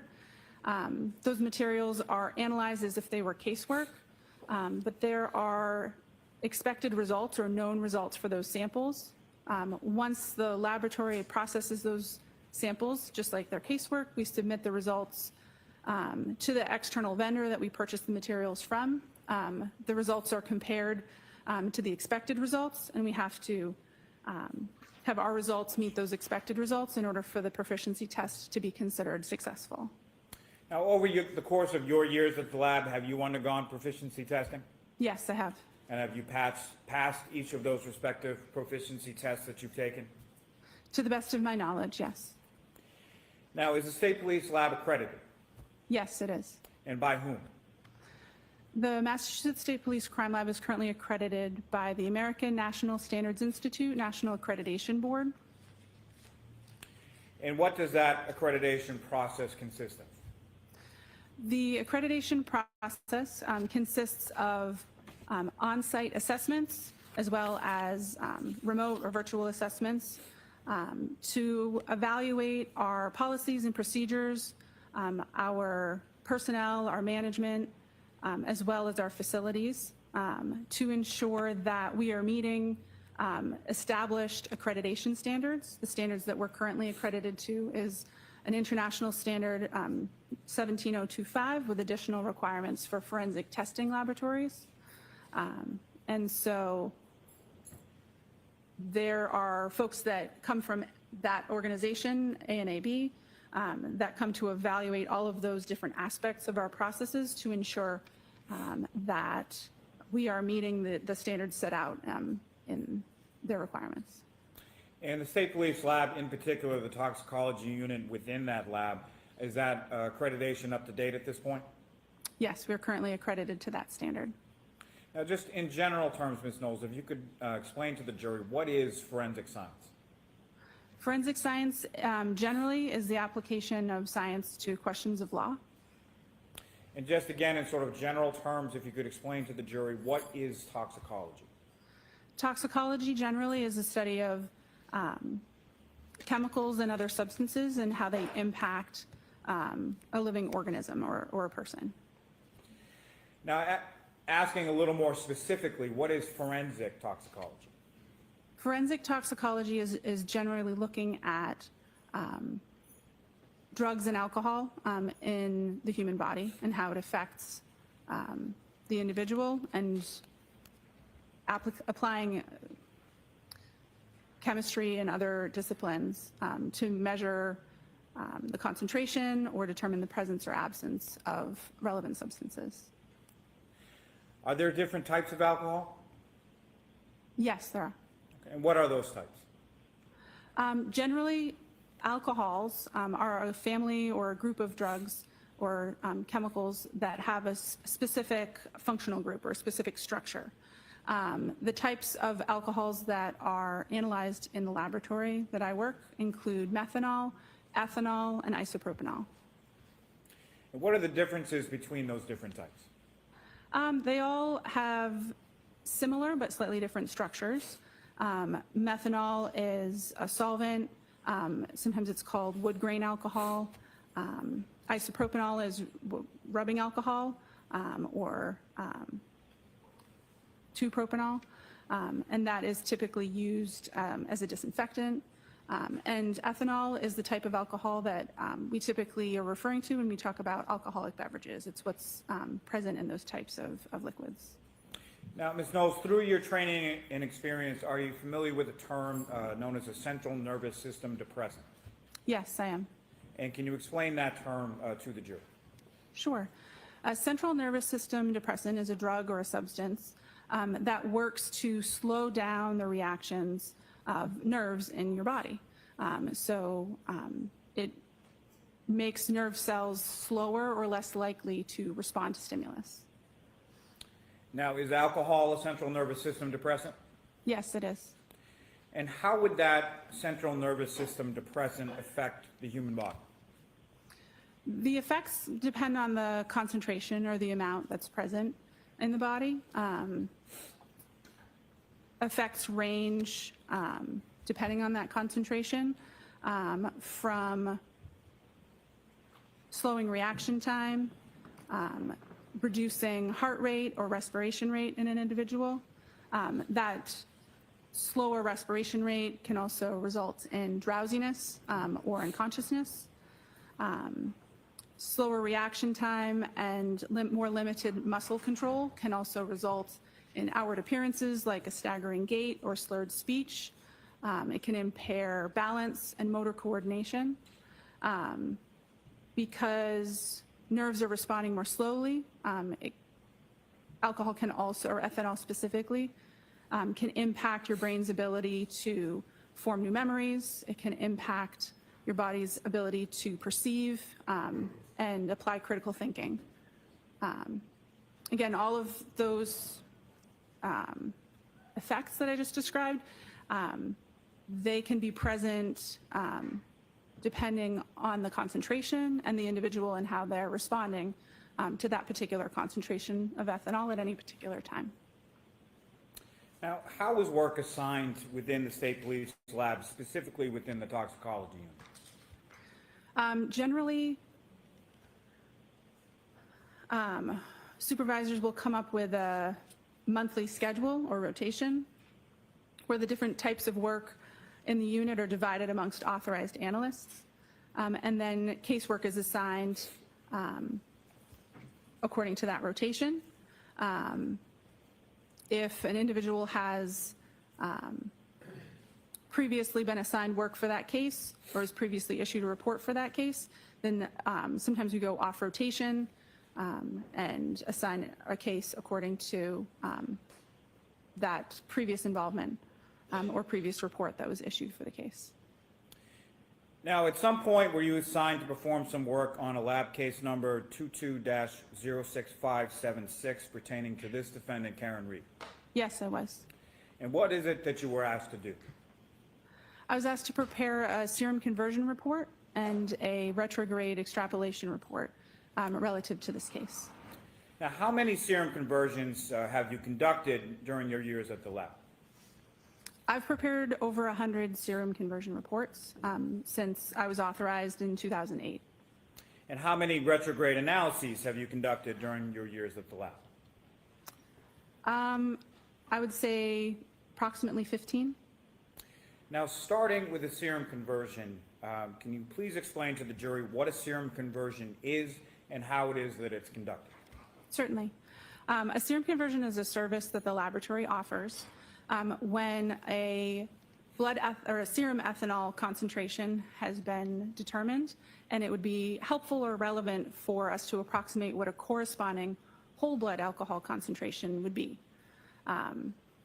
When we're talking about blood alcohol concentrations or blood ethanol concentrations and serum ethanol concentrations are always higher than a blood alcohol concentration. If you had a blood and a serum sample that were collected from the same person at the same time, you would always expect the serum alcohol to be between 13 and 19% higher than the whole blood. So for that reason, that difference between the two, this service that we offer can assist to approximate what a corresponding whole blood ethanol concentration would be based on testing on a serum ethanol concentration. And did you have occasion to perform a serum conversion with respect to this defendant? Yes, I did. And what materials or documents did you receive in order to perform that analysis? For the serum conversion, I referred to medical records that were provided with a request. May I approach and retrieve what's been previously marked as Exhibit 37? Yes. May I approach the witness? Yes. I'm showing you a document.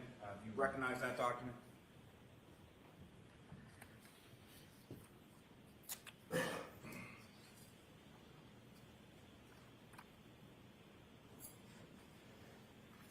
May I approach again, Your Honor? Yes. Yes, sure. Turning your attention to a previously tabbed portion of those records. It's the 52nd page of those records. Do you recognize that? Yes, the flagged page is consistent with the portion of the medical records that I had reviewed in preparation for doing the serum conversion calculations for this report. And those medical records pertain to a Ms. Karen Reed from the Good Samaritan Medical Center. Is that correct? Yes, they do. And in those records on that 52nd page, what was reported as the defendant's ethanol level? The results are recorded as an alcohol result with a value of 93 milligrams per deciliter. And pursuant to those records, at what time was that sample taken from the defendant at the Good Samaritan Medical Center? The collection time listed on the medical records is January 29th, 2022 at 9:08 a.m. Now, that recording and a measurement of milligrams per deciliter, is that typical for how you see ethanol measured by hospital labs? Yes. And did you conduct the serum conversion for this defendant's reading consistently with how you do in every case that's assigned to you? Yes. Now, please explain to the jury how you're able to convert that serum level reading to a blood alcohol concentration. So the way that the calculation is performed is kind of in two steps. So the results are listed in milligrams per deciliter, which is common in clinical testing. And to convert it to the type of units that are typically used for blood alcohol concentrations, we just divide by 1,000 to get that into the right units. So 93 milligrams per deciliter converts to 0.093 grams per cent. And then to perform the serum conversion, or to get this serum ethanol concentration into what we would estimate to be a blood alcohol concentration, we apply two conversion factors, a low and a high conversion factor, to account for the range that we see in the typical population.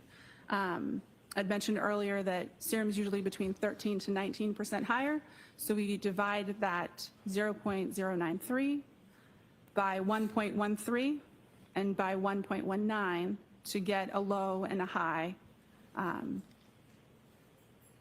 blood alcohol concentration for that range. And those conversion factors that you just mentioned, where do those come from? The conversion factors come from literature where they've performed experiments similar to how I described. They have individuals that have ingested ethanol. They collect samples from them and test their whole blood and test their serum alcohol concentrations, and then compare them and see what the ratio is between them. The current ratios that are used by the laboratory, the 13 and 19%, those are also consistent with consensus body documents, or sort of industry standards that we utilize and base our protocols upon. Now, that 13 and 19%, how long have those conversion factors been in place? There was a consensus body document published in 2024, and so we adjusted the serum conversion factors that had previously been in use to those new published, or those new recommendations in September of 2024. Now, does the change in conversion factors recently adopted by your lab, does that benefit the patient or the person for whom you're converting the ethanol to blood alcohol concentration? Objection. I'll allow it. Does it? Yeah, the previous factors we used between 12 and 18%. And so when you perform that conversion, it typically ends up with a equivalent or lower blood alcohol concentration. And so it could be interpreted as being favorable to a defendant. Now, why are they presented in a range? We don't use just one conversion factor because in the studies that we base our procedures on, it demonstrates that the general population does not have one consistent conversion factor or ratio between their whole blood and their serum alcohol concentrations. And so to ensure that the conversion that we're utilizing applies to most of the general population, we use sort of the extremes of what we see in that literature, like a high and a low, to make sure that our approximation falls, that the true value would fall somewhere in between that low and that high value. And what did you calculate as a low and a high range for this defendant's blood alcohol concentration from that alcohol reading from the Good Samaritan Medical Center? So the 93 milligrams per deciliter serum ethanol concentration would convert to between 0.078 and 0.092% or grams per cent. And again, Ms. Knowles, that's at the time that the blood is drawn at approximately 9:08 a.m. on January 29th. Is that correct? Yes. Now, Turning your attention to retrograde extrapolation, can you explain to the jury what a retrograde extrapolation is? Sure. A retrograde extrapolation is another service that the laboratory offers where it's a calculation that we can perform when we have a alcohol concentration that was measured at a particular time, and it would be helpful or relevant to know what that person's blood alcohol concentration was at some point prior to that sample having been collected. What we're doing with this calculation is taking what we know about how quickly the human body is capable of breaking down alcohol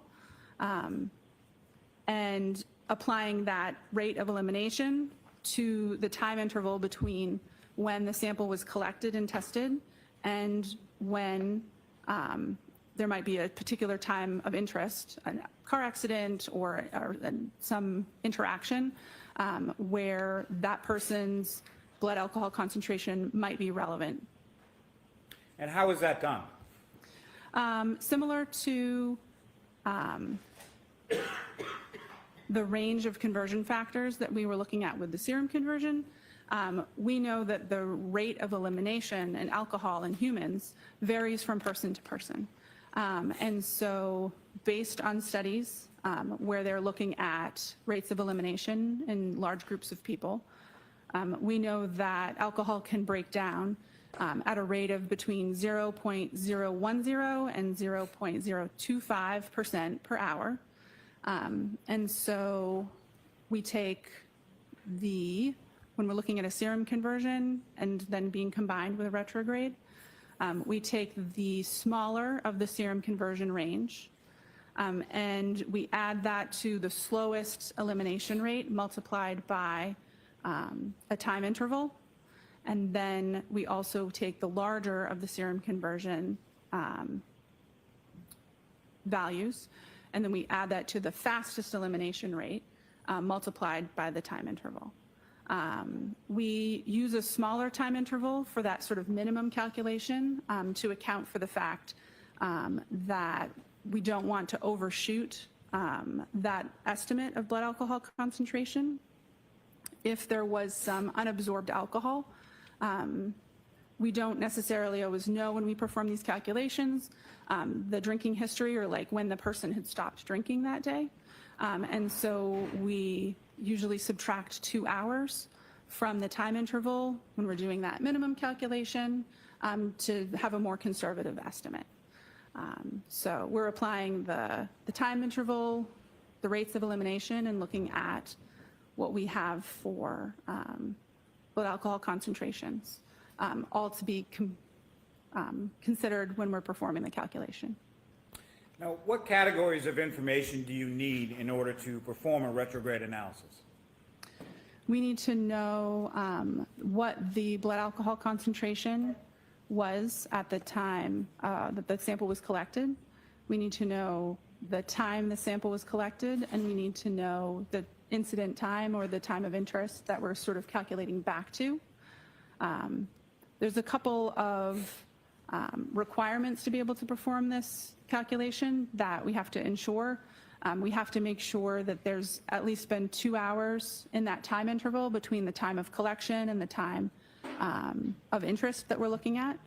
We can't calculate backwards with that very narrow window because we can't be sure that the person is entirely in the elimination phase, that their body has reached a maximum blood alcohol concentration and they're just breaking down alcohol at that point. And we also know that this simple rate of elimination calculation can't be accurately modeled once we get down below between 0.02 and 0.03. So we have to make sure that the starting blood alcohol concentration is at least an 0.03 or higher in order to be able to apply that math. Now, how is it that alcohol is metabolized within the body? Generally, after someone stops drinking alcohol, their body reaches a maximum blood alcohol concentration. And then after that maximum is reached, for most folks, that's between 30 and 90 minutes after they stop drinking. And then the body breaks the alcohol down over time in a very predictable linear fashion, down until it gets down into about 0.02 and 0.03. The mechanism that the body uses to metabolize, some alcohol is excreted in urine, some alcohol is evaporated and removed from the body through your breath, but the vast majority is broken down with enzymes in your body that convert the ethanol structure into water and carbon dioxide. What are the phases of metabolism for alcohol in the body? So alcohol, once it's ingested, moves through the body in a couple of different phases. One, initially, the body is absorbing alcohol. Then the alcohol is distributed throughout the body where it can have its effects. There's the metabolism phase, and then elimination. Most drugs and alcohol all kind of follow that same pattern in these different phases. And so I'd mentioned elimination phase earlier. That's after you've reached a maximum blood alcohol concentration, and your body is no longer absorbing, it's fully distributed in your body, and then you're just breaking it down and your body's removing the alcohol or the ethanol from your system. Now, in a retrograde analysis, are you calculating for a single number or something else? So because we don't know an individual's particular rate of elimination, we use a maximum and a minimum, a fast and a slow elimination rate. And so our results for this calculation are always expressed in a range to ensure that that individual's actual blood alcohol concentration lies somewhere between the range that we provide. And can you please explain sort of that range and the size of it for the jury?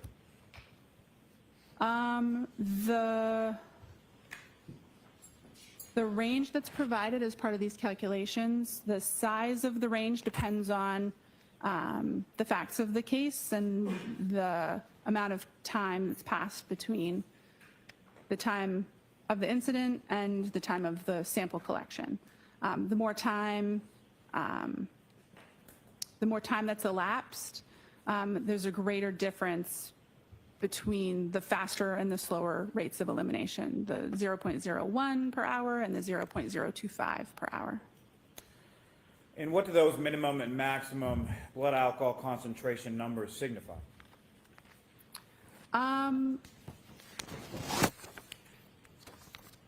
They signify the smallest and the largest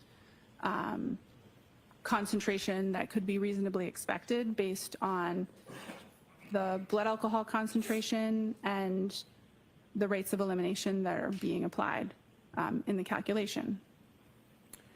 Now, were you able to perform a retrograde analysis from this defendant's alcohol blood testing from the Good Samaritan?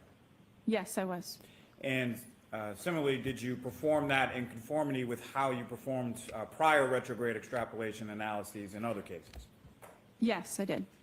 And what time was utilized in your analysis as the time of vehicle operation or of incident?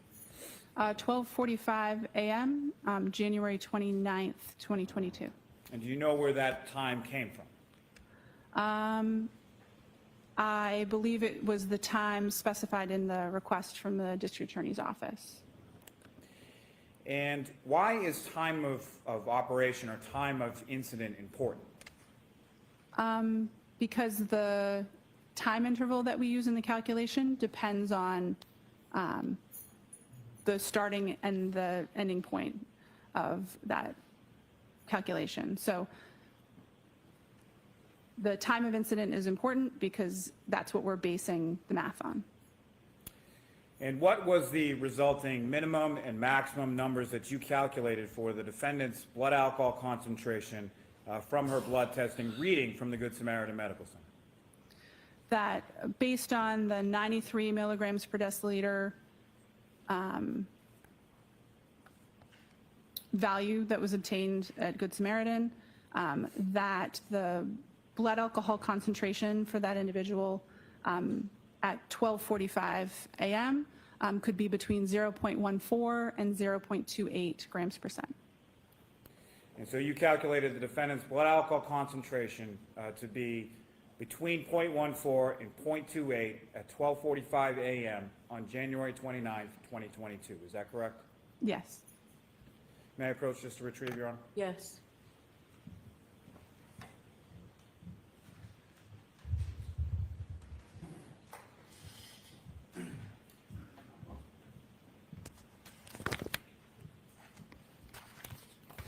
Thank you, ma'am. I have no further questions.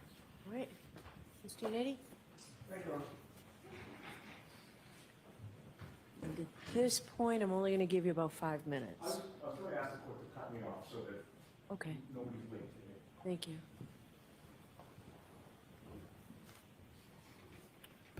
Good afternoon, ma'am. Good afternoon. The Mass State Police Crime Lab, you mentioned, is an accredited forensic lab, correct? That's correct. That means that your lab has met specific internationally recognized standards for both quality and competence, correct? There are aspects of quality and analyst competence that are addressed in the accreditation standards, yes. It also means that your lab has demonstrated a commitment to best practices and to ensuring the reliability and accuracy of its forensic work, correct? Yes. And there are several requirements in order to become accredited, right? Yes. One of the most important requirements is an independent external review of your lab's quality management system, correct? Yes, that's definitely one important component of the accreditation process. That independent external review also evaluates your lab's technical systems, correct? Yes. And its procedures. Yes. And an external review means that experts from outside your lab come into your lab to review your work, right? Yes, the review includes the procedures and the operating protocols, and there is some element of case file and specific work review. Within your lab.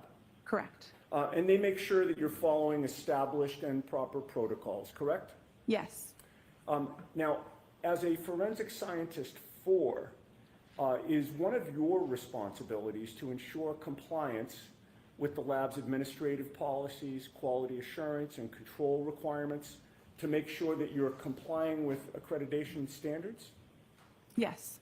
And you take pride in your lab's accreditation status, correct? Yes, it's an achievement that's obtained by the hard work of a lot of folks at the lab working together.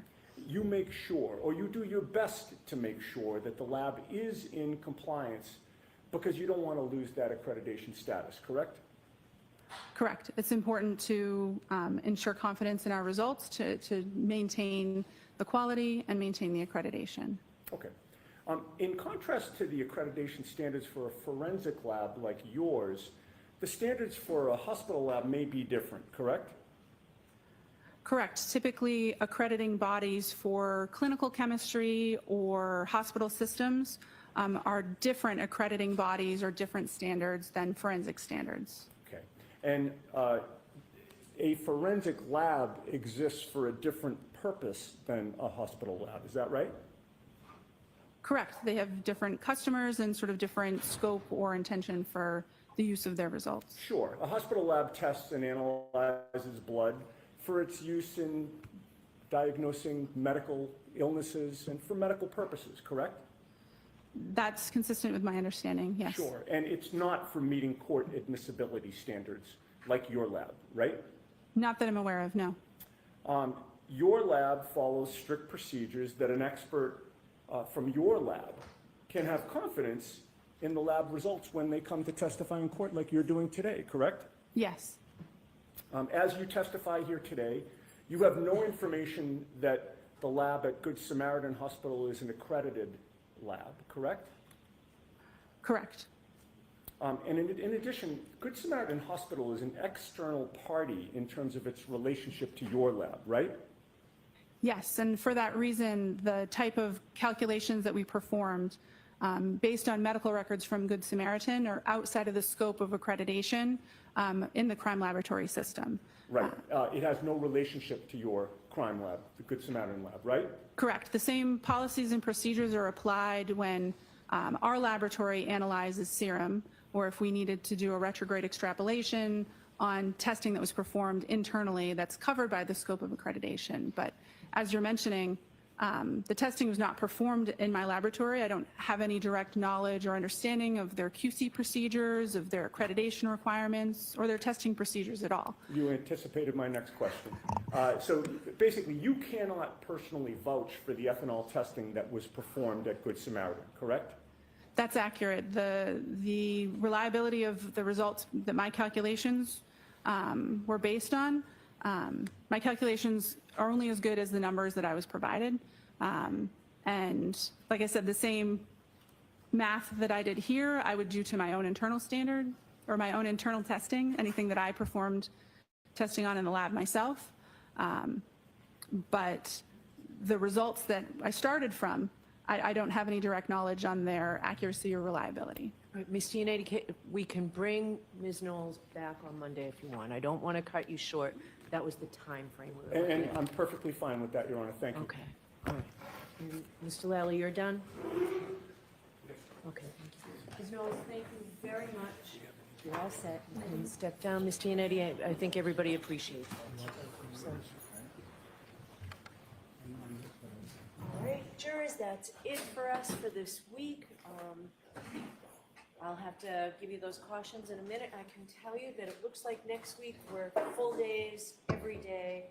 We don't expect as long a gap in between as we've had to do, so I think everybody should work really hard to make sure that doesn't happen. The cautions, please do not discuss this case with anyone. Don't do any independent research or investigation into this case. If you happen to see, hear, read anything about this case, please disregard it and let us know. Please be very careful with your social media use, and we'll see you on Monday. Have a good week.